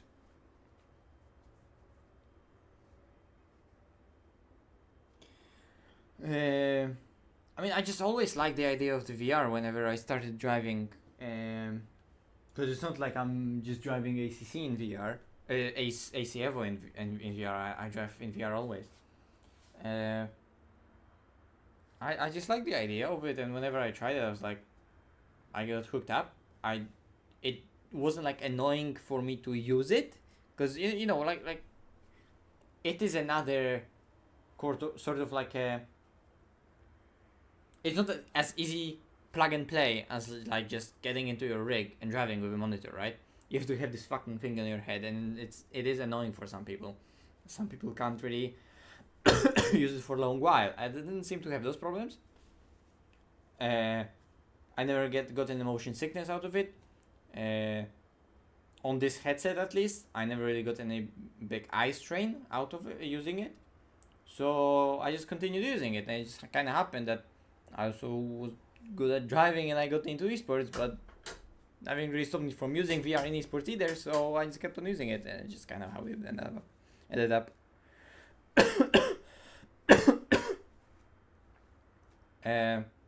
I don't know if it will be faster ultimately for me to drive in VR or to transition to like triple screens, because I would have to transition to triple screens and grind on it and learn how to drive on the screen, because honestly I don't know how to be fast on the screen yet. I can be fast on the screen, but I don't know how to extract maximum performance out of me on the screen. Okay, let's get that straight. I'm not slow on the screen. I could probably match some of my lap times, but like it's difficult.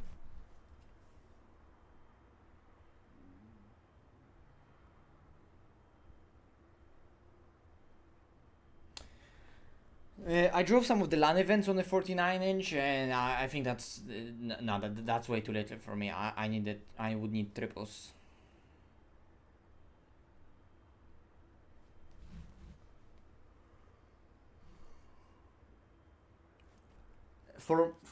for mortals, where is the last second? Well, it always depends on each person. So in ACC, you want to find out. I'm available for coaching, and I can tell you where that last second is. But it always depends on each person, because the reality is that driving is very complicated. It's very difficult, and every single person has a different approach to it. And I know that I'm making right now an ad for my own coaching, right? But the thing is that it's not really about like always specifically what specific inputs a certain person is doing, but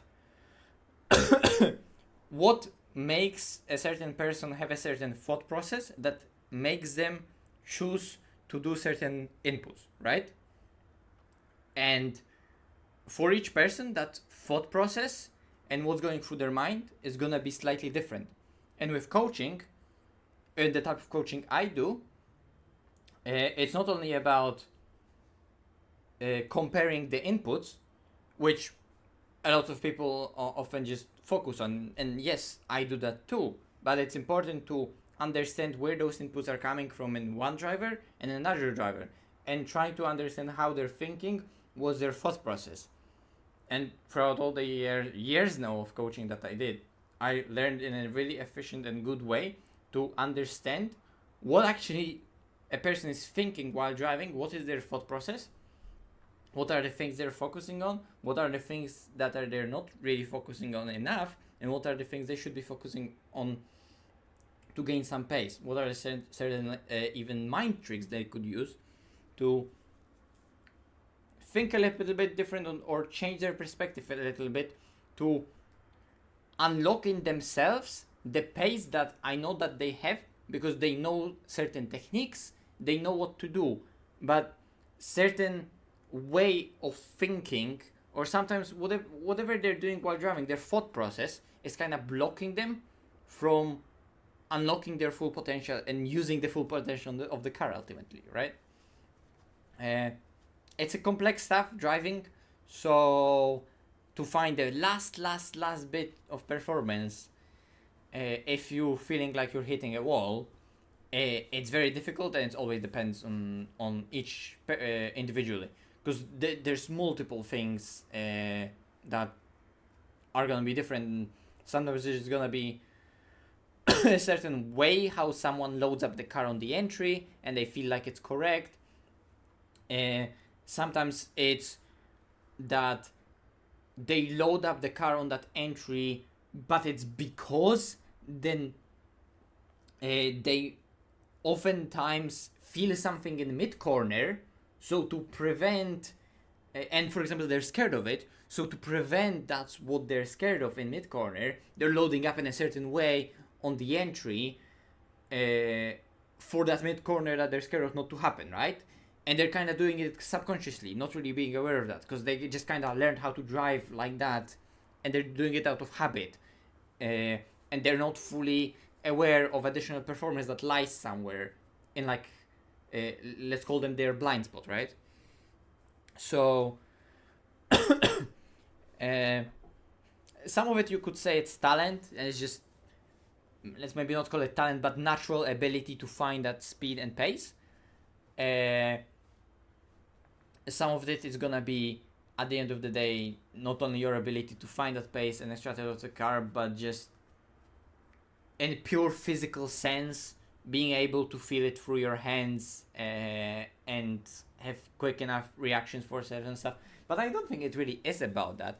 I think it's more about the mental your mental capacity to understand what's happening with the car, and you good enough thought process to know how to use your information and what you feel about the car, to use it in real time, that feedback. And I'm not only talking about the steering, I'm talking about visuals, force feedback, all your practice and muscle memory, how to use all that information that you have at your disposal to make at the moment a decision to turn steering more, turn steering less, use more brake, use less brake, right? And then to be able to do those executions in a consistent manner, lap after lap, which gets easier, believe me, because it's all about getting into the flow, and then it just, well, flows. So actually being consistent isn't necessarily about being able to do something lap after lap exactly, but it's because you can do it precisely once, then you're able to get into the flow that enables you to do that precise thing lap after lap after lap. Because like in a stint, for example, I treat a stint as it's not just like,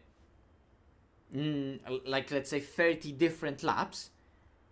It's always like a flow. There's the beginning of the stint, you go into the next phase of the stint, and you always build up throughout it. And you treat stint in your head and how you approach it always as not 30 completely different laps, and every single one of them you have to do precisely the same. You always go with the flow. You build up into the stint, and you go through different phases of it as obviously the car changes throughout the stint and the tire wear out. And it always has to follow a certain flow.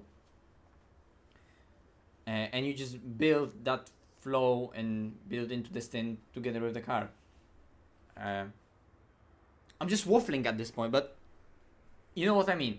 It's extremely fucking complicated, but everyone does their things in slightly different ways, and also they're handicapping themselves in different ways as well, right? That just doesn't allow them to extract out of the car performance at the end of the day, the performance that's there.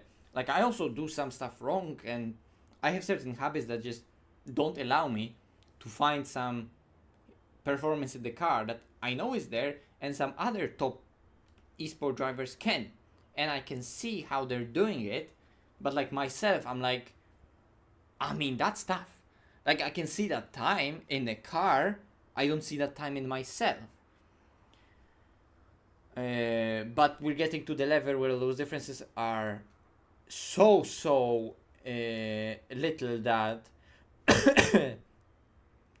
they're extremely difficult to talk about, and their actual like talent and differences between one human being genuinely is being better at something is a thing. But for many people, it's really about not knowing better, and that's what's holding them back. But actually, in themselves, they have so much more potential. It's just waiting to be unlocked, you know?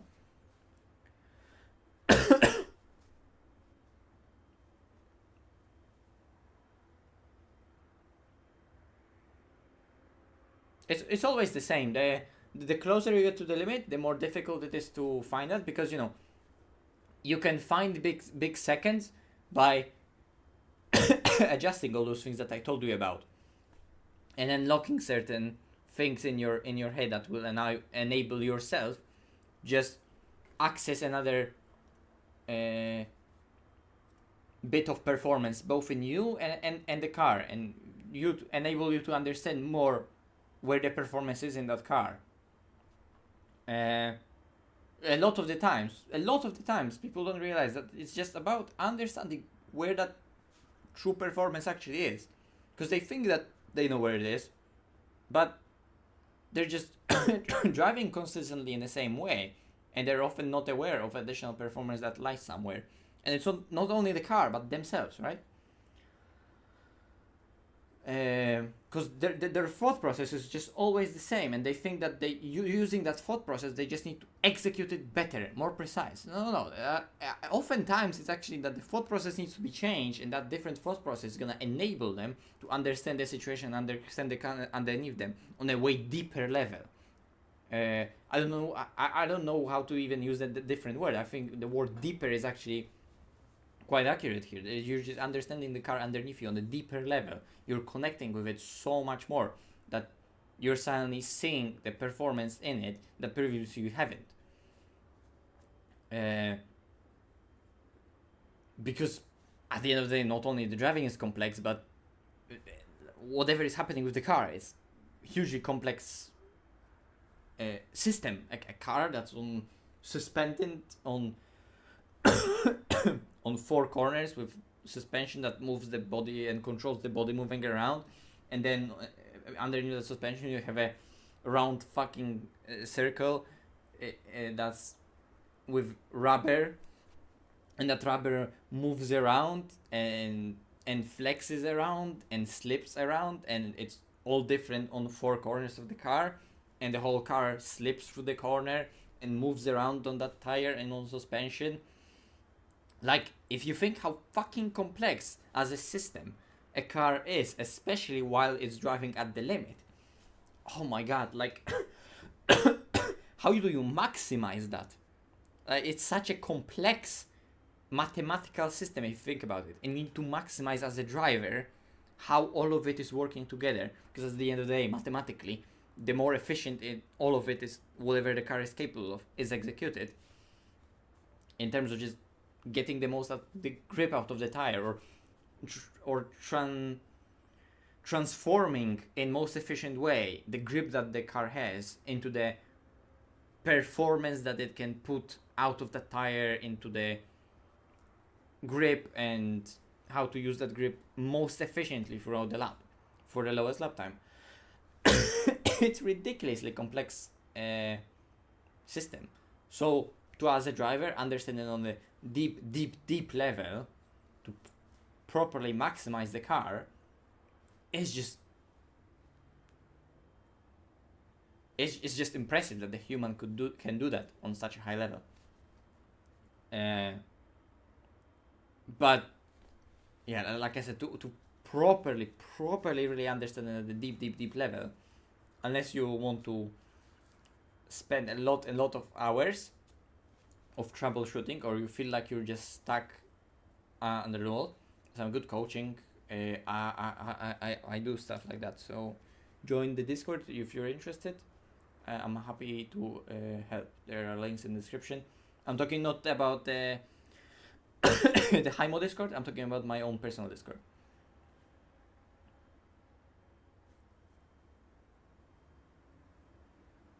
Yeah. Well, someone says, oh, a second is only a 10th corner. 10th corner is fucking ridiculous. Like, some of the last 10th in the last corner for an average driver that doesn't know better, that's huge.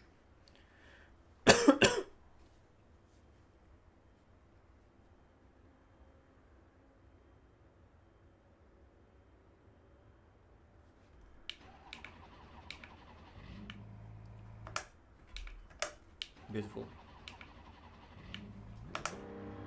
Okay. Let me just drive some more with this setup just for fun, and we'll end the stream there after there's tons of waffling, because I also need to stop talking and get into the bed because the coughing is again coming back, and that's not good. I'm coughing like that, especially in the evening, ever since fucking New Year's. It's so annoying. I've been to the doctor and it's like,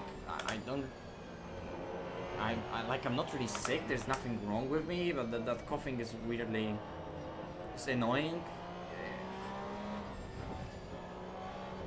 I didn't have any like lungs x-ray done yet, but from just being at the doctors and like, I don't know how in English it's called when they're like, you know, listening to you breathing, and they're using that thingy that they have. But it seems like my lungs are normal and clean. There's nothing happening there.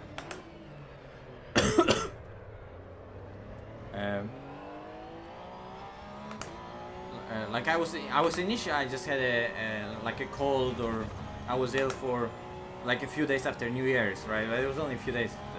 And like ever since then, I just keep on coughing, and I'm so fucking annoying. I'm so done with it already.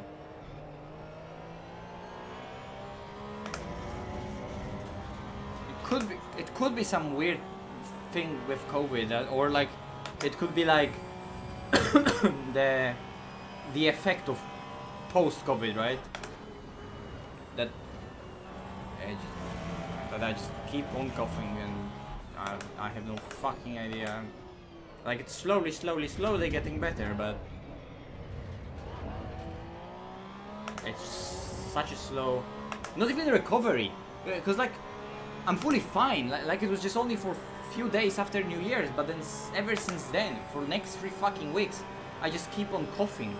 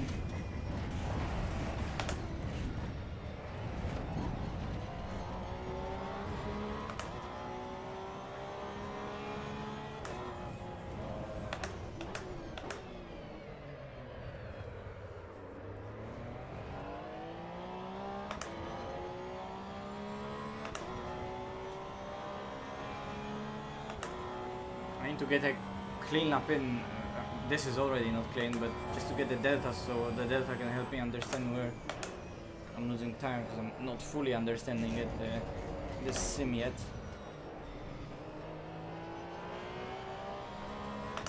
Some stuff feels fast but isn't fast, and so on.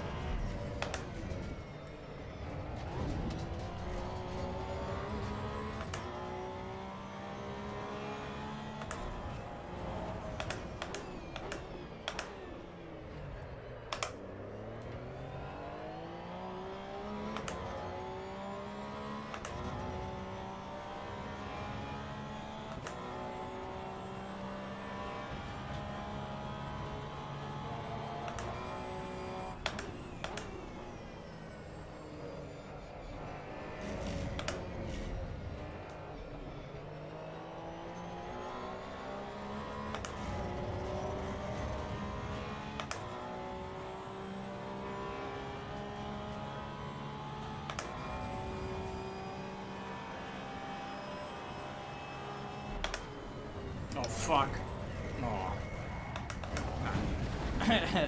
I've been complaining the entire day that I cannot unload the rear tires and lose the... I cannot aggressively load up the car into the corner. I just did that on the best lap I had throughout the day.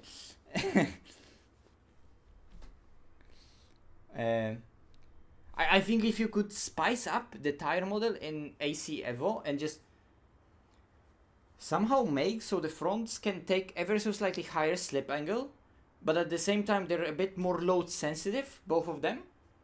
I think, yeah, but you know, tweak some of the stuff in there, and make it so I don't have to use a really super aggressive setup like that to. Oh, the lighting looks so nice on that steering wheel right now from the sun that's right there.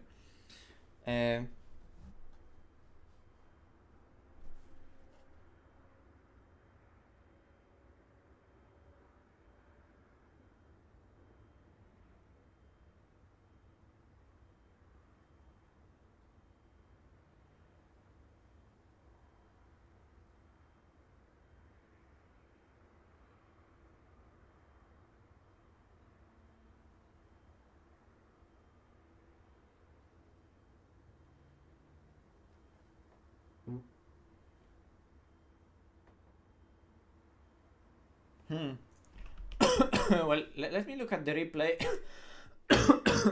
That spin that I just had.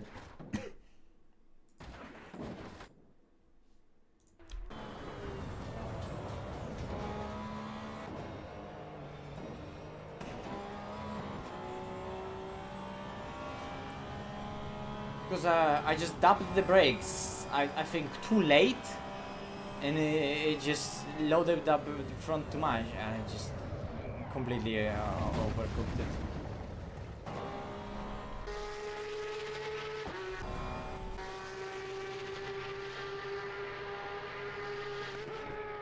You see, just on the entryway too aggressive with the load transfer. And with a car like the 911, that's gonna happen. That would be that lap would have been a low 202 already getting to 201s with just some random setup that just put together. Probably that's not even the way to set up cars in this game.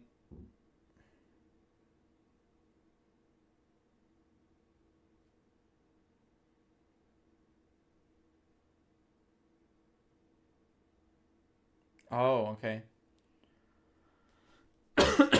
Well, the annoying part is that I'm getting this after New Year's that I went to in Birmingham. So it's weird. And I also got it like 2 days to 3 days after the New Year's itself, when I was still in UK. Literally as I was on my way back on the airport, I had to wait for my plane. And in the morning, I felt completely fine. And I was there on the airport, eating breakfast, and I felt fine. And after that, I had to, because the plane was delayed, I had to wait all the way to like 3 p.m. But I was there already at 8 a.m. And I was just sitting on the airport. In the morning out the airport, I was fine. And throughout the whole day, I was getting worse and worse and worse. So I don't know, maybe I picked up something from someone on the airport in Luton. I don't know what it is, but yeah.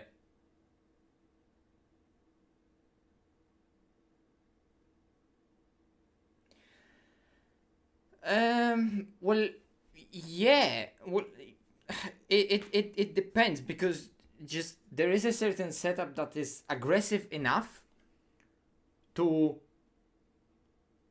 make it fast, right? Because it gives the car enough rotation that it needs, and it rotates the car in a balanced way, right?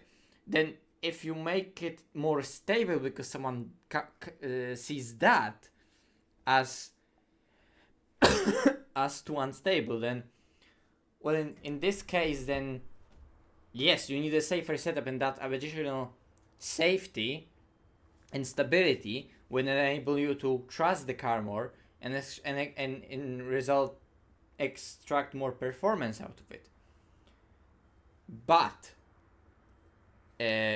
like it's just physically impossible to lap as fast with technically inferior setup that doesn't rotate as well and doesn't turn as much, right? And it's not like a magical thing that you just add more and more and more and more rotation. No, you're looking for a car that generates grip and rotates in a balanced way throughout the corner.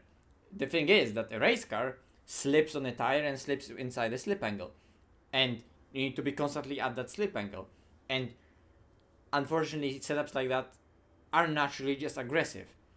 And if you're not feeling confident with that setup, that's aggressive like that for ultimate lap time, you need something safer. And you can feel better with the car that would be a bit safer and extract better performance out of it. I mean, within a certain window, if you just feel like you're better with a safer set, go with it. I mean, initially, as you're starting out, I would tell you that you should start out with a set like that, so you can understand how you can trust the car and understand how you can trust the grip rather than being scared of the car the whole time.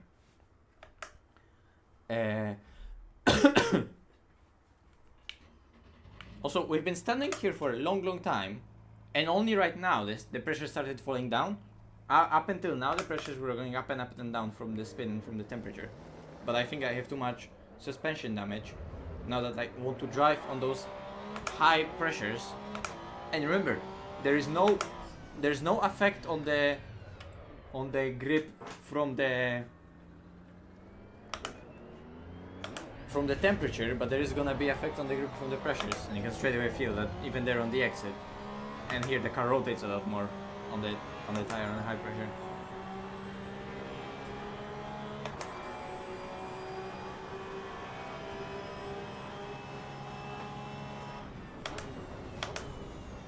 And here initially it was more stable because of high pressure.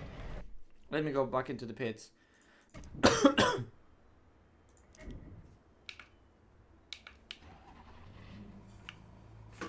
Reset everything. Do one more run and we're gonna call it a day then.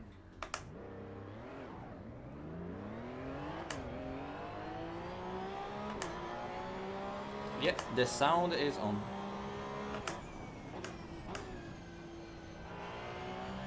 I mean, you know, for ultimate lap time, you need to drive the car on the nose with a delicate rear and slip all 4 tires at their slip angle, right? If you're not used to that feeling, it could feel like you're driving a car that just slides the whole time because you're getting the rear to the slip angle. But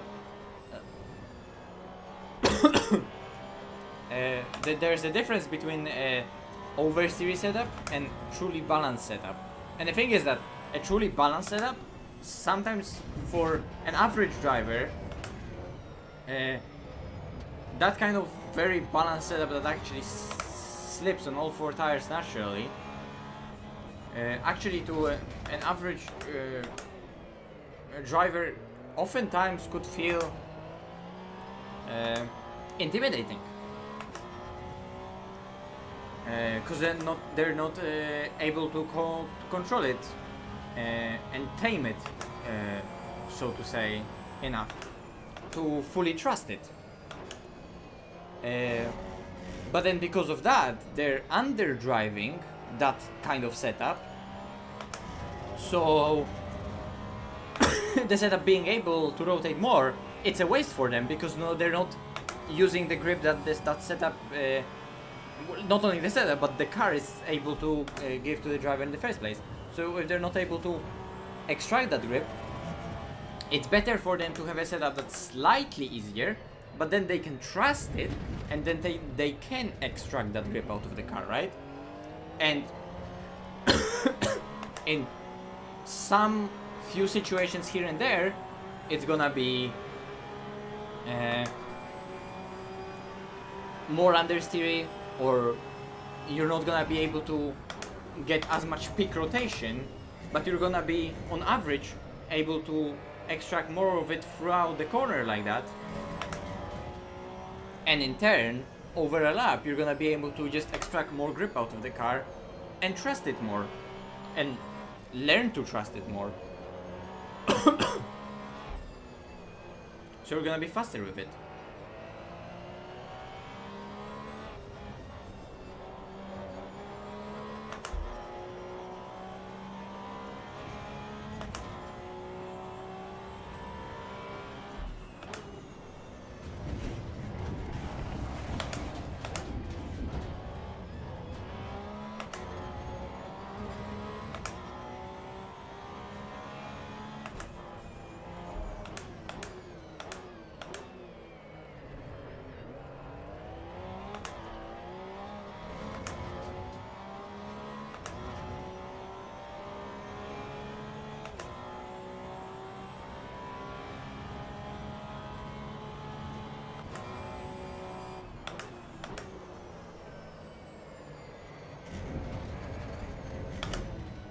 I know there's tons of time to find here with the setup, but I just want to love this setup and just find whatever I can do with it.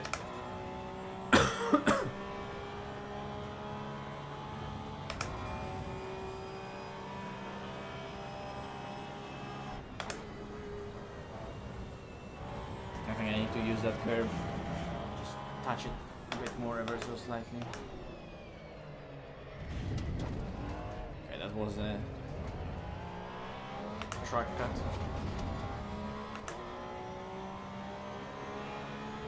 But I see in that regard it's quite similar to ACC, that I can cut quite a lot of the first part of the chicane. Oh, that's sad.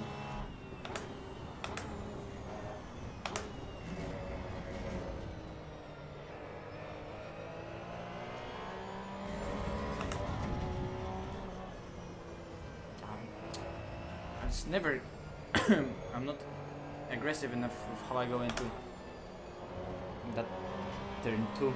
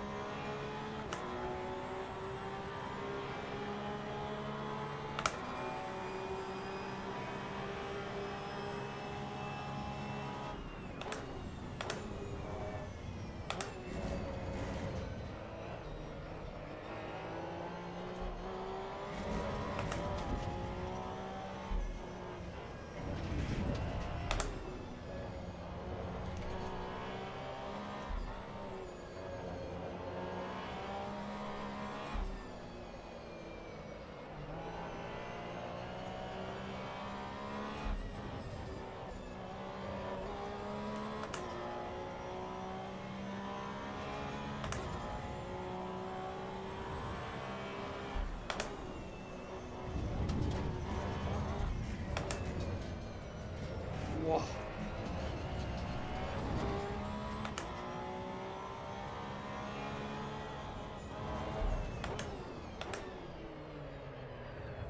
Completely fucked up the hairpin.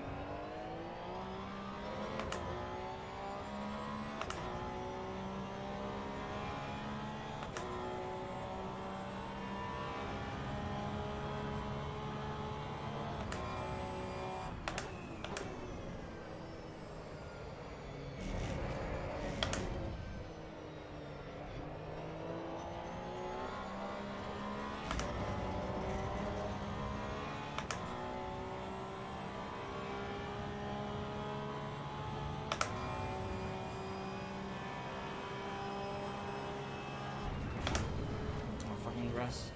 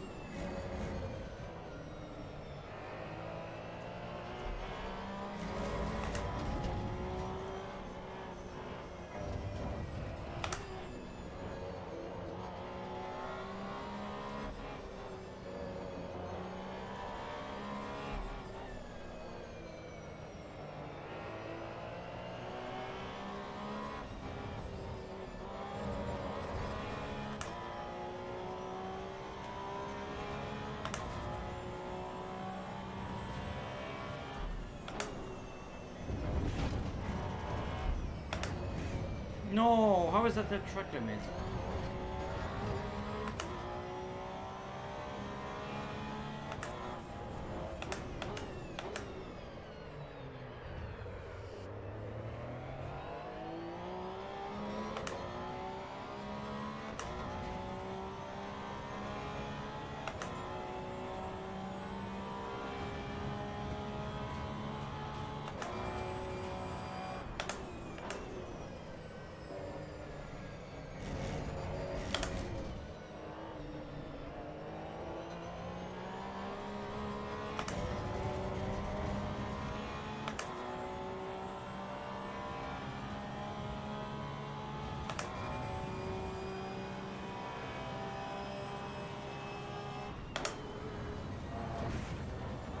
They bottom out too much.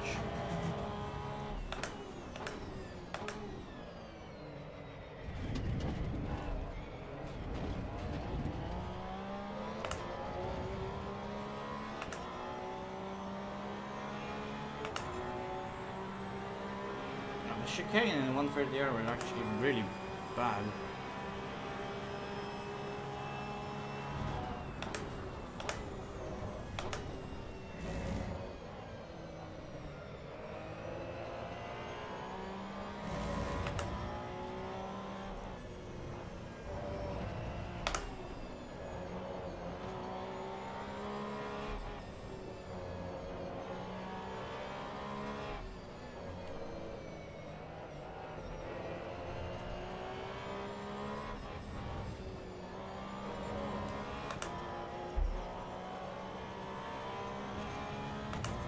Best sector one so far.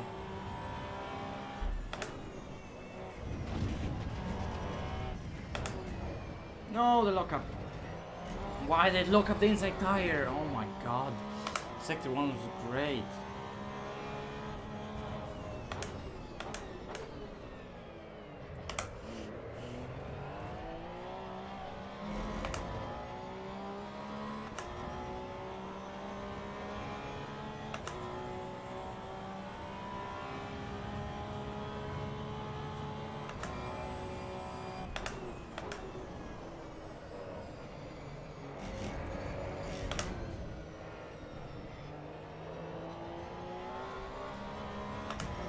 Only you saw the delta. I don't know if you can actually see it on the stream, but I mean it should be quite visible. No, it's gonna go around again.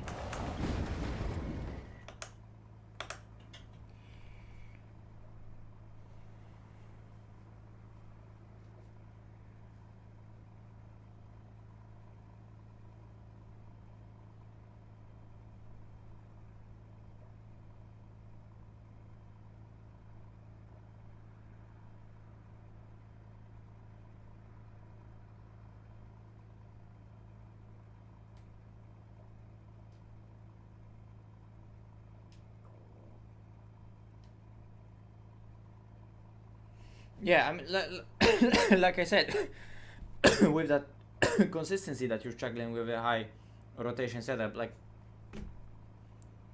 you need a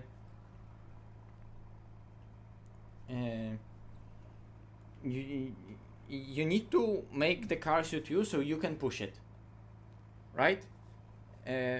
Like I think I already explained it. So the answer to your explanation here is, well, exactly what I already said.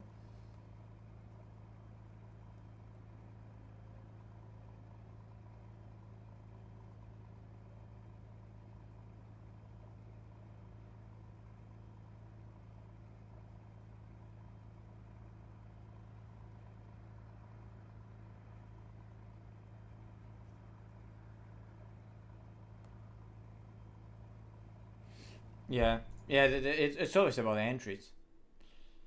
Um,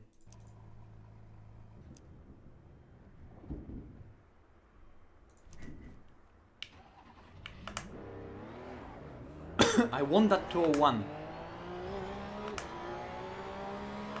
because I know that I can do it. So I'll just restart the session and.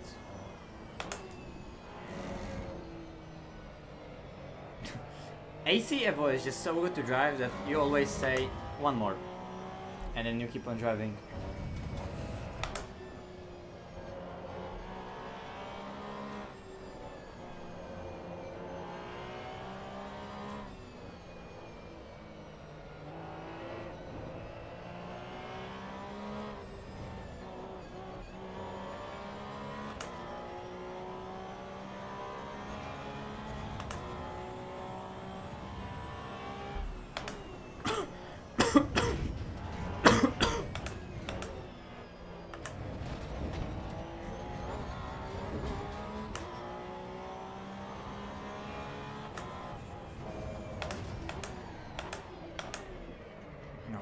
Fuck this. Now I need to go back to the pits because that set of tires was got completely flat spotted.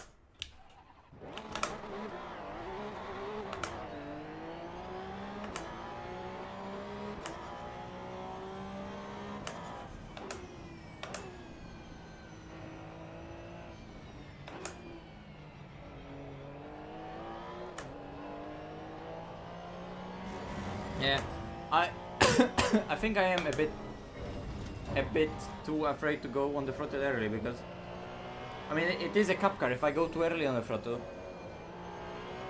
I could make it understeer at the same time.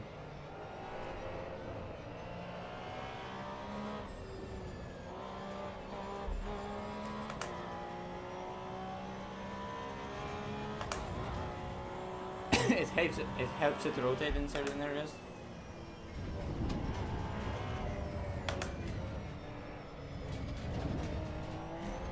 Well, it is a cup car. It's easy to just make it understeer.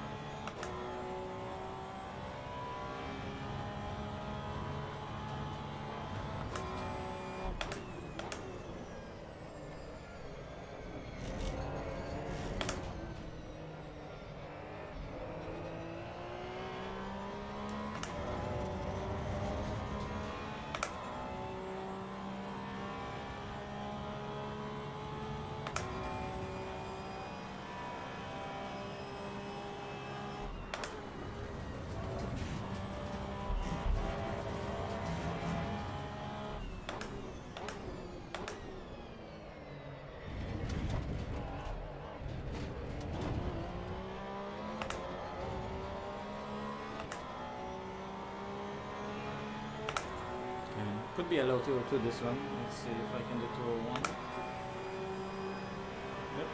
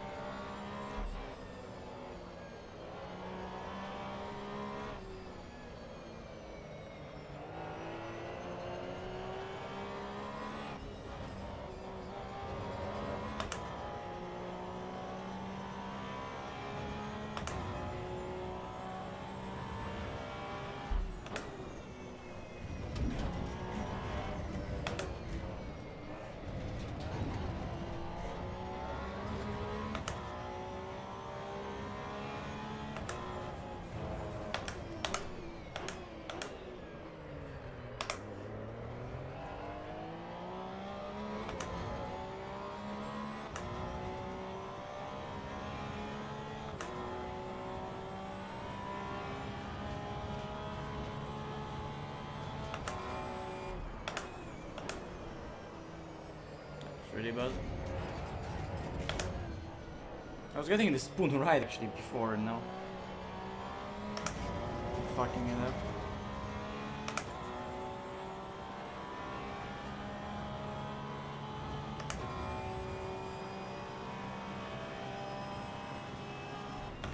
Grass, yep. The moment, literally a split second before I touched it, I was like, oh, that's gonna be grass.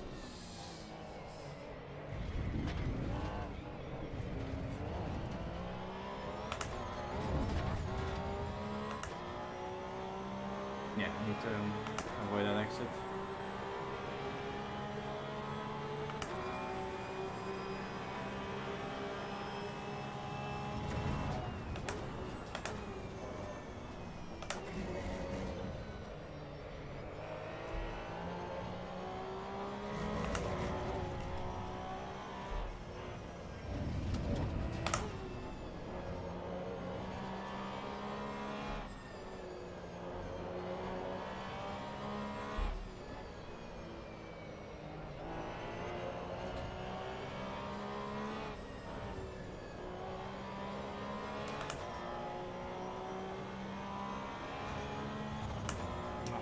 Limiter.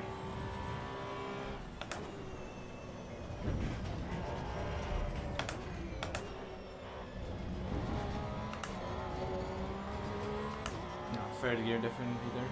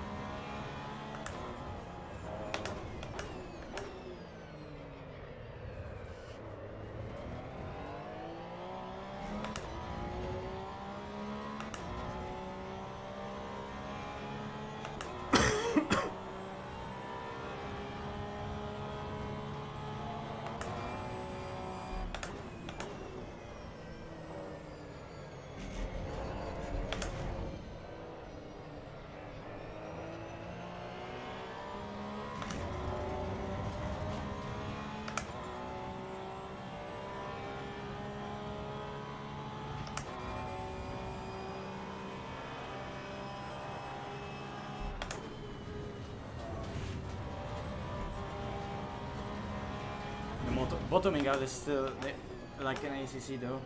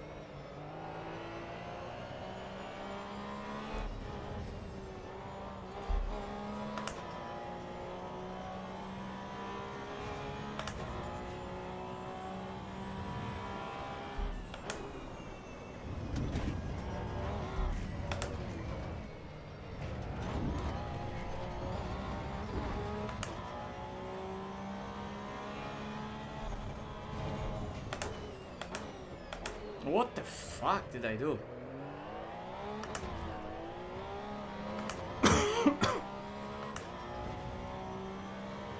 It should be so easy to just for me to put together those 3 additional 10s and I can't.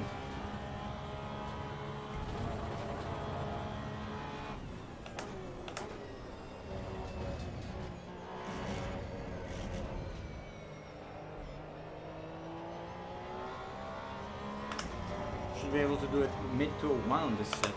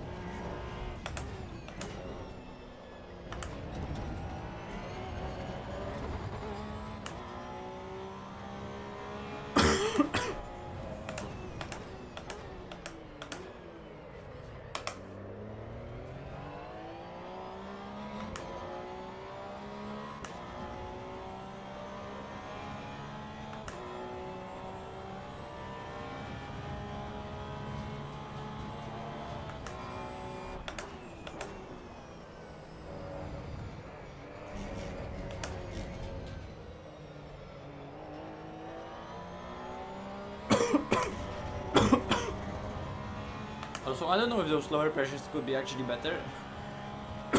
Because it feels quite fast. Already out of the box.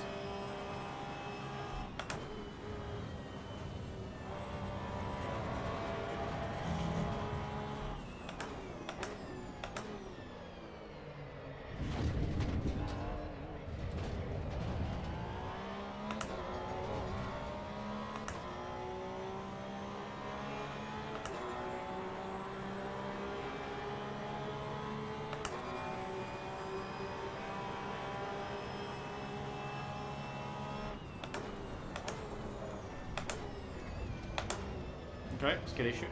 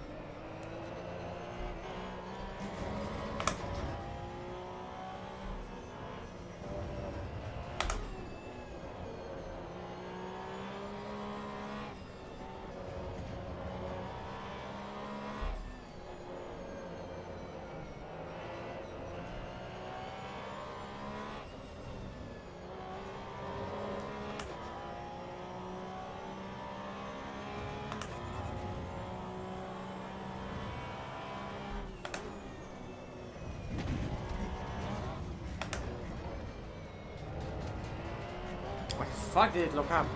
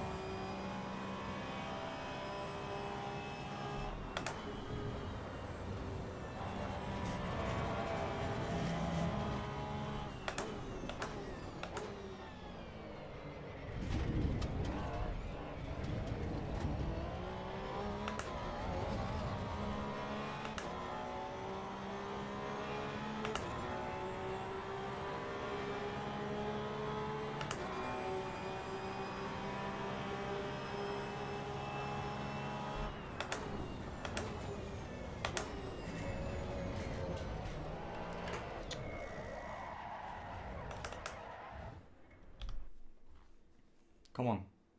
It's close.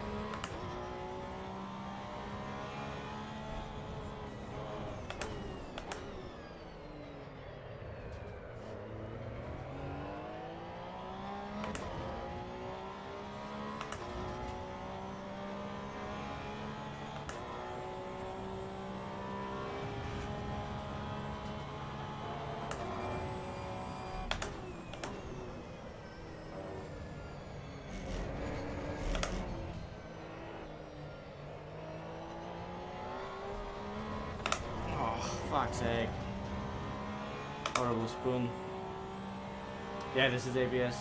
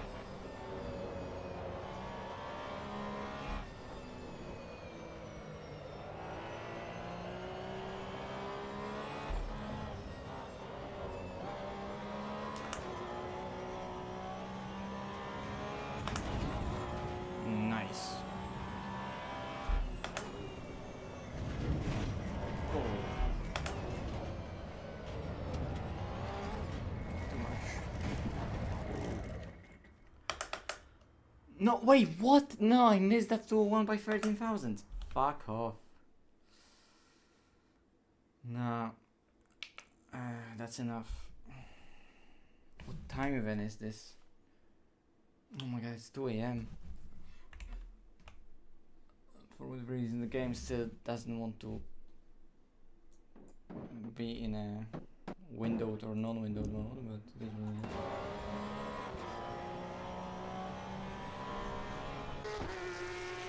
It was definitely the best.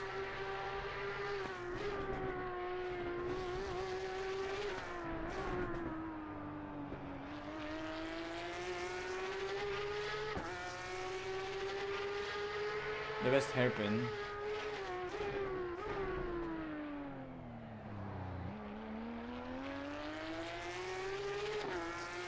And I messed it up, all of it in the spoon.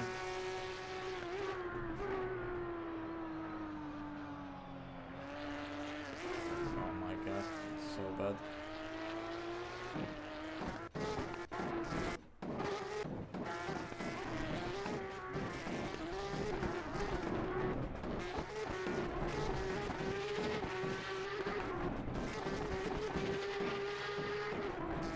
Yeah, I know it looks scuffed, bear with me. I want to see the Degner 2 on this.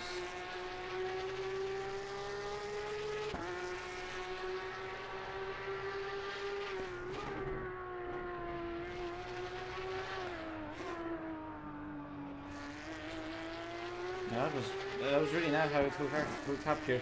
It felt really safe on the entry, but it just hooked up on the exit.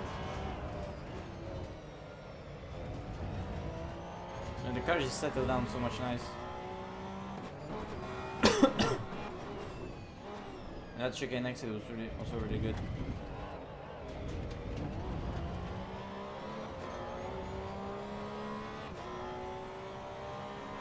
Thank you.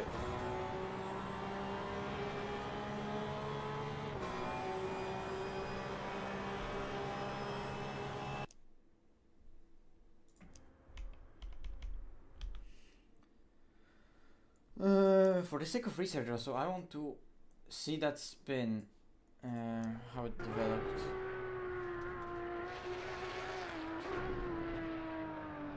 Yeah, just pushing the rear too much.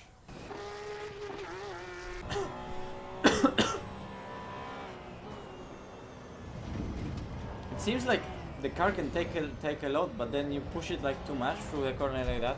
I mean, you can see with the front end how I'm just forcing way too much of rotation into the car, and then it lets go.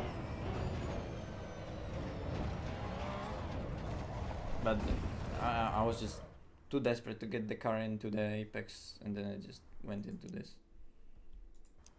But see, every single time I go into the replay, the game automatically goes back to the dash view.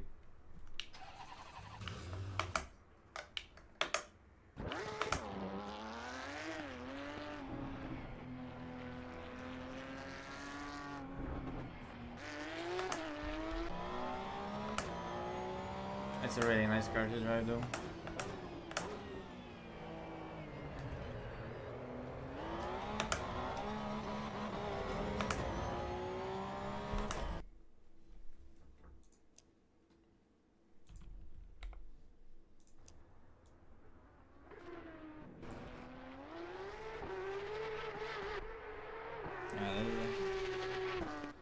The replays look weird in VR because there's this weird depth of field that's just not possible to turn it off, eject it. Like the depth of field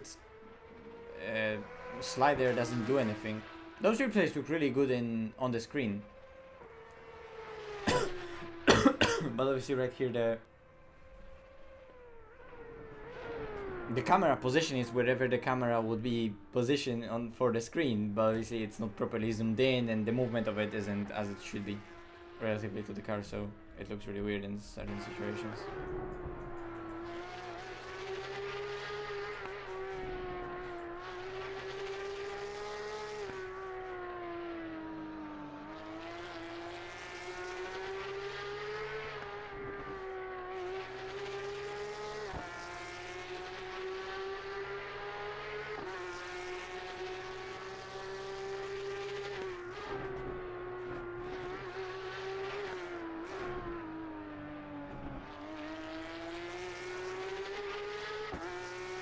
was just never able to get us good of an exit from there.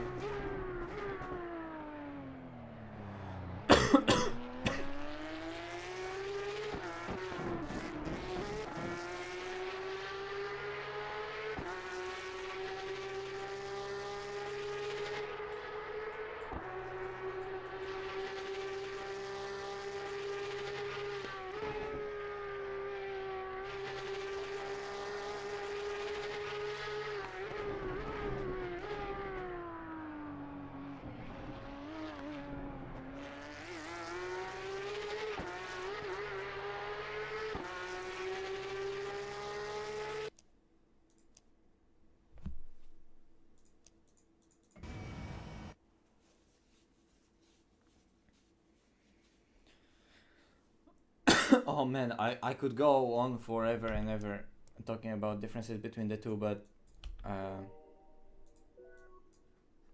I'm getting so tired and my throat is getting really bad as well, so I should end the stream here, boys, because coughing is intensifying, so I'll just minimize the talking.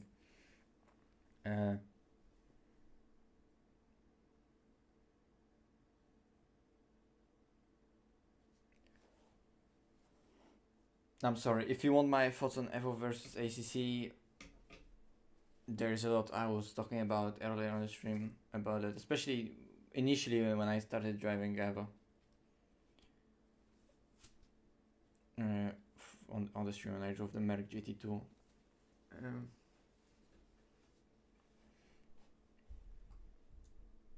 I'm just so excited for the future of this game because as it stands right now, it already drives great, and this is like 0.1 version of physics, and there's so much more to come. Look at it, this car is so good looking.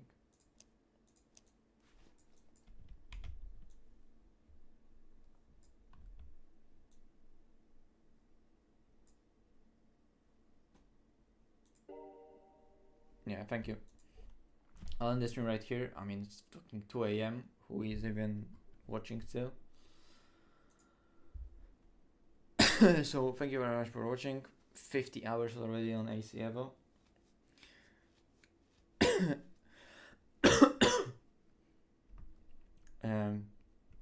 So yeah, we pre-qualified for the thing, and did some driving in Evo because why the fuck not? And I'm getting really tired. I'm already yawning, so I didn't even realize how late it is. So the sooner I end it, the better. Thank you very much for watching.